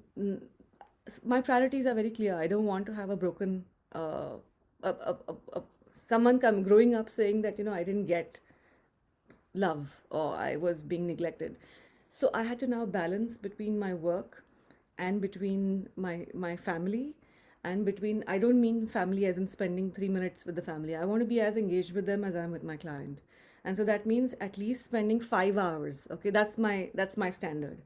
I have to spend 5 hours with him. I have to be able to do his math, and because I love math, and music with him. I have to be able to eat dinners. That's a rule in our house. We have to have dinners together. It's non-negotiable. There is no screens during. So when I come home, the screens are there's a pocket where we have to all deposit our screens. So this caused a burnout for me when we started having work from home. So the last 2 years, there were no boundaries between coming home and that just led to chaos for me, because and the kind of clients that I was seeing, many of them had gone through grief and loss, and I was going through my own guilt of privilege, and I was feeling all of this. And then I think finally I experienced a crash. This is in January, when not January, I think March, when the cases just started piling up. See, a lot of people started losing people, and that just, and now also it's family, it's relatives, it's people in the building, right? They're saying ki didi aap ye kar sakte ho, aap inse baat kar sakte ho, and then you can't say no, because they're saying ki inko COVID ho gaya hai, inko ye ho gaya hai. And so I just kept saying yes, and again, to compensate for my guilt, and then I just like lost it. So I went to see my therapist, and I went to see my psychiatrist, and they know my family history of depression and bipolar and schizoaffective disorder. So you have to be very careful what to medicate me, because so far I've not had a episode of mania, and if they give me antidepressants or the wrong medication, I can switch, right, and that's it. So yeah, so I had medications for almost, I think, 10 days, because that's it for me, the kind of medication they gave, and I stopped working. So I told my clients the truth. I said, I think I'm having a burnout. And and as a result of having this very candid conversation with so many of them, they actually told me, many of my clients, we have a good relationship. I don't do long-term therapies, I do short-term therapy. So they said, you need it, So I said, oh, wow, that's great. Of course, I had a few clients who said, no, how, and I let them know that, listen, I have colleagues who I have good relationships with many therapists. So there is not that insecurity of, oh my God, look at that therapist, which happens with silly people, right?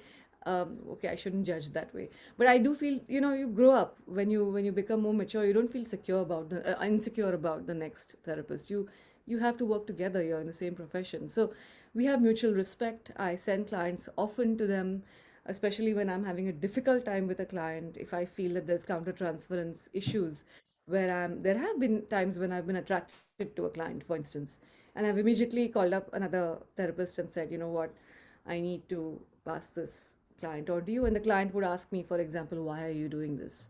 And I would say that, there is this thing called countertransference. I have a feeling that I feel for you. And I will be honest with them, and I'll say that I don't think this is healthy. It's not the best thing for you. So I'm transferring you on. And I've had clients several times asking me out on dates. So that too, is limit setting that you learn. Anyway, so burnout, when that happened, I just took off for a month. I lost out on all the new clients who get irritated when they want to take an appointment for like today or this week and they have to wait.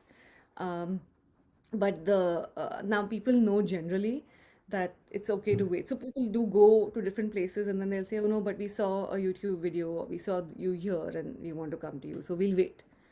So I do think that people sense your presence, but nevertheless, because of social media and being online, and burnout. The way I dealt with it is by just stopping everything, and then I started doing craft work. I do craft. That's what I like to do. So I do stitching, and that's what I did for that month. I read many books. I had a nice glass of wine in the evenings. I hung out with my son and we played. Been introduced to Dungeons and Dragons, so board games. Yeah, and I stopped reading the news. I stopped reading the news. That's my thing. The most obvious things we don't do because we're like, it has to be tougher than this, right? To deal with burnout, I have to do something big, but it's actually not doing that big thing. So anyway, I think I've been rambling. And one more question. Are you taking any students for projects or internships? Yeah. So all my life, I have had interns and observerships because we had a one-way mirror in both the places that I worked. I saw to it that we had a one-way mirror and we had a system of consent where the client and the family consented to someone coming in. But as I have started working alone and on my own, it's very hard for me to do both. Because I think the code. So I feel many of my clients would not feel comfortable the way they did when they came to a setup with this, where they didn't really have to know that you're inside. They'd say, yeah, we consent to this, and I would also give them discounts, right? If you consent to this, then you don't pay this, you pay 50% of it. So a lot of clients who came to me more often or who were slightly more disinhibited were okay with it.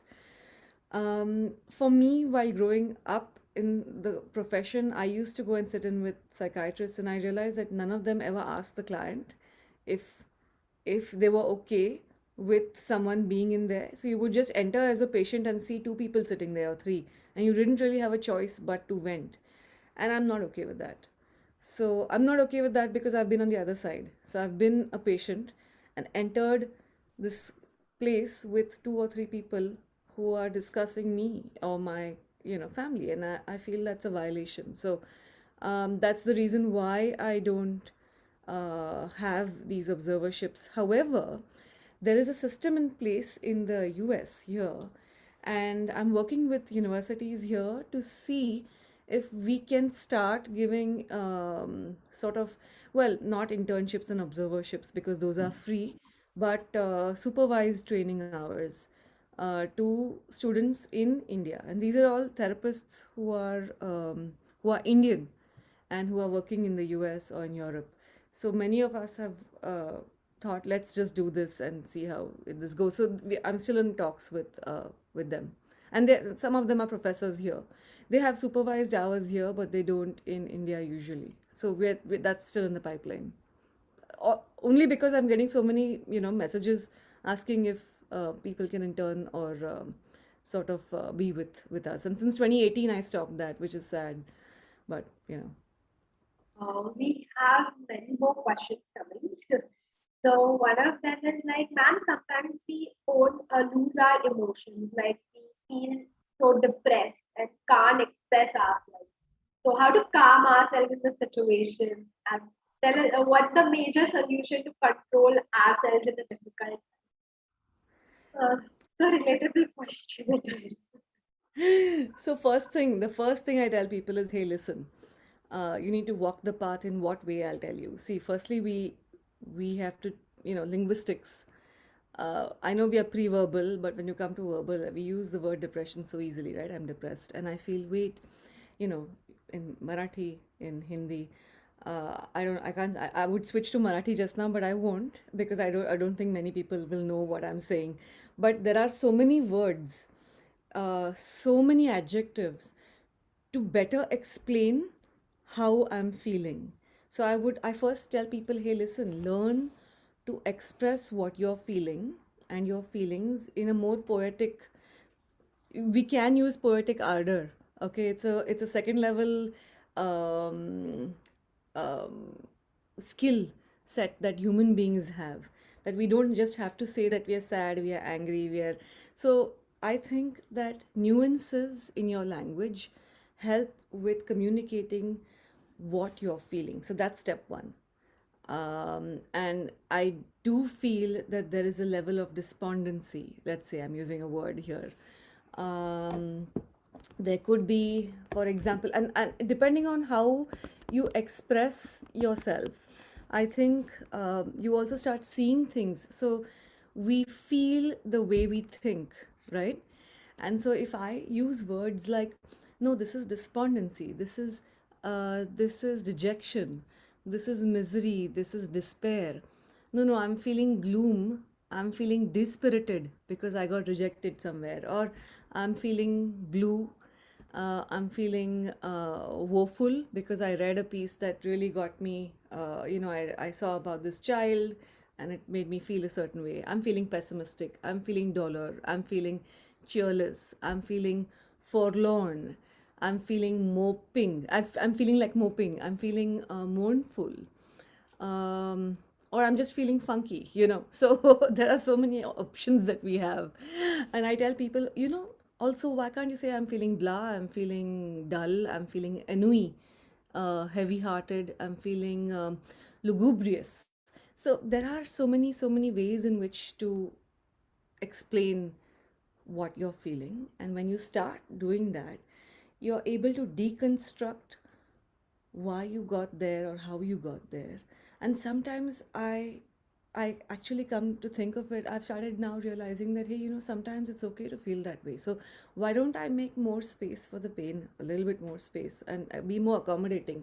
So the analogy that I use, or the metaphor rather, is I say, listen, I have a house in my brain, right? And I have a guest room for uncomfortable emotions. And I tell them, yeah, sure, you can come and have a stay there for today. And I'm fully aware of how that's affecting my behaviors outside. So I'm more snappy, I'm more irritable, or whatever. So I let people know that I'm just feeling this way today. And so just so you know. And then when I make a little bit more space for that discomfort and I don't always try and fix it. So first I know what it is, right? So first I label it properly, give myself options in a menu rather than just saying one thing. And then I say, I think I'm feeling ennui. Okay, so now I have said I'm feeling tired and fatigued. Why could that be? And then I have an idea why. And so I say, okay, you're welcome to stay, and it's okay for you to feel that way because of the way the day went. And when you feel it's prolonged, then I think it's important to speak to someone. I really do feel peer counseling is just so important. So I know peer counseling doesn't exist in India, so I have a proper therapist where I only go to them, during SOS, not regularly, but I call up and I say, do you have an appointment for next week? And they say, yeah or no. And then I say, okay, how about the week after? And then when I'm in that session, I'm just basically discussing things and it's confidential there. So, yeah.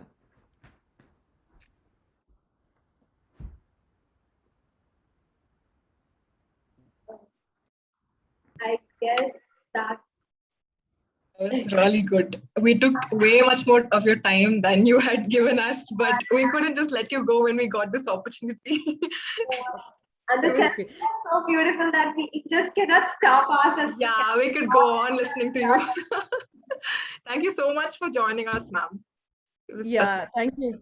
Thank you as well. I just want to just leave you with this thing. I do believe it's so important to, read books. I mean, I know that there's so many books that are coming out there. I know if you don't like reading books, at least have a look at the summaries of all of these books that I'm putting out, because some of them are so important to read to understand the profession. Some of them are manuals. Others are books that give you such an in-depth insight into the minds of that person, that the theory of whom you have read in your Morgan and King, for instance. And then you learn to not take everything at face value. So you learn to disagree with some things. You learn to say, oh my God, this is not, because people follow the book. And I feel when you read too many books, you realize you can't follow the book. These are just opinions. And these are all humans and they're all fallible. So when you read just the one textbook, you forget that that's not the know all and end all of things. And so I have people saying, I'm going to be doing CBT with my clients. And I'm saying, is it even relevant? Or I'm going to be doing this, whatever it is, with my client. And I say, well, unless you know what you're not doing with them, you can't say, I want to do this with them. So only when you know all of the menus can you say, I think I'll go with this menu because their tastes are this. So yeah, I think that's really important to have like a gestaltist overview and then come down to the brass tacks. So many people are asking you for book recommendations. So I'll Which tell is that why you I'm have a book saying, club that you can follow her book club. no, you don't even have to follow the book club on YouTube or Instagram. I'm given all of my book reviews in great detail. I spend a long time giving book reviews. So this is something I didn't do previously, but because I have so many of my ex-students and previous colleagues saying, now you're not in the department, so now where do we get our? Because I will read, let's say, 8 books, of which 4 are crap. So I reject those 4, and so they are like, we can't go through all 8. You just tell us the ones that we should read and for what. That's true. And that's what I'm putting up, and why I like a particular book. So there are 2 or 3 books out there right now which I think are horrible, but I think I'm going to put those books out to say that they're terrible, because many of your clients, if they pick up one of those books, suddenly they come to you and they ask these questions which are totally, I think I should stop medication because, and they will say this book said this, and then I have to tell them, listen, this book, and then whatever. So you have to be on top of things. You can't have your clients tell you that this is what you should read, this is what you should do. Of course that happens sometimes, but because I have had client recommendations, but I think it helps you stay on top. That's definitely true. Yeah, so All right. you can totally go check her list out for good book recommendations. Thank you so much, ma'am, for joining us. We have a small token of appreciation for you. Aparna, can you share the screen? Yeah, so thank you so much for joining us. It's been such an honor listening to you speak, ma'am. Yeah. See you. Thank you. Bye. Bye. Thank you. So, Aparna, you can continue. Next time.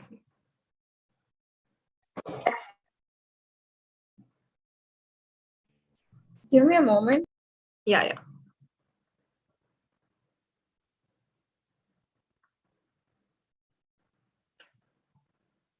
Yeah, the Instagram account is given there in the chat box. You guys can go and follow her right now.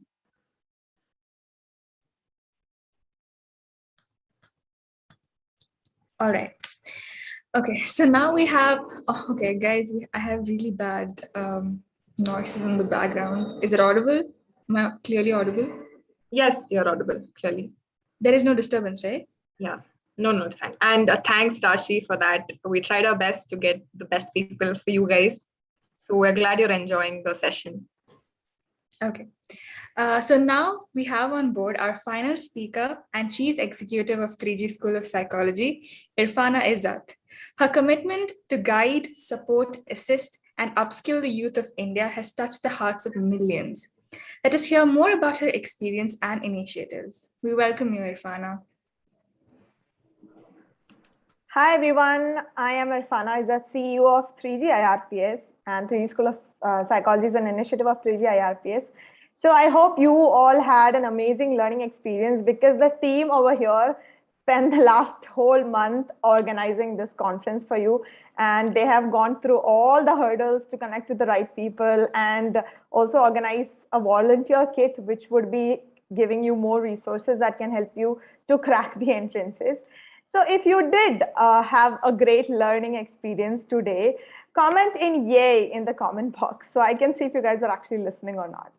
Yay is what you comment if you had an amazing learning experience today. Just Rashi had an amazing learning experience, I guess. So yes, I'm waiting for more comments to come in. If you did get something valuable out of this whole day today, comment in yay. Okay, I can see a lot of people. Okay, that's wonderful. So I'll just to get you guys back on track, I'll ask you some random questions. So if you could travel anywhere around the world, which place it would be? This question is open for our 3G team as well. It's a random question. So if you could travel anywhere around the world, where would that be? Any country, any place, even a planet, that would also be fine. I can't see much answers. So what is your answer? Okay. Anisha wants to go to Pluto. Anisha. Rashi and Anisha. Rashi wants to go to heaven. I think I'm going with Rashi. Okay. Hogwarts. Shiksha. Renuka, you're smiling and crying, so you're not going anywhere, I guess, in life. Okay, so next question. Which is the best Netflix series that you watched? Which is the best Netflix series that you watched?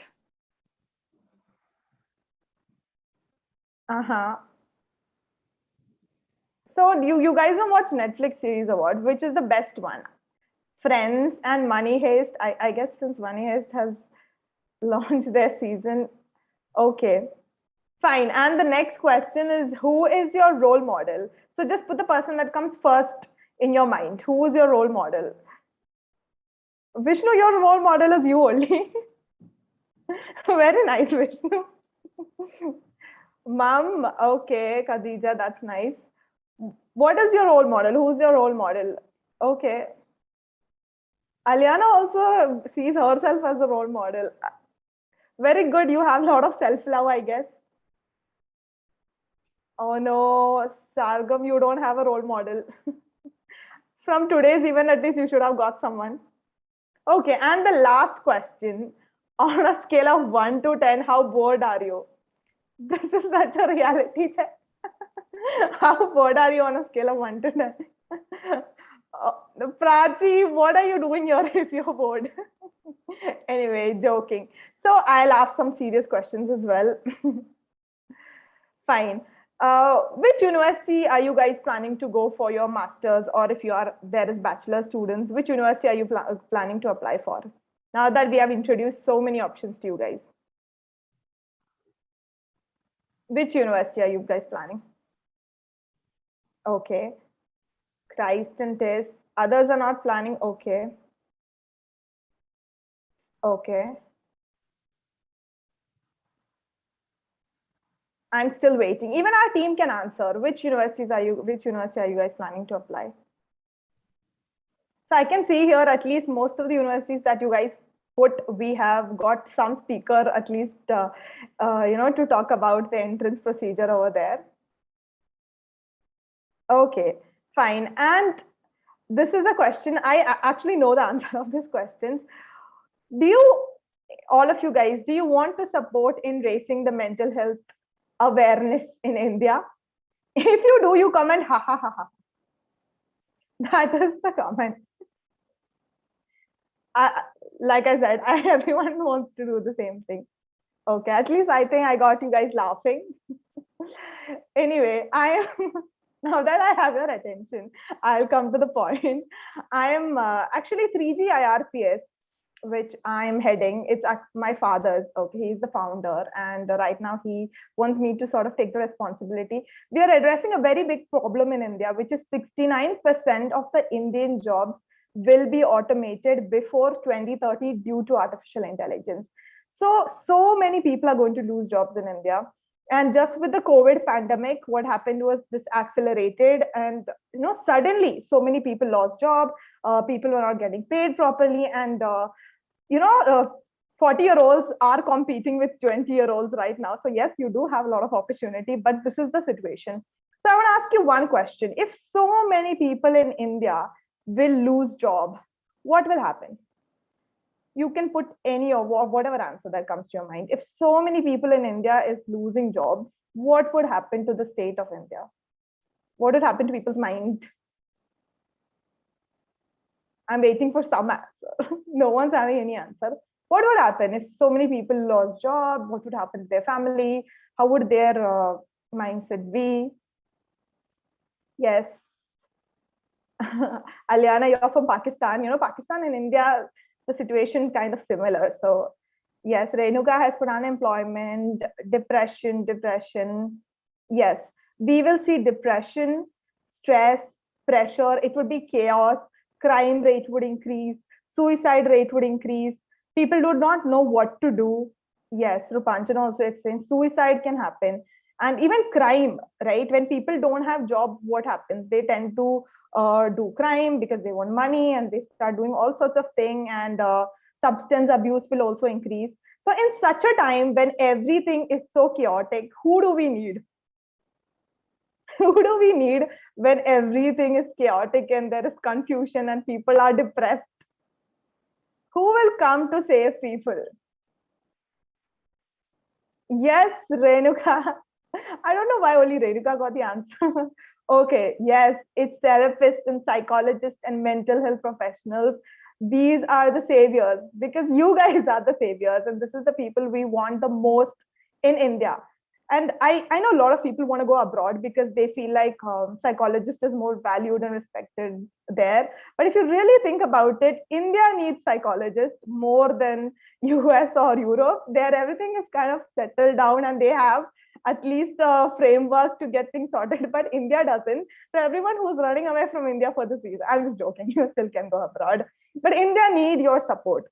And 3G has launched 3G School of Psychology because we want to address this cause. And we feel like if someone takes a traditional degree, it doesn't equip them in order to start their therapy or counseling right after their master's. Let's say if you take a degree from any university, once the degree is done, you still need to get internships or job or experience to start your counseling. You don't have the sort of enough practical experience or skills from your masters which can equip you. It's still not there. So due to this reason, to become an established psychologist, it takes 5 to 10 years for anyone. Now, that's such a long period of time. Imagine if you're a software engineer. Does it take 5 to 10 years to prove to people, listen, I'm a software engineer, I know what I'm doing? It doesn't. Whereas if you are a psychologist, it takes so long for people to accept you and for you to gain enough skill. Now, starting your counseling or therapy without the skill is really going to affect people. Imagine like if you're an MBBS doctor and you went to become a doctor and practice without doing your house surgery or the final year where they actually take you to hospital. Now you are at the risk of killing people. That is how serious it is. What if you forget something in someone's body and it's all going to go wrong? Similarly, if you have not practiced your skills to become a psychologist, you could be messing up someone's life. It's not trial and error learning. That's the wrong way to learn, right? I see a lot of, I have seen so many psychologists also say this, when they come, that they learn through their experience. But while they're learning, they could be potentially harming someone or, sharing a wrong direction to them. This can all cause big trouble. So we launched in our master's program that we are doing, how can we make one of the most practical program out there where you are getting experience to at least observe psychologists, even do career counseling or counseling with the support of a psychologist during the program itself. So basic skills like communication. I'm sure you all know communication is the most important skill to become a psychologist. This is not trained in a traditional university. If the lecturer comes and say communication is important, you need to learn it. That doesn't mean you learn it. They didn't give you opportunities to learn. Whereas here we try to give you public speaking opportunities. You take sessions, you take counseling for younger students, again, with the support of an experienced psychologist. So you're trained, and other skills like empathy, open-mindedness, being non-judgmental. We can't decide, okay, from tomorrow, I'm going to be empathetic. You don't become empathetic like that. You need experiences to make you empathetic. So the program that we have designed, we looked at all the programs out there and we thought, how can we make something that is so unique a student can start practicing once they're done with their MA itself? And with actually the program that we're giving in this batch, which is coming up, there is a job guarantee as well. And if I think most of you guys would already know how difficult it is to get a job as a psychologist. Plus, even getting an internship is no joke. Getting an internship is so difficult. Now here there is no job guarantee, plus you're trained practically. Your classes would be taken by psychologists. Let's say you are studying about autism. Autism would be taught by someone who is working in the department of autism, who has actually looked at patients who is facing autism. This is the model that we are doing our MA program. And there is a scholarship as well. To actually explain the program to you, I am inviting Nishi from my team who will explain. And once she's done, I'll take in the questions. I'll try to make it as quick as possible so that you guys can go about your life. Nishi, please come on and give them exactly what the MA psychology program is about. Sure. So hi, Irfana. Thank you so much for the opportunity. And hello, everyone. My name is Nishi, and I'll be quickly running through a presentation where we'll be talking about the master's program. And I'll be sharing what are the opportunities that you can get here. So as Irfana said, the first big opportunity that you would get here is 100% job guarantee. Now, I don't know any organization, you can't name a particular organization that is hiring psychologists, like other than Fortis and, a couple of organizations. But if you are applying in here, your job is like 100% guaranteed. Now, what else that you have to worry about? So like a little bit about 3G School of Applied Psychology. It has first curriculum with artificial intelligence integrated psychology, a program that offers you 100% job guarantee, a very application oriented program, a program that teaches you how to network in the domain, which is so damn important for any psychology student, because unless and until you're not networking, unless and until you're not talking to different people, you're not going to get clients at all. Here is a program where you don't have to run anywhere else to get internship opportunities. You don't have to go literally beg people over Instagram that bhaiya meko please as an intern aap apne under le lo. You will have one entire year dedicated for practical learning, and this is a program that is going to totally impact the psychology domain in India. Now, talking about the job guarantee, you can proudly tell to people that I am a psychologist at 3G, which is headquartered at IIT Madras Research Park. And I don't have to tell you that how Indian people glorify IIT. It's like a dream come true institution for everybody. And the salary scope compared to everywhere else is so great. You can get a salary scope worth 2 lakh per annum to 10 lakh per annum. It all depends upon your performance. The job is also going to be a remote job. You can operate it anywhere across the world at your leisure time. Like you don't have to come to office. You can go to Manali, you can go to Goa, chill, travel all across the world at the same time. Do what you really feel passionate about. And not also psychology, like you can also become a part-time career counselor. We don't want you to really restrict yourself, but 3G is providing you an opportunity to explore different domains. Now, these are some of the example jobs, the jobs designation that you'll be getting from 3G career counselor, AI psychologist. So these are some of the job designations, and the companies that will be hiring you is 3G Me Life, 3G Psychometric Engine. So I have placed it here in case if you want to take a snapshot, you can. And talking about a little bit about the challenges that psychology students are facing, I don't even have to tell you, like if we start talking about the challenges, like we can talk for the entire day. No practical exposure, only theoretical learning, just seeing a PPT and then just running our entire curriculum, teaching by outdated faculties, no training on futuristic skills. There's so much difficulty in getting internship opportunities. People don't teach us how to build up a profile. We don't know how to build, make ourselves more credible.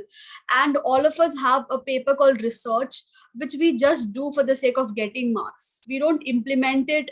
We don't take, mental health very seriously. We don't take research seriously at all. And then there is very lack of networking skills. Now, I don't even have to tell you, right? Like the salary scope in India is very, very low for for a psychologist. It's just 25,000 per month. And in this, like, in this era, in this COVID era, it's very difficult for anybody to survive with this much salary scope. Again, you don't have to believe whatever we are telling, but just quickly go through a research and you'll totally find out that no matter how much ever fascinating psychology domain is, this is only the harsh reality. And we are trying to bridge a gap between psychology, and we're trying to come up with, or we're trying to bring in a revolution. And the learning pedagogy is also very great. Instead of just mugging up like it, or we used to, whatever we used to do in our higher education, where we used to all mug up and then vomit everything on paper. Here we'll be practicing, and there will be practicality, and the most of the sessions will be covered by your teaching other people, so that your retention rate is also to the maximum. Now, in most of the colleges where you'll be picking up your master's program, you have to take up your specialization in like beforehand. Like if you're taking your admissions in Christ, you have to pick either clinical or counseling or whatever subjects they're offering. And what usually happens is a student usually picks up a program, and just because his friends are going up to it, or somebody might have advised it, or his teachers might have told him about the program, and when he enters inside, he feels that, oh my god, I'm not made for this program, I don't have that skills. So will that college refund his money back? Can he get his money back? Like if he just goes and bluntly tells his college that, oh my god, I don't have skills, I don't think I am able to, I can't become a clinical psychologist, so I want to switch my career from clinical to forensic. Do you think the college will return their money back? No, right? The college wouldn't. So here you will be like, here you will be introduced to all the 7 subfields of psychology: artificial, cognitive, social, education. So these are the 7 subfields of psychology, very major ones, and you'll be introduced to all of them in the first year. And after you getting all the after you getting the taste of all the subfields, you can pick up your specialization later on in the second year. Now, talking about the program curriculum, these are the 55 topics given by American Psychological Association, which will be covered. And all the topics that are present here will not be taken by any outdated faculty rather than industry experts. So instead of dumping you with 30 years of outdated content, we'll be bringing an industry expert who's totally expert in the field, and you're going to learn about, like, you're going to get trained under him. You're going to know about the real-time skills that you need to get, and you will be getting PhD level knowledge in the topics that you'll be picking up. You can see the framework. You'll be doing orientation, resource presentation. We'll be taking up expert interviews. You'll be making journals, posters, blogs. You'll be presenting your research to your mentors and guides. So you'll be going through so much rigorous process. So just compare yourself with a student who has completed his master's degree to somebody who will be going through this rigorous process of presenting it again. You will be scrutinized in front of the class. You'll be having expert interviews. So imagine you going through a rigorous process, how much amount of knowledge and training you will be getting compared to a normal student who has completed and taken his degree from a normal college. So this is the amount of training and knowledge that you would be getting if you are taking up your master's program in here. And also about the artificial intelligence module, which is going to be a key concept in here. You'll be learning about AI issues, concerns, ethics, considerations, and impacts. And you will be also learning about 50 most influential psychologists in the world, so that you can follow their footsteps rather than going through the traditional textbooks. You will be learning from the best selling psychology textbook, which is going to be the cumulative hard work of 40-50 years. And obviously it's a very known fact that West is way ahead of India compared in terms of research and in terms of psychology. So we really don't want our students to limit themselves to Indian faculty alone. So you will be getting exposure. You will be having exposure of getting the knowledge from international lecture series every now and then. So since the program is virtual, it will be very easy for us to help you connect with international lecturers, and you can get training, and you can get an opportunity to work under them as well. So also we'll be having discussions and debates on movies and documentary reviews. you will be also a part of very amazing club, 3G Psychology Club, which is going to be India's biggest student-led club. And currently this club has 10,000 members. And it's going to be a support club where you will be getting exposure to enhance your communication, leadership, entrepreneurship skills. And it's going to be an amazing opportunity for you to, start up your own initiative. So as Irfana was telling, you can't just get up one day and you can't just tell that, I'm going to be an empathetic person. But then again, there are some skills that psychology students need to have, like empathy, open-mindedness, which you can't just cultivate in one day. But if you are having a support of a group, if you're a part of community who's striving and trying to achieve a similar goal, it's going to be an amazing opportunity, because everybody in the group will be trying and they'll be trying to achieve the similar goal. And it's going to be a great support for our master student, because they can always be a part of this community. And you'll be also learning about industrial and educational psychology. You'll be getting exposure to real-time HRM skills, where you will be learning about organizational behavior. So these are the topics that will be covered.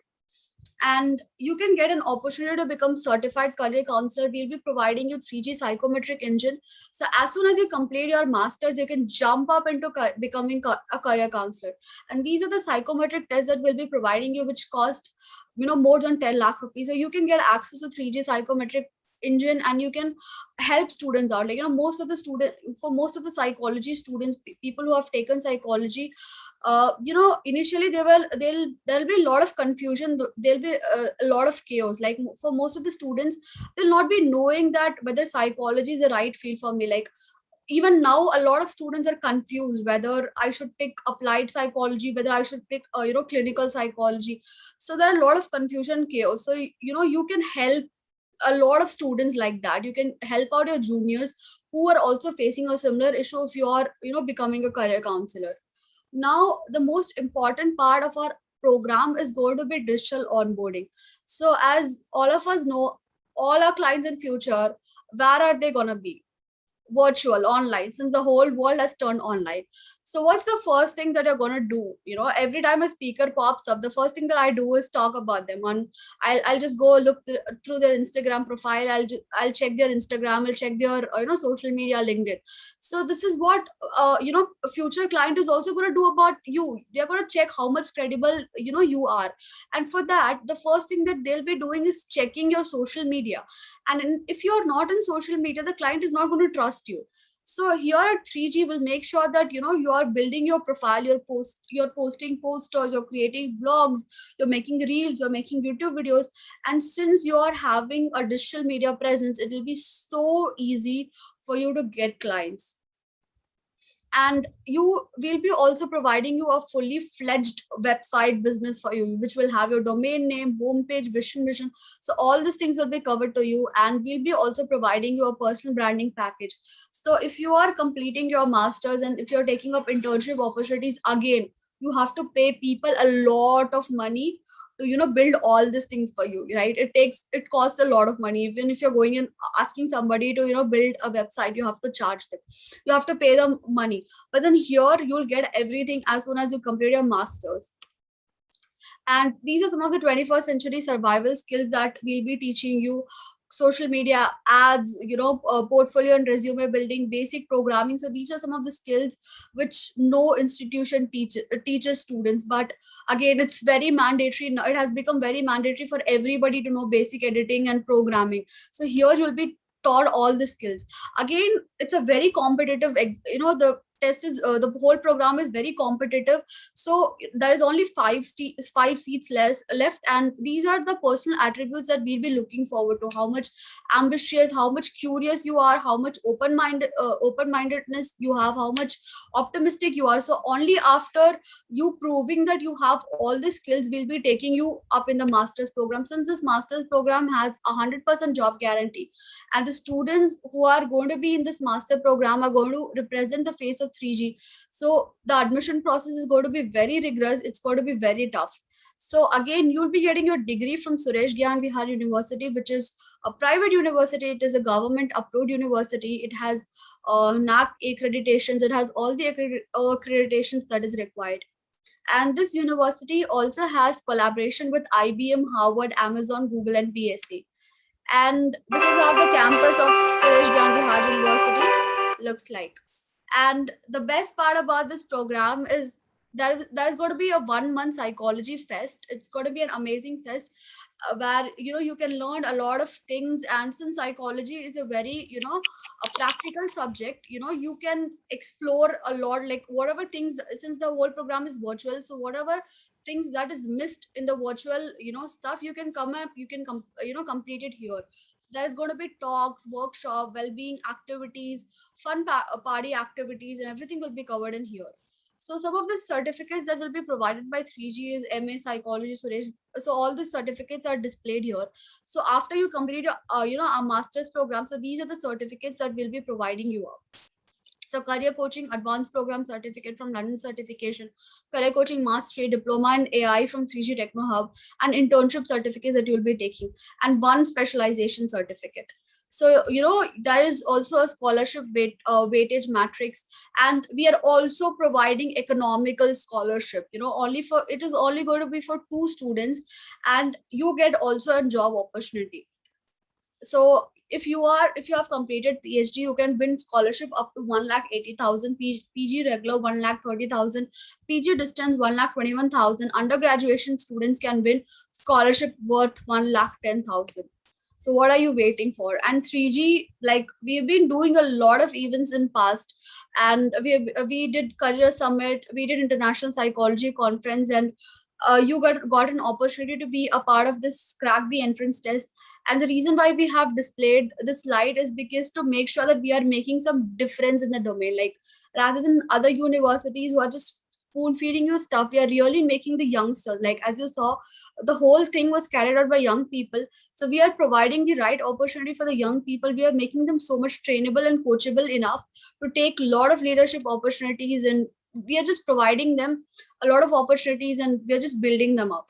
And you can win a scholarship of worth 30,000 if you're applying in right here. So this is the 3G www.3gschoolofpsychology.org is the link. You can go and put in an application in case if you're interested. So yeah, that's it about the presentation, and I now request Irfana to take over if there is any question. And I just want to add on to a few points. A lot of people believe that if you go to a very prestigious or renowned university, that's it for life. But if you want to become a psychologist, degree is one part, which is maybe around 30% or 40%. 60% is going to be your skills and experience. That will always matter more. And this program is for the kind of students who want to become a leader in the domain. They want to make a difference, and they have that fire in their belly. They're like, I am here. I want to do something big. I don't want to settle down.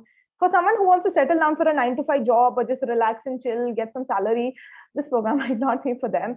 For a person who's very competitive and they want to go to that extent, of something, they want to get to the top of it. Let's say you want to become an industrial psychologist and you think, no matter what happens in my life, I will exceed. I am going to be the face of industrial psychology, at least in India.